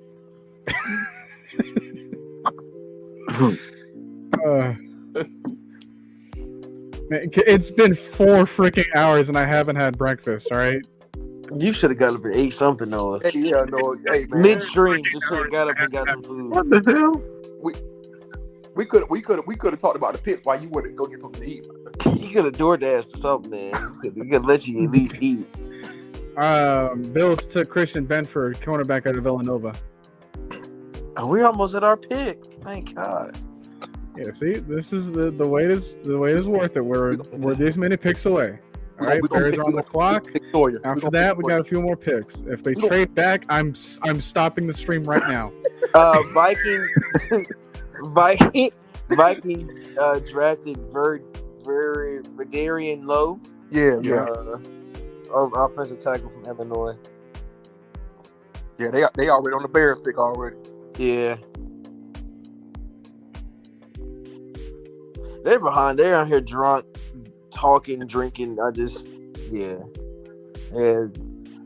They trying to make money. Let's see who the Bears pick. Riddell Lamar, Atlanta, Georgia, born and raised. Who's that? Riddell Lamar. Okay. That man said, I clicked the link, my phone started charging. That's funny. That's funny.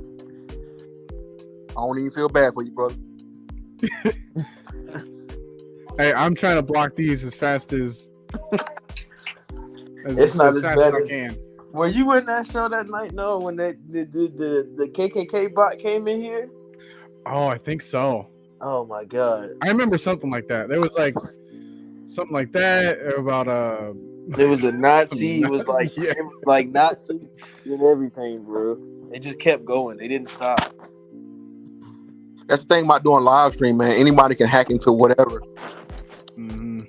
Them Man, spam bots. we had some problems yesterday. Mike had problems yesterday too. Mike and K-Style were trying to block them things coming up. Yeah, day one was actually surprisingly tame. I was surprised at that.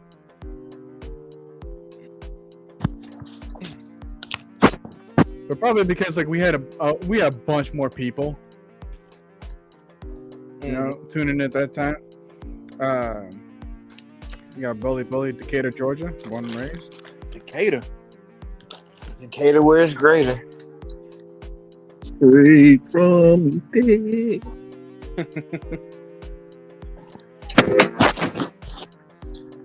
I finally see ATL letters on the screen. I'm actually kind of happy. yeah, that's nice.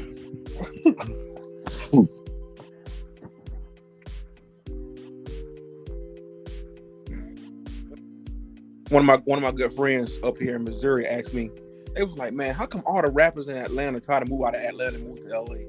So you might want to start asking them that. I don't know why. They was like, man, Future moved all the way to LA out of Atlanta. I said, man, I can't answer that question. You might want to ask them that.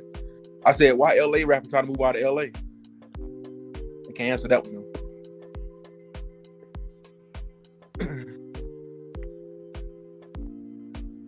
The hell with Future. Huh? I can't I'll listen to put it Future. I'll put it like this. We done seen too much. It be your own people. Another We done seen way guard too off much. the board before Salyers. This is Zach Thomas from San Diego State. Well, wow. Uh-oh. How many picks away? Please don't do it to we me. are Don't tease me, Atlanta. 4. Three picks. Hopefully we're still at 4.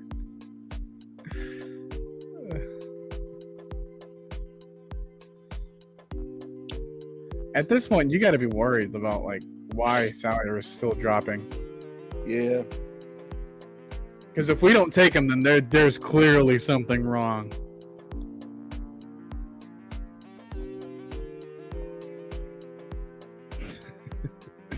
Michael saying, "Shawty feels just like Jesus down here." I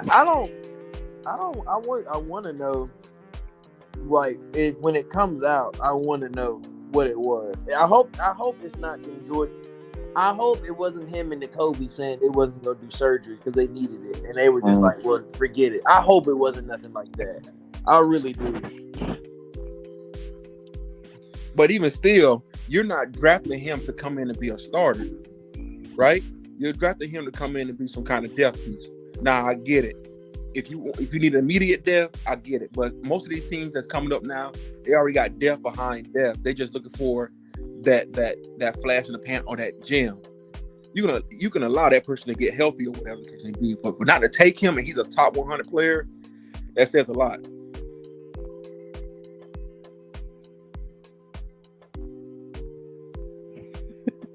Yeah, I was just about to say, bro, my next sentence was going to be like, I'm actually kind of feeling this. I'm going to get this dancing with glow sticks music off this platform. All right, fine. I guess Noah's in charge. Don't blame me. Noah's in charge. Another guard. San Francisco took Nick Zakelli from Fordham. Another guard.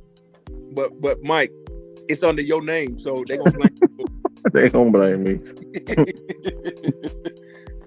All right, fine. And feeding the ducks. Let's go back to this one. Sound like a 2002 R&B jam. I was telling y'all, I was like, hey, like, there's worse options than what you've been listening to now.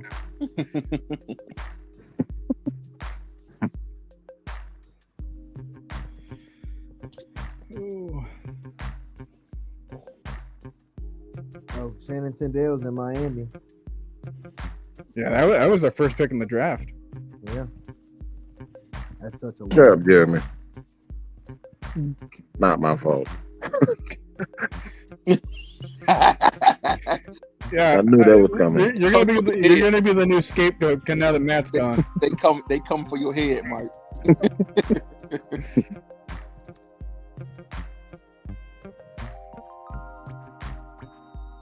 Man, I sure don't feel like getting on that plane tomorrow to fly 5 hours to LA. Why? That's a long way. 5-hour flight. It may be shorter now. It may be shorter now that I'm over here with Missouri.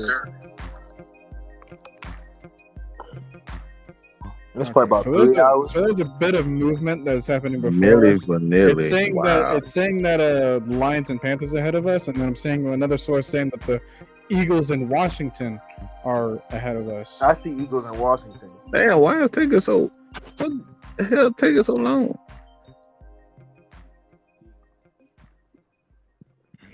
Hey, the 49ers just took an offensive tackle, right? That Nick. Mm-hmm. Okay, you already said that. Yeah. Nick for Keith. Do something, Puffy. What does that The mean? hell with you, Reggie? All right, the hell with you. I'd rather be Suge Knight than that damn Puffy. You are Suge Knight. Hey man, Suge Knight played for the Rams back in '87 as a D tackle. He did. Facts. I mean, people think I'm damn Suge Knight around here for whatever damn Suge reason. Knight. Mike is Suge Knight, y'all. If y'all don't know, Mike is Suge. K-Styles. K-Side Tupac. Yeah, he's Tupac.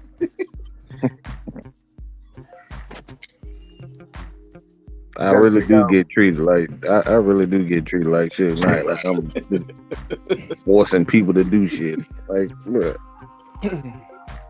J-Rock, Dr. Dre on the beat. All right, so the Lions. Okay, so Lions are still there. They took Malcolm Rodriguez, linebacker, Oklahoma State, another special teams demon.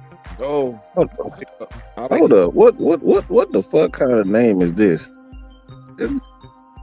It's like Phil Dicko. What? Phil That's what I Phil Sicko Smith. Phil Sicko. Man, y'all. I So they're trying to figure out who's Snoop.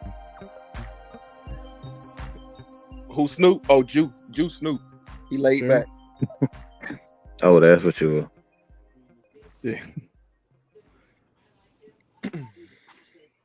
Everybody So- love Jew. Yeah, they're saying K-Styles is Dre, Jew is Tupac. No way, bro. No way. No, Jew is not Tupac. Trust me. No, Jew's not Tupac. No way. K-Styles Jew is is- Tupac. Jew is Snoop. That's for sure. How's it going, KG? I feel like What's going on, My muscles have dang near completely atrophied. so. Go get something to eat, man. Man, go get something to eat real quick. Yeah. Something to drink or something, dog. The Falcons are on the clock right now. I'm not missing this All right, garbage. after this pick, go get something to eat. If you're a Georgia fan, you Nah. At this point, I'm gonna need to get pride from this.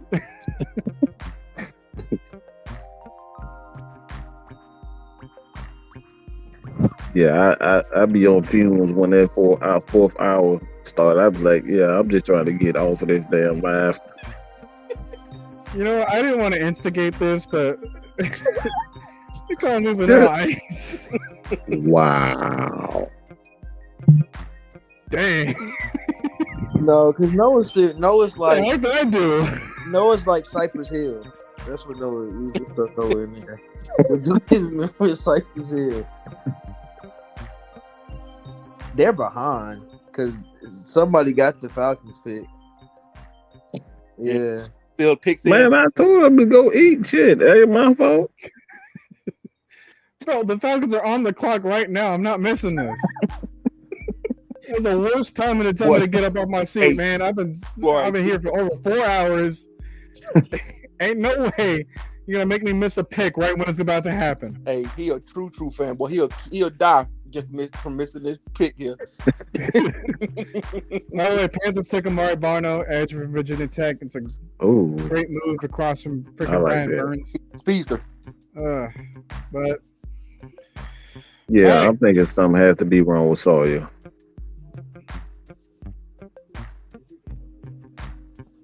If he doesn't go here, we know something wrong with him. so now you're saying I'm Swizz Beats. Swizz. Yes, Noah Swizz. Yes, Noah Swizz. There you go. There we go. Whoever said it, congratulations. Yeah. Falcon picks is in. Let's see who they pick. All right. Well, seeing one spoiler in the chat. Let's see if it's It is true. in.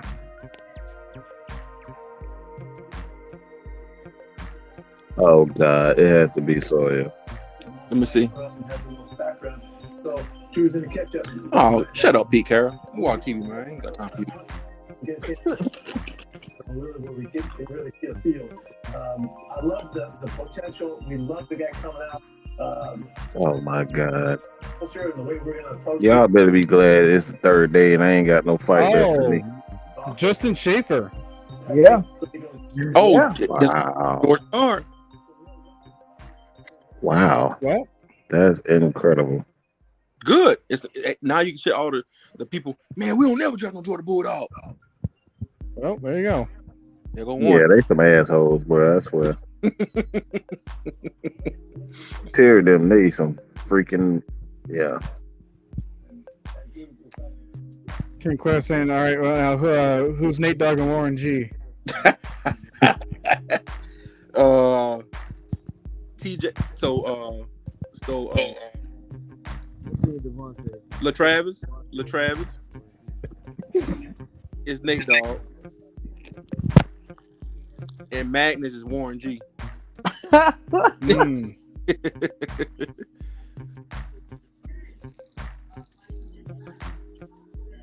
Oh, Schaefer is 23 too. Yeah, he is. Yeah. Well, we got ourselves a guard dog. Yeah, got your guard. I don't think I see somebody saying why would you choose Schaefer. over Salyer. Something has to be wrong. It's something going on, bro. Yeah. There's got to be some sort of failed physical, or. But Schaefer's not bad. Schaefer's one of the better. We had a great O-line last year, so I'm not mad at whoever we would have got. But sure. I think it's just different. I think a lot of people were expecting Schaefer to stay one more year, and he didn't. Even though he's a senior, they got that super senior clause now, so you can go and you can stay another year. But he ain't got to go that long. He'll go down. He'll get to Athens. This is Maggie T's Michelle. Maggie T. Michelle. Oh, not Michelle. Michelle, excuse me. Yeah, Michelle. But don't ever say that she there in front of her face, because she do not sound like Minnie Mouse. Michelle does. All right, what's our pick for our last position? You going to get some food? That's the next pick. You going to get some food? You know, at this point, I'm running on fumes. If you crash out over there over a hunger stroke, I have to tell you. No, I got enough weight below the camera angle, so I'm not gonna suffer. All right, I'm like that, like the scene from Patrick when he eats the chocolate. It's like, you took my only food, now I'm gonna starve. It's just the biggest gut. Biggest gut, bro. Man, I really wanted John Ridgeway. It would be nice to pick up.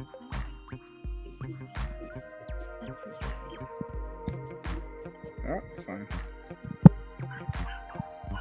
But yes, Schaefer is a good depth piece, man. Really good depth piece. Oh, man. Okay, so Vikings took Jalen Naylor, wide receiver, Michigan State. Yeah. Colts took Andrew Ogletree, another weapon, tight end, Youngstown State. Dallas Cowboys just selected Devin Harper, Oklahoma State linebacker. Dude, now the draft is actually kind of picking up. Where was this? Where was this entire time? The fourth through seventh round, man, they're gonna have to have another conversation about this. It shouldn't take this long. Each team It's way too long. Yeah. Each team should get about 50 seconds. How many minutes they have? The length of a TikTok. All right. Let's give them that much. It's getting ridiculous. And if there's a freaking supplemental draft, I will die.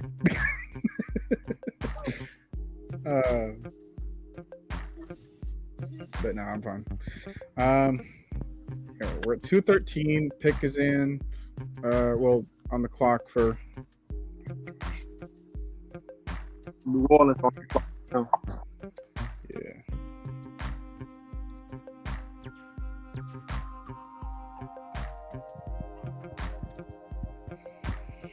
So now we can take a backup tight end. I don't know who's left at this point. I mean, Derek Deese, is he still? I don't know if he's been taken. He didn't get San Jose. Yeah, like Derek Deese is still available. I mean, heck, Amani Rogers, that's my dude. Yeah, that's a guy that can block.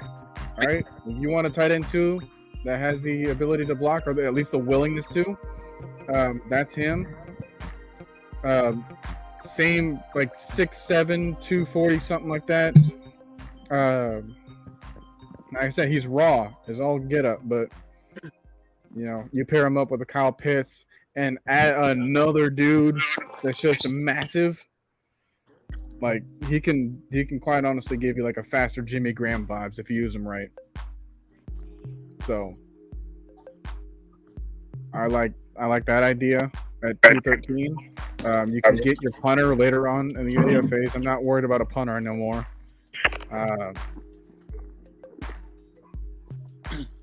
Like you got maybe you obviously still have your D tackle. You can take him now. You can take him in the UDFAs. Still good talent there. I mean, Like if we were to get Marquand McCall from the UDFAs, I'd be set. Like that's it. We're done. We completed it.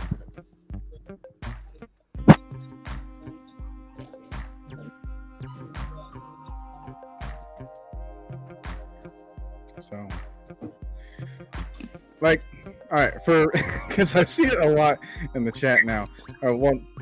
Just a few minutes ago, it's like the thing is for me, if I wake up and I have myself a cup of coffee, right, and if I try to have breakfast, I can't keep it in.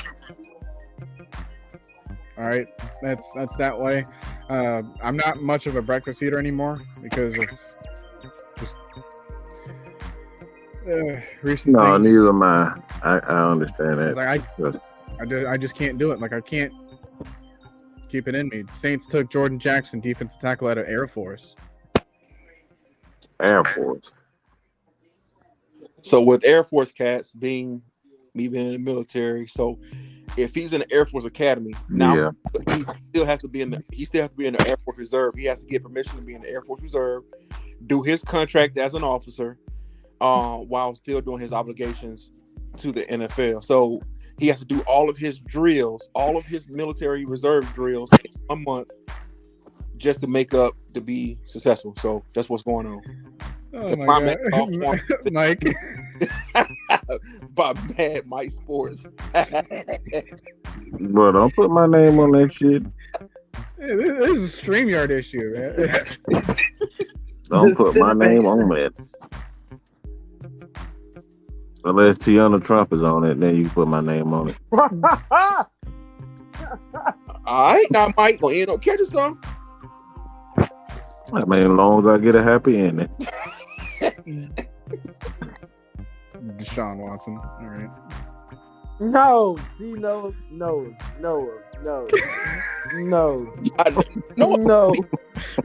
He be slick, throwing shots, bro. I forgot Justin Ross is still on the board. I mean, at this point, we don't need a wide receiver. But he's injured. He's injury prone. That's why he's on the board still. He was hurt a lot. Yeah.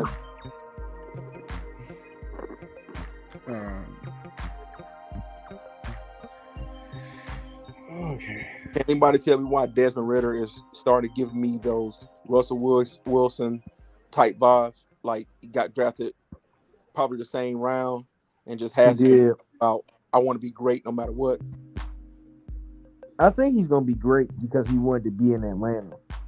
Like, there's a difference in drafting a quarterback and he don't want to be there, but like he want to be here. He's kind of made it very clear that he wanted to be in Atlanta, and that they only had one interview with him. Like they came to they went to the Pro Bowl, not the Pro Bowl, the Senior Bowl. Mm-hmm. Watched him at the Senior Bowl. They watched the Senior Day. And then he said they had a meeting with everybody in the senior. They had a 2-hour meeting. They didn't call him for no other workouts, nothing. They just knew that that's what they needed. And that's off of a 2-hour interview. So he wasn't even a part of the 30-day invite either. No, he wasn't. Nope. They're like, hey, we know enough. They have those connections, but that's it. That's all we need to know. Like the only thing difference about the Seattle situation is we didn't give a Matt Flynn type of contract to Mariota. Yeah. I was like, no. Like Mariota is actually a good quarterback when you give him a chance. So no, we still got 2:13 to go. And then that'll be our last pick.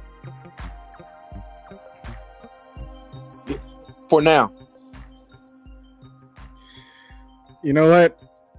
I said yet, and now I hate the fact that you're bringing it up again.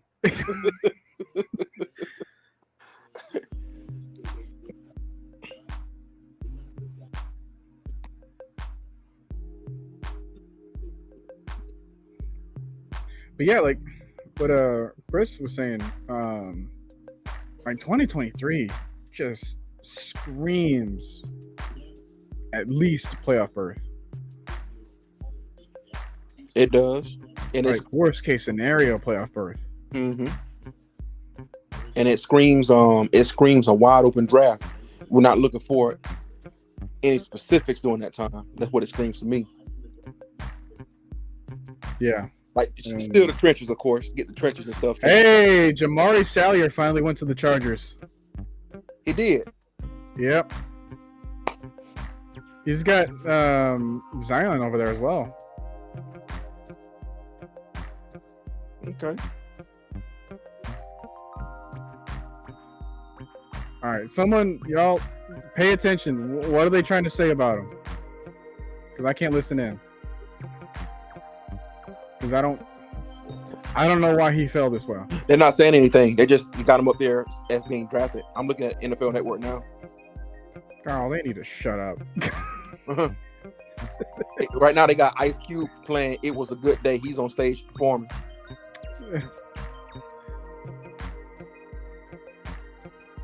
Man, well, like you think about like the Super Bowl halftime, and now they got like Ice Cube. It's like, did they just find out about rap?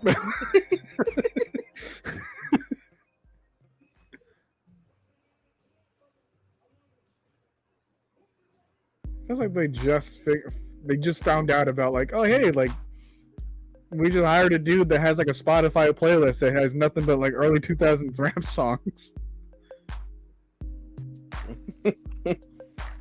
So at least we know Sawyer got picked. So yeah, both guards are going from Georgia.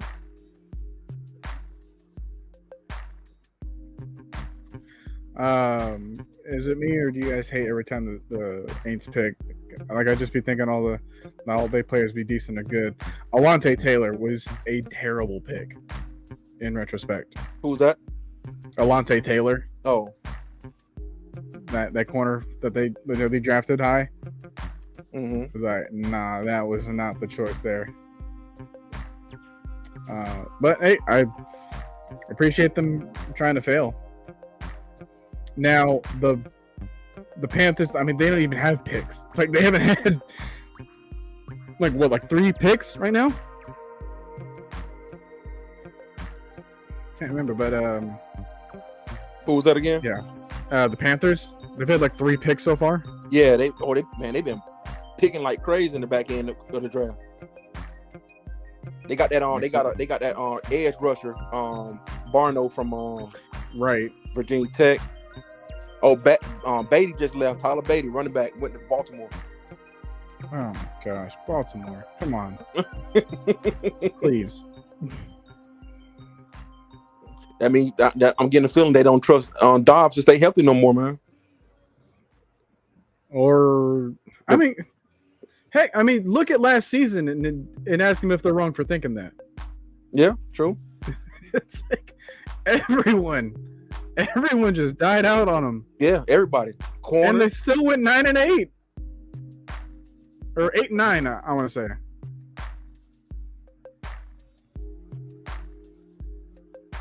Yeah, I think it was 8-9 because the fact that we had like one less win than Baltimore tells you last something. year, I was like, oh my Because god. even Lamar Jackson was hurt. Mm-hmm. And that's the thing. Everybody keep talking about, I don't know if Mike had responded to this either, but talking about some paying Lamar Jackson $150 million plus or $200 plus million as a quarterback. Man, he can't stay healthy. No thanks. I'll take Redder. Thank you.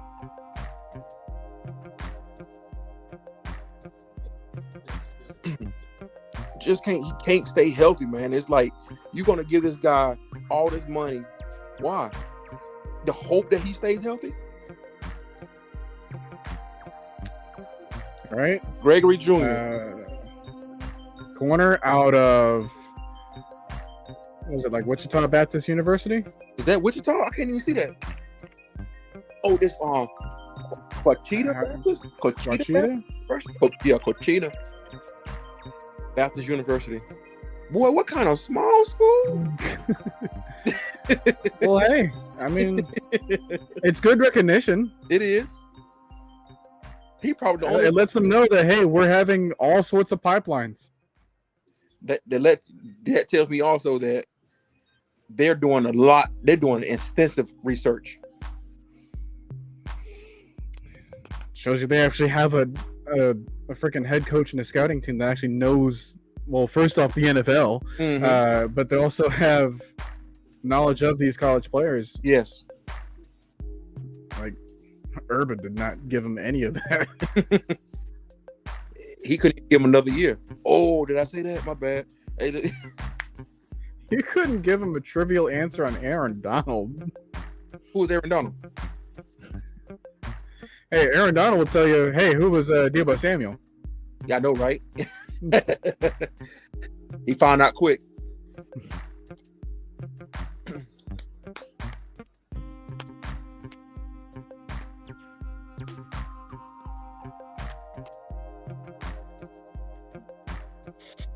All right, Falcon should be coming up soon. Mike, you want to talk about this one from No Budget Charlie? Is Mike still on? All right, never mind. I think I'll say it for him. I think he's a big nasty snitch. Oh, he told on everybody, didn't he?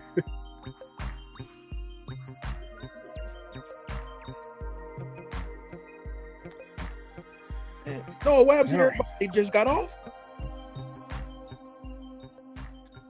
I guess. I mean, I'm waiting for Tyrone to hop back on, but I haven't seen anything from him. Trey came in here for the hot split second while he was like on the field.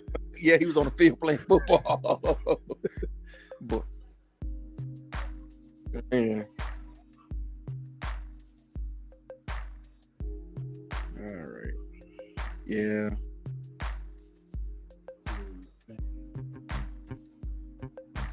And just as a way of saying, like, hey, what would happen if I leave right now? Mad Mike's still not here, and I'm leaving Jarvis all by himself. All right, you gotta think about this. That was unforeseen, my brother. So better that I'm still here than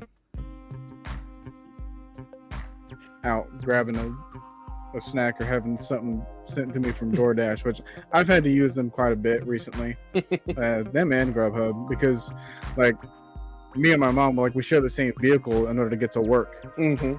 And so other times I'll have my vehicle, and then other times she'll have it, and then I'll have to just think of another way to get some food for lunch for my lunch break. So that's the way to go about it. Yeah, I know. You know, they charge taxes on top of taxes for Grubhub. Oh my gosh. Man, I tried to get like a burrito and like some chips and like a soda from Chipotle. And dang near $50. Yeah, I was like, and it's right down the road. My God, yes.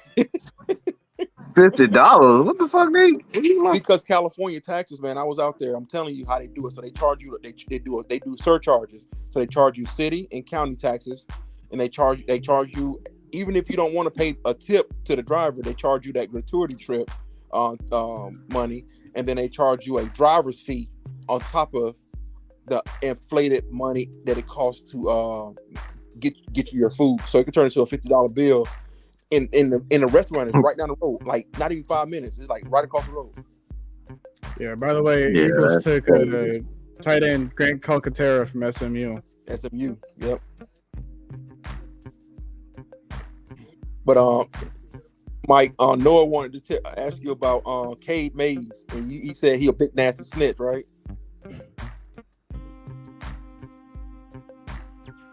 Did we just lose him immediately? Yeah. Say that again. Noah was asking about Cade Mays. He a big nasty snitch, right? Yeah, that big snitch tried to snitch on the whole. But that man was trying to tell everything Georgia was doing and not doing. Oh, big boy. Yeah. I mean, you lose your damn finger, that's you. It's football. Shoot. Oh, guess speaking of that, Cade Mays got drafted by the Carolina Panthers. Cade could The Tekashi Carolina 6'9" Panthers. Mays went to Carolina. It's so ironic because now That man it's so ironic said, because he's essentially a, you know what now? He got drafted by the Cats, so he's essentially a, you know what now? oh my God, really? it made perfect. Perfect. Moving right along, Rasheed Walker from Penn State is still available, apparently. Alex would tell you a good bit about him. What the hell are we? 190 something? Hold on. Okay, I see. We're 213.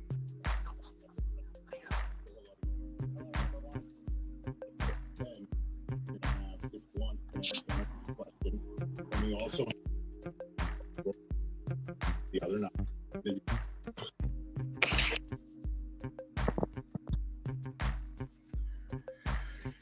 All right.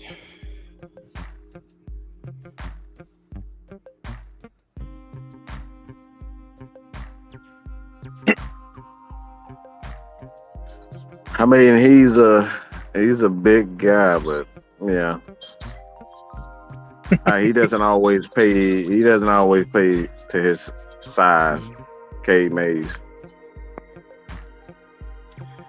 Pat Norris with the observation is like, have y'all noticed that our picks are around 23 years old? It sounds to me that they're picking players who have experience. It also seems like, because what I was saying before, people just have their last year of college just postponed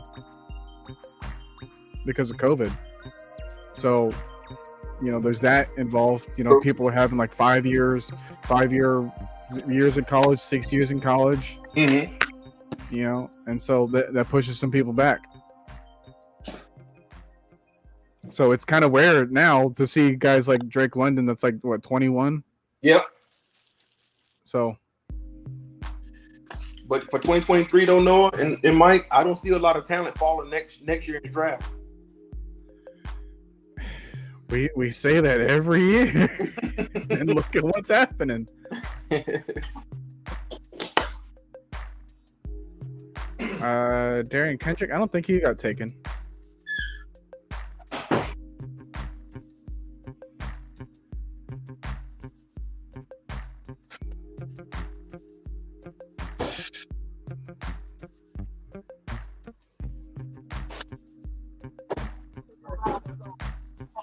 Ooh. You don't want to me. Still claiming deep. Let me stop.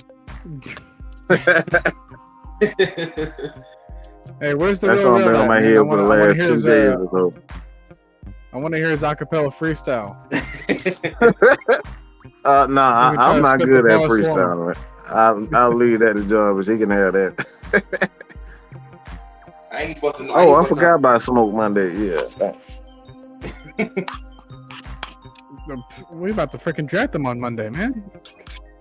Wow. Okay, so where we are again? At 200. They're 13 picks away. 13. All right. I'm gonna be honest with you guys. If it wasn't for you guys who subscribe to this channel and show us nothing but love and gratitude, I've been on said fuck this draft a long time ago. So I'm gonna fuck time. I ain't got time to sit for 5 hours. So this all for you guys, man. We love you guys, and we truly we appreciate you, man. I promise you guys, we appreciate you guys. So if you have not already hit that subscribe button, continue to, hit that subscribe button. Because this shit is long. We can give you guys 15 hours. And what? It seems like I'm 2 days or so. Bro, my back hurt, my toes hurt. I've been sitting in the same chair. Look, I'm gonna have to borrow my cousin's wheelchair. I just need to move, man. What sucks so much is because I before, just a couple weeks ago, I was doing everything on my phone. And I was fine Right, because I was right. able to have mobility with it. I was Yep. able to, put it on the tripod and whatnot. And I was able to kind of walk around with it. New England just took Sam Roberts, defensive lineman from Northwest Missouri State. And now I'm on the laptop, which means that if I don't have this thing plugged in, if I don't have my mic plugged in, I'm not going to have the same, like, you're not going to be able to hear me as well. You're not going to be able to hear really anyone for like as smooth as we've gotten it so far. So now I would have been able to move around. Cardinals just took Keontae Ingram, running back from USC. I like that move. But yeah, now I'm able to I'm just sitting here. I'm just announcing picks in between sentences now. I never knew that sitting in one spot will hurt your toes. That's news to me. Like my toes are aching, man. Yeah, if you sit not long enough, you start getting cramps and everything. Man, look, and that's been the issue. So I've slept good these last couple of days, bro. And you and Mike and Noah, y'all just pulled an 8-hour. Yeah.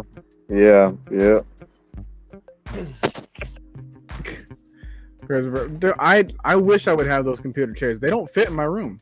I'm sitting on the foot of my bed. Hey, man, I'm starting to get some long-term memory issues with this memory foam. The thing with Noah and Mike is y'all miss stop just for the first round. Y'all got to do an overview. Talk about You're getting a bit choppy, Jarvis. Sorry to cut you off, but by the way, Browns just took Michael Woods, the second wide receiver out of Oklahoma. Can you hear me now? Yeah, you better. So what I said is for you two, because y'all been doing the draft for the last 3 days, your jobs don't stop just because not at all. Because the draft is in for that date. Y'all got to go and do an overview of who we drafted, who we could have took, and now you got to read the comments that the people have put in after the draft. So that's more hours on top of that.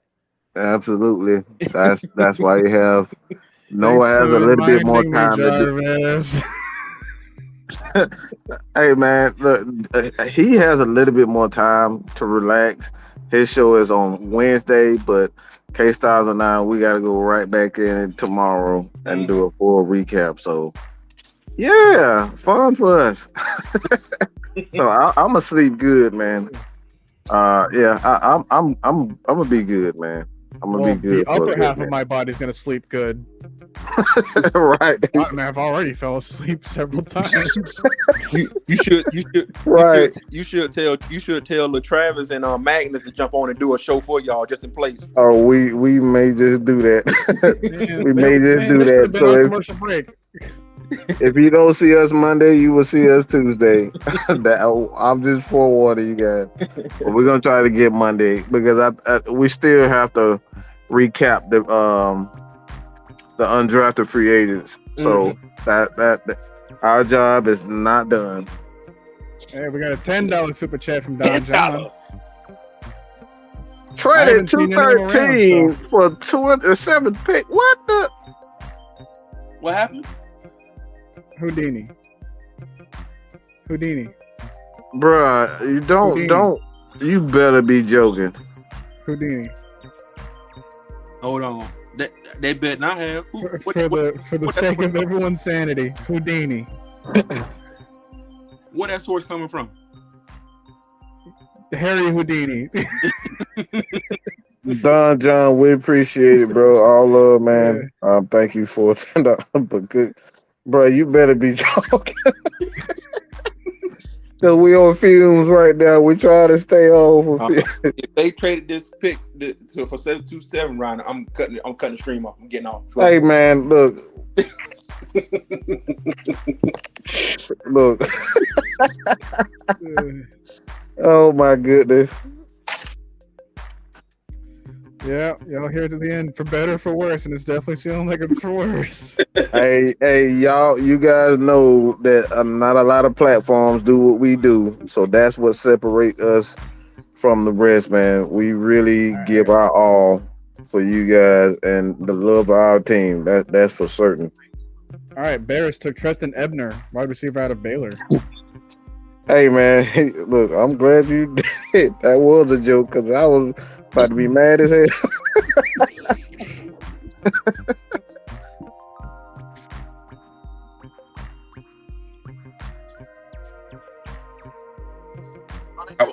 I would have to tell Mike. Oh, Jarvis, you're chopping again. Can you hear me now? Okay. Can you hear me now? Yeah. I said I would have to tell Mike like Mike had to tell Sam the other day. Sam, calm down. Calm down.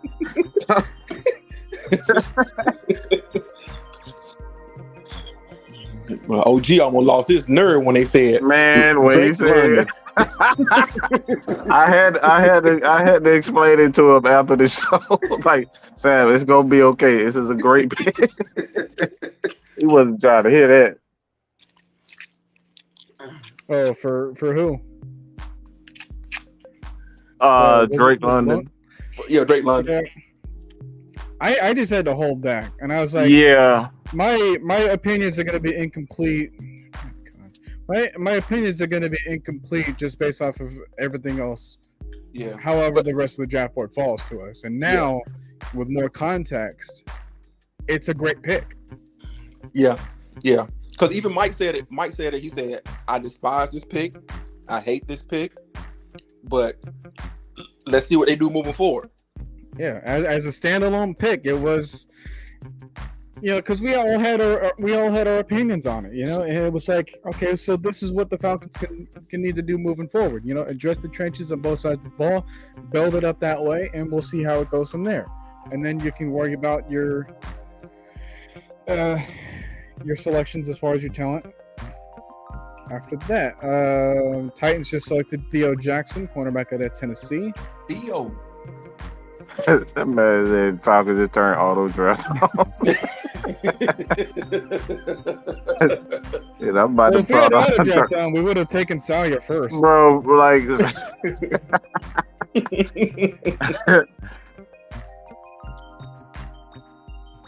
Hey, man, it's one thing to talk with all this. It's another thing to have like 100 some odd people just like wanting to listen to this for all this time. Yeah, for sure. Like my guy that I served with up here, he's a Patriots fan, and when we didn't take Jermaine Johnson, he was like, "Boy, y'all got to be the most stupidest people in the world that you didn't take Jermaine Johnson." He was sitting right there, and I'm like, maybe they didn't have him as high on the draft board as everybody. Right. Well, you know what? Let that be good karma because now he's on the Jets.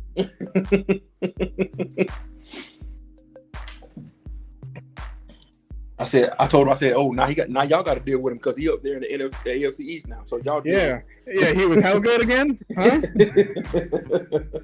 Couldn't hear you the first time. I mean, it's Justin Ross, in my opinion. He's a possession receiver. Mm-hmm. He doesn't have a lot of room, a lot of moves as far as like his route running is concerned. He's a good pass catcher, but his route running, that separation in the NFL is going to be a major problem for him. Yep. Texans just took Austin Deculus, offensive tackle from LSU. Okay. Well, if my boy Dees or Dice is still on the board from San Jose State, that'll be a good pickup. The tight end. Yeah. But it's like at this point, like that over a defensive interior lineman. No, I want the defensive interior lineman. So, because like I said, Dean Pease at this point, if we didn't draft Jordan Davis, what you're looking for is a defensive tackle who is big nasty, who can get up in the middle, can hold those centers and guards up and keep them off the linebackers, so the linebacker can make plays. You're not looking for a penetrator. You're not looking for any of that. Now, if he penetrates, that's a plus. But as far as his main priority is just to hold that line up to keep him off the linebackers and let linebackers roam and make plays. We got a Devon here, but until I read that, I can't ignore this $50 super chat from Reggie. Okay. No, this is towards your DoorDash quarter pounder with cheese meal order. Let me supersize my super chat my bowel. Hey man, look, this entire time, I've never had my Cash App. I've never had any sort of like super chat sent directly to me. This is all going towards Mad Mike's channel. This is all going towards him. So, I've never done this for just the money. I've done this for like the entertainment value. I've done this for myself, just making sure that, hey, I have a community to reach out to, because it's been way too long since I've been over here. And at that point, all I heard was negativity. And so I just wanted to be able to change that moving forward on this side of the, of this side of the spectrum. So, and hey, we got an audience that still wants to go that route and not be negative all the time, and not just be like hateful and be like, hey, yeah, we're gonna grab the best players just so we can tank, and then we're gonna grab the best players in the next draft, and then we're gonna tank, and then we're gonna it's just a stupid cycle that they want to try to apply. And then they want to complain that they're not winners. We ain't made it to the playoffs, we suck, but you want the tank. It's like, man, we ain't been the same since 28-3. No, you forgot 2017 existed. They did. They went to the playoffs again. So it's just, I don't know, man. Like I said, the fan base, I know Mike deal with it a lot. Being close to Atlanta and being around it, like you could talk about the Hawks and nobody gets mad with you, right? Nobody gets mad with the Hawks. You could talk about the Braves, talk about the Georgia Bulldogs, nobody gets mad. As soon as you mention the Falcons, man, that's a curse word. That's a curse word. You can't go in certain establishment in Georgia, especially in Atlanta, and mention the Falcons name. They would literally get mad and like try to go at you for being a Falcon fan. Yeah. Broncos took Matt Hennessy, defensive tackle from Wisconsin. Yeah, he's pretty good. I like what he did. He the one helped Leo Chenal get what he needed to get. Yeah, him and Jack Sanborn, which Jack Sanborn's still here. But I mean, I'm not going to look towards him. I'll save that for Jacksonville with their next linebacker pick.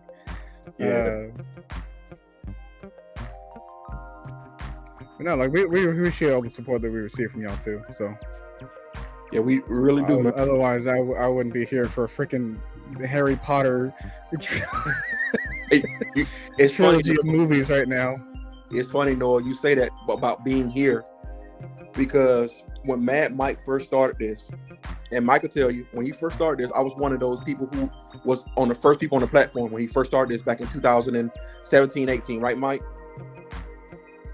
And when he first started this, I was in Mississippi. Nobody was coming on the stream. And now I got a whole freaking lineup for like after 1 o'clock at night for y'all on a Wednesday, on a school night for some of these people that want to hop on. And it's just so climb is still ascending. Yep. What Mad Mike and Maggie T created, man, here they created a platform that has grown exponentially. And that's crazy, like to see where this platform has come from me being one of the first people on the Mad Mike show, where he didn't have any people really coming on. It was like, let's say about 10, 20 people come on and they just listen. But now it's to the point, it's so big now that you got people coming on, wanting to talk junk to Mad Mike, want to cuss Mad Mike out, it's crazy how this has grown. So, bro, that damn screen been sitting in the same spot for 2 hours. Like, bro, if y'all don't get these dang on picks. Hey, Mike, when was that? When you first came on? You came in 2017 or 18 when you first made this platform. I actually made the platform in 16, okay. But I was like, I didn't really. It was occasional videos here and there. Okay. But 18 is where I really got started. Yeah, I was in Mississippi. I was probably one of them people that just came in like I was telling Mhm. Noah. And Mike was like, "Hey man, welcome to the show," and it just grew from there. Yep. Bears selected Doug Kramer, interior defensive lineman from Illinois. Doug Kramer. Yeah. Yeah, so it's been what, from 18 to 22, Yep. about 4 years. Yep, Mhm. going on 4 years. Yep. Yeah. So everybody, this is not you're not gonna grow overnight, okay? 'Cause it took me a good minute to get it took me about 2 years to even get 1,000 subscribers. So it is not an easy journey, man. Yeah. So now we're creeping up on 7K. Yeah, man, Okay. that's crazy. It's crazy because that's the number I set. The number I actually sought out to get, and it was a personal A goal. goal for me was 10K, and here he is in 4 years. Yeah, most channels don't get to 10K. Right. By the way, Steelers took Connor Hayward, tight end of Michigan State. Okay. And then we got a $10 super chat from Maurice. I appreciate your time. I already said, man. I already said if I get something right now, I wouldn't be able to hold it down. Yeah, I feel you. Man, it's yeah. This is. I mean, I enjoy the draft, but like I said, man, it's not fun. It's not fun sitting for 5 hours. Yeah. It really isn't. Mhm. I can talk all day. But sitting and talking and you can't move. You got to be on top of everything. Yeah, it's not fun. So have respect and love for guys like Mel Kiper, even though we give them hell. These guys have not gotten any sleep in the last 2 to 3 days. Mhm. So you just got to give respect for that, because this is not it's not easy at all. And like me personally, I only did 300 prospects or what? Yeah, in 18. Yeah, and 2017 is where I did 300, and I was like, I'm not doing this shit no more. I'm about to go full time with this YouTube channel, and I'm not doing this again. That's one of the main reasons why I stopped and did the YouTube channel. 2017, you scout 300 players and 300 players, and I think bro, and I swear to God, I was so pissed off because it was like 1 or 2 players that the Falcons picked up. I was like, fuck this, I'm not doing this again. 300 players and all out. We drafted. I think it was like 3 players we drafted. And guess what? And the crazy thing about that, when Mad Mike first started, remember now, y'all, he wasn't in front of the computer. He was on a phone. I was on my phone. Bro. Bills have just selected Luke Tenuta, interior offensive lineman from Virginia Tech. Who's that? The Steelers? Bills. Bills. Okay.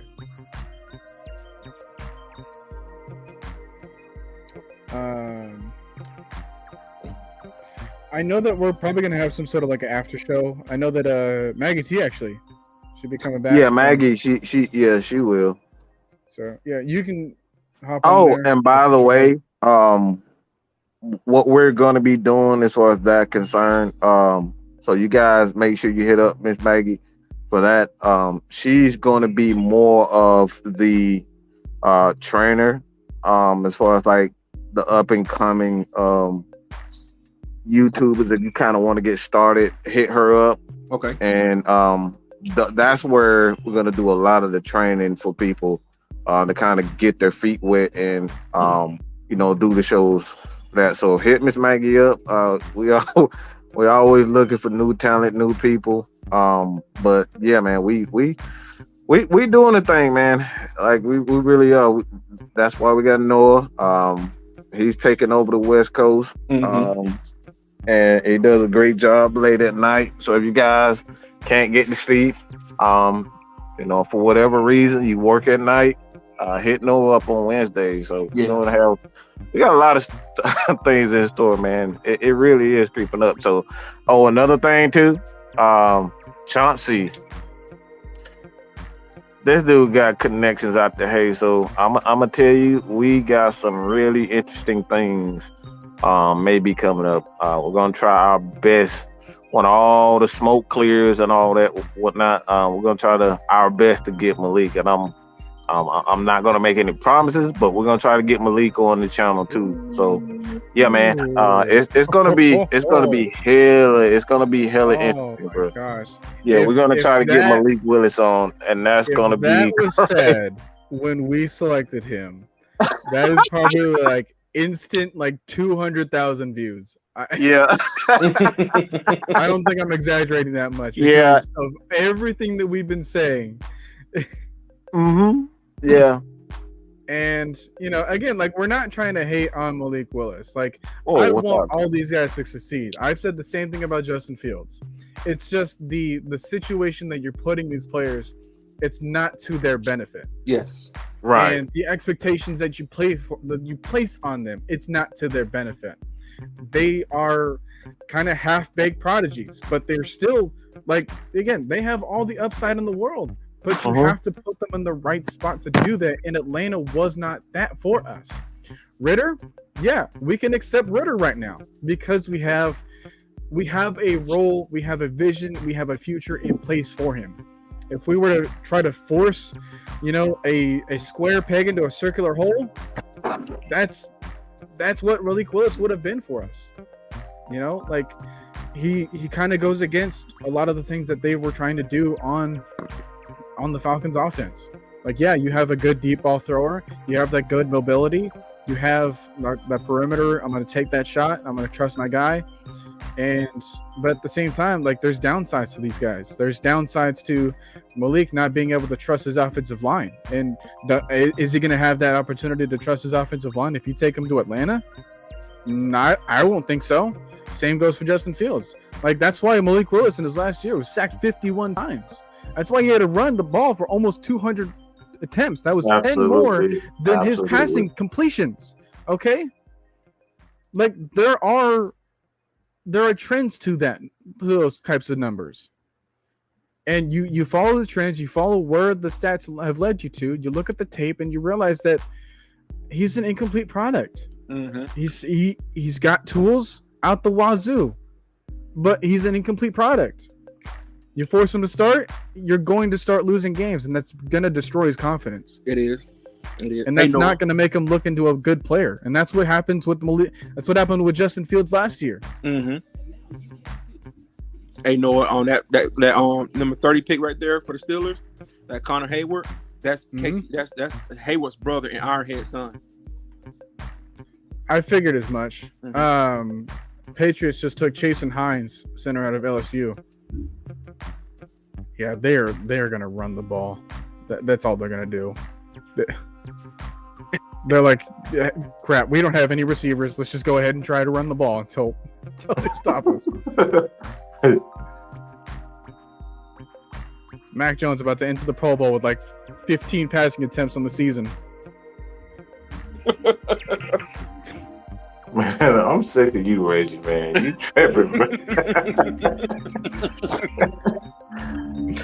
That does sound fun, though.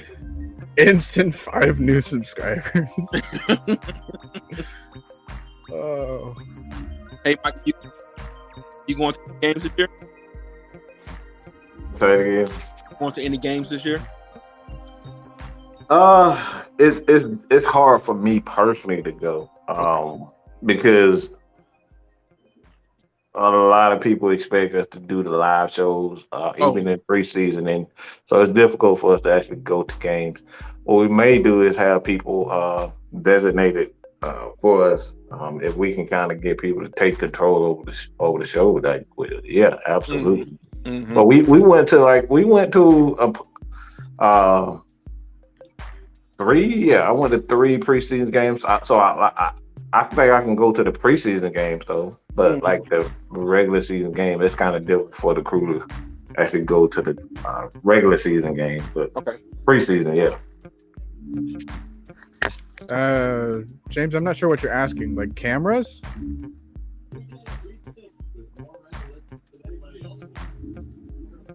Who has the best cams? What's her name? That's Violet Myers. Go to Violet Myers on Twitter. She got the best cam, bro. Nah, I'm just playing. What are you talking about, bro? I'm trying to get something to this question. He said Violet Myers. I'm telling you, bro, you better leave them alone. Hey man, that Latina girl thick, boy.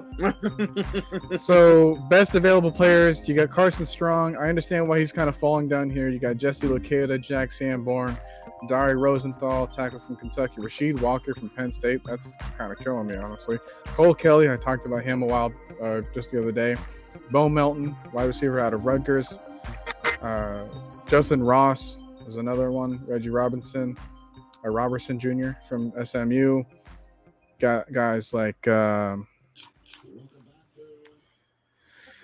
Mekhi Polk, Mississippi State. Charleston Rambo from Miami. That's a good name. Trey Turner from Virginia Tech. That's another good name. Trey Turner. Braylon Sanders. I can get behind that one.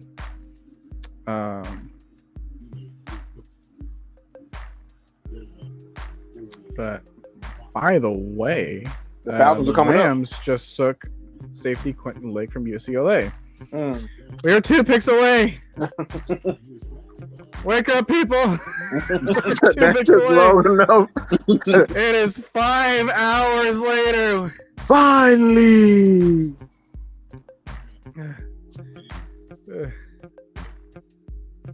I'm out of breath talking. This isn't happening, man. This can't be happening.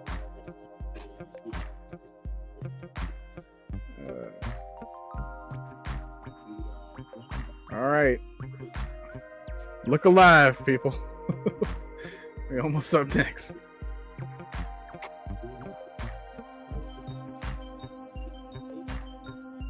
Oh, by the way, if someone wants to know, like right after this one, if Arthur Smith and Terry Fontenot, if they want to like have a press conference like right after this pick, please let us know.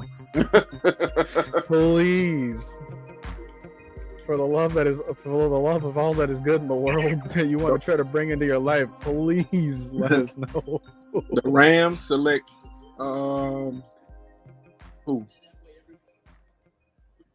Oh, stupid source on commercial break. Don't do this to me. The Rams select. Come on, Rams. Oh, go on. Just put.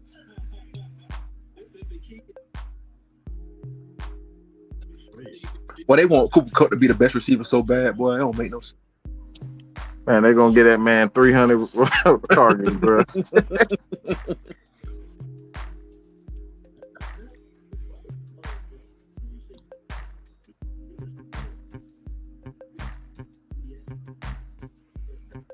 All right.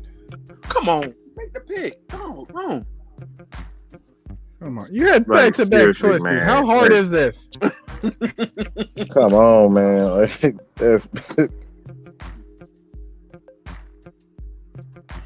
Ain't nobody walking up to no podium, no nothing. He just come on. Right. It's like when people walk into the like donut shops in the morning. Like, all right, I want a dozen donuts. Oh God. You know. I don't even think that over, man. Man, just put the pick in. Yeah, man. Hey, y'all, I'm telling you right now, and I'm a diehard Falcons fan, and I love the draft. I ain't doing it next year. No. The first, second, and third round is what you're gonna get out of me. That's it. Bro. Yeah, it's hey man, it's tiring, I'll tell you that. But they have to make changes to it. They have to make changes because this is not the business. At this point. Boy. They send him a text message. It's the longest 2 minutes I've seen in my life, bro. Man, if you at these rounds, you don't need 2 minutes to pick nobody. All right, Darian Kendrick, cornerback of Georgia. All right, Okay. we're on the clock. Oh, We're on the clock. I need to get better chairs, dude. I'm on my bed, like I just said. Like I don't have any spot for an office chair or like a gaming chair to fit in. My room is not set up like that. Right. I got a better chance of making a beanbag work. All right, we on the clock. The beanbag is not a bad idea. Oh, now y'all want to bring culture. Man, get out of here. Move. All right, guys. With that, I'm gonna have my break real quick. Just kidding. All right, Noah. Okay. You had 200 picks ago to do that one.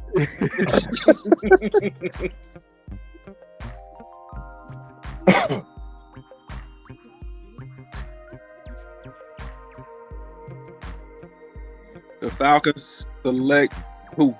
Move the Rams. Move. Y'all done. Move. Yeah, drop kick him off the stage at this point, man. I know. I watch how fast they put the Falcon pick in. Yeah, give him that Will Smith slap. All right, pick is in.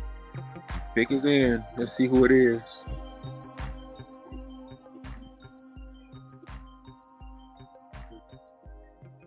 Defensive tackle or tight end? Tight end. Tight end. Georgia. John Fitzpatrick. Wow, Fitz.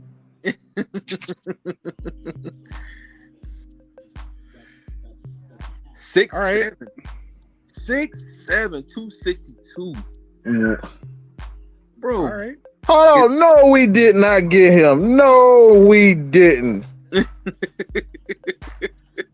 I'm gonna be completely honest with you. This is the only pick so far that we've made that I have absolutely. We got idea who this is. Fitz. Wow. Hey, Mike. So that's 2 Georgia players. So everybody can hush now. I scouted all these tight ends. I ain't ever get. Wow. He got Fitz, man. How is he? Is he pretty good? 1 second. Okay.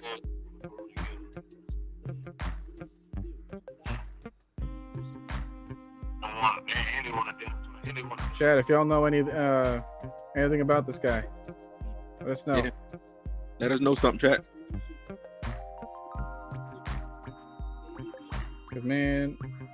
Because if he's he's serviceable, man. I ain't come here for serviceable, all right? I come in here for that upside. That's a safe pick, all right? In comparison to the guys like Derek Deese and Armani Rogers, it's a safe pick. He can block, okay, good, great blocker, solid athlete. All right, similar to the role Lee Smith played last year. Okay. All right, good hands. Mm-hmm. All right, I can get behind it. We said that we needed a tight end. I wanted another guy, Yep. So now you got Fair. Frisker. You got Ferkser and Fitzpatrick. Yep. St. Patrick. You got Okay. Yeah. Okay. All right. Cool. Like we saw a lot of Lee Smith in the offense. Yeah, and that's the role he's gonna fill. He's more of a blocker. He has excellent size. I think that's the most impressive thing about him. And he's gonna again. That's what Dean Pease and Arthur Smith love guys with size and length. They like to put them in near the line of scrimmage to kind of do the dirty work, and this is what this guy is. He's the type of guy that he likes to get dirty. He's the blocker. Okay. All right, Chargers took Jasir Taylor, cornerback out of Wake Forest. So Kyle Pitts, you said Frisker, right? Ferkser, yeah. Ferkser.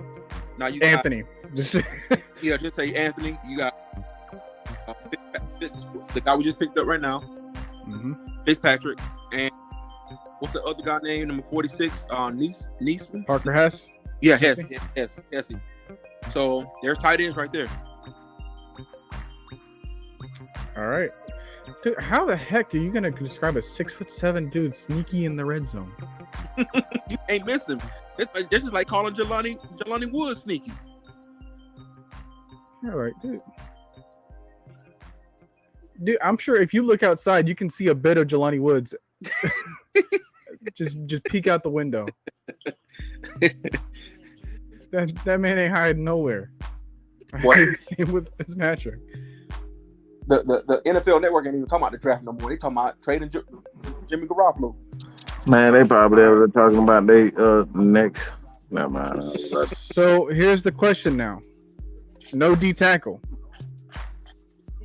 How we feeling? Nope. UDFA. Yeah, I think that's where they're going as long as well as a veteran D tackle that they can do it. Well, maybe they'll bring back a guy like Pennell. He's available, but I think they want to go younger. I think that's the best way to go. I think they really believe in Anthony Rush, that they can really make something out of him. Mm-hmm. Because if I'm not mistaken, I looked at Rush's game last year. He did have some type, not much, but some type of pass rushing ability. Yeah, he did. You got to remember too that he pretty much was. He didn't get through. Well, he didn't have a training camp, and they kind of brought him in from the streets for the most part. So he didn't really get to get acclimated to just the speed of the game. To be honest, like it takes time to get up to the speed. Even if you're a veteran, you got to get your wind under you. And it's like I think that's once he gets that, he knows the scheme. Now he's gonna play a lot faster. And the dude is only 25 years old. Yeah, like he still got some upside. Yeah, I think because a lot of those players they for the first couple months, that May, June, July time frame, and even August, it's more of that practice speed at best when they out there practicing.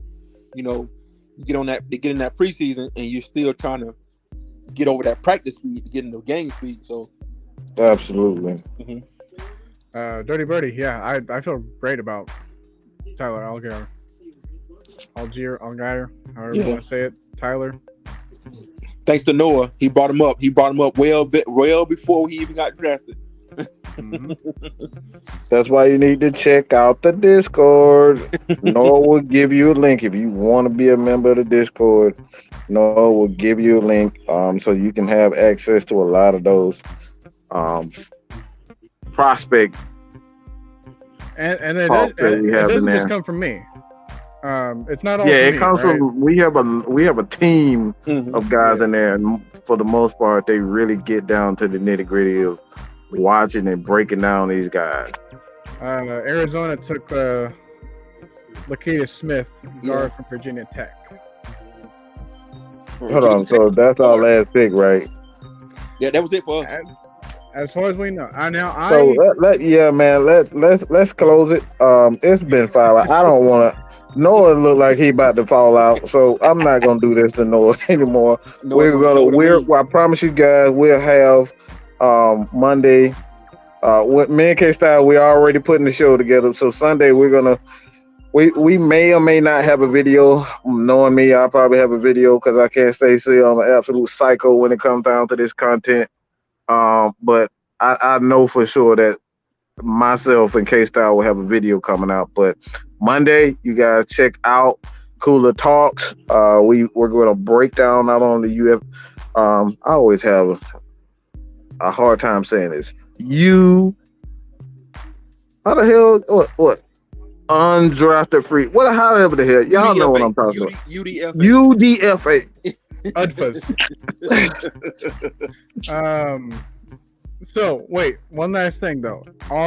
Is there going to be a press conference happening right now? Like, are they sitting down or? Just go to YouTube. You'll see it. Yeah. So as soon as the last pick comes, as far as like that's concerned, we'll have them up. We'll most certainly do a video on it for sure. But yeah, man, I appreciate about it, man. Love all you guys, man, because y'all have done nothing but show us nothing but love and positivity. Even you crazy Malik Willis and Matt Ryan haters, man. Hey, it's all love around here, man. All right, y'all. Y'all be blessed, man. Take care of yourselves. Thank you again, Noah, for bringing me into the show. Yes, sir. Hey, Noah, please go thanks get a something lot. to eat, bro. Hey, thanks a lot for volunteering your time, Jarvis. Yes, sir. Take care. I appreciate it, Mike. Yes, sir. Mm-hmm. Peace.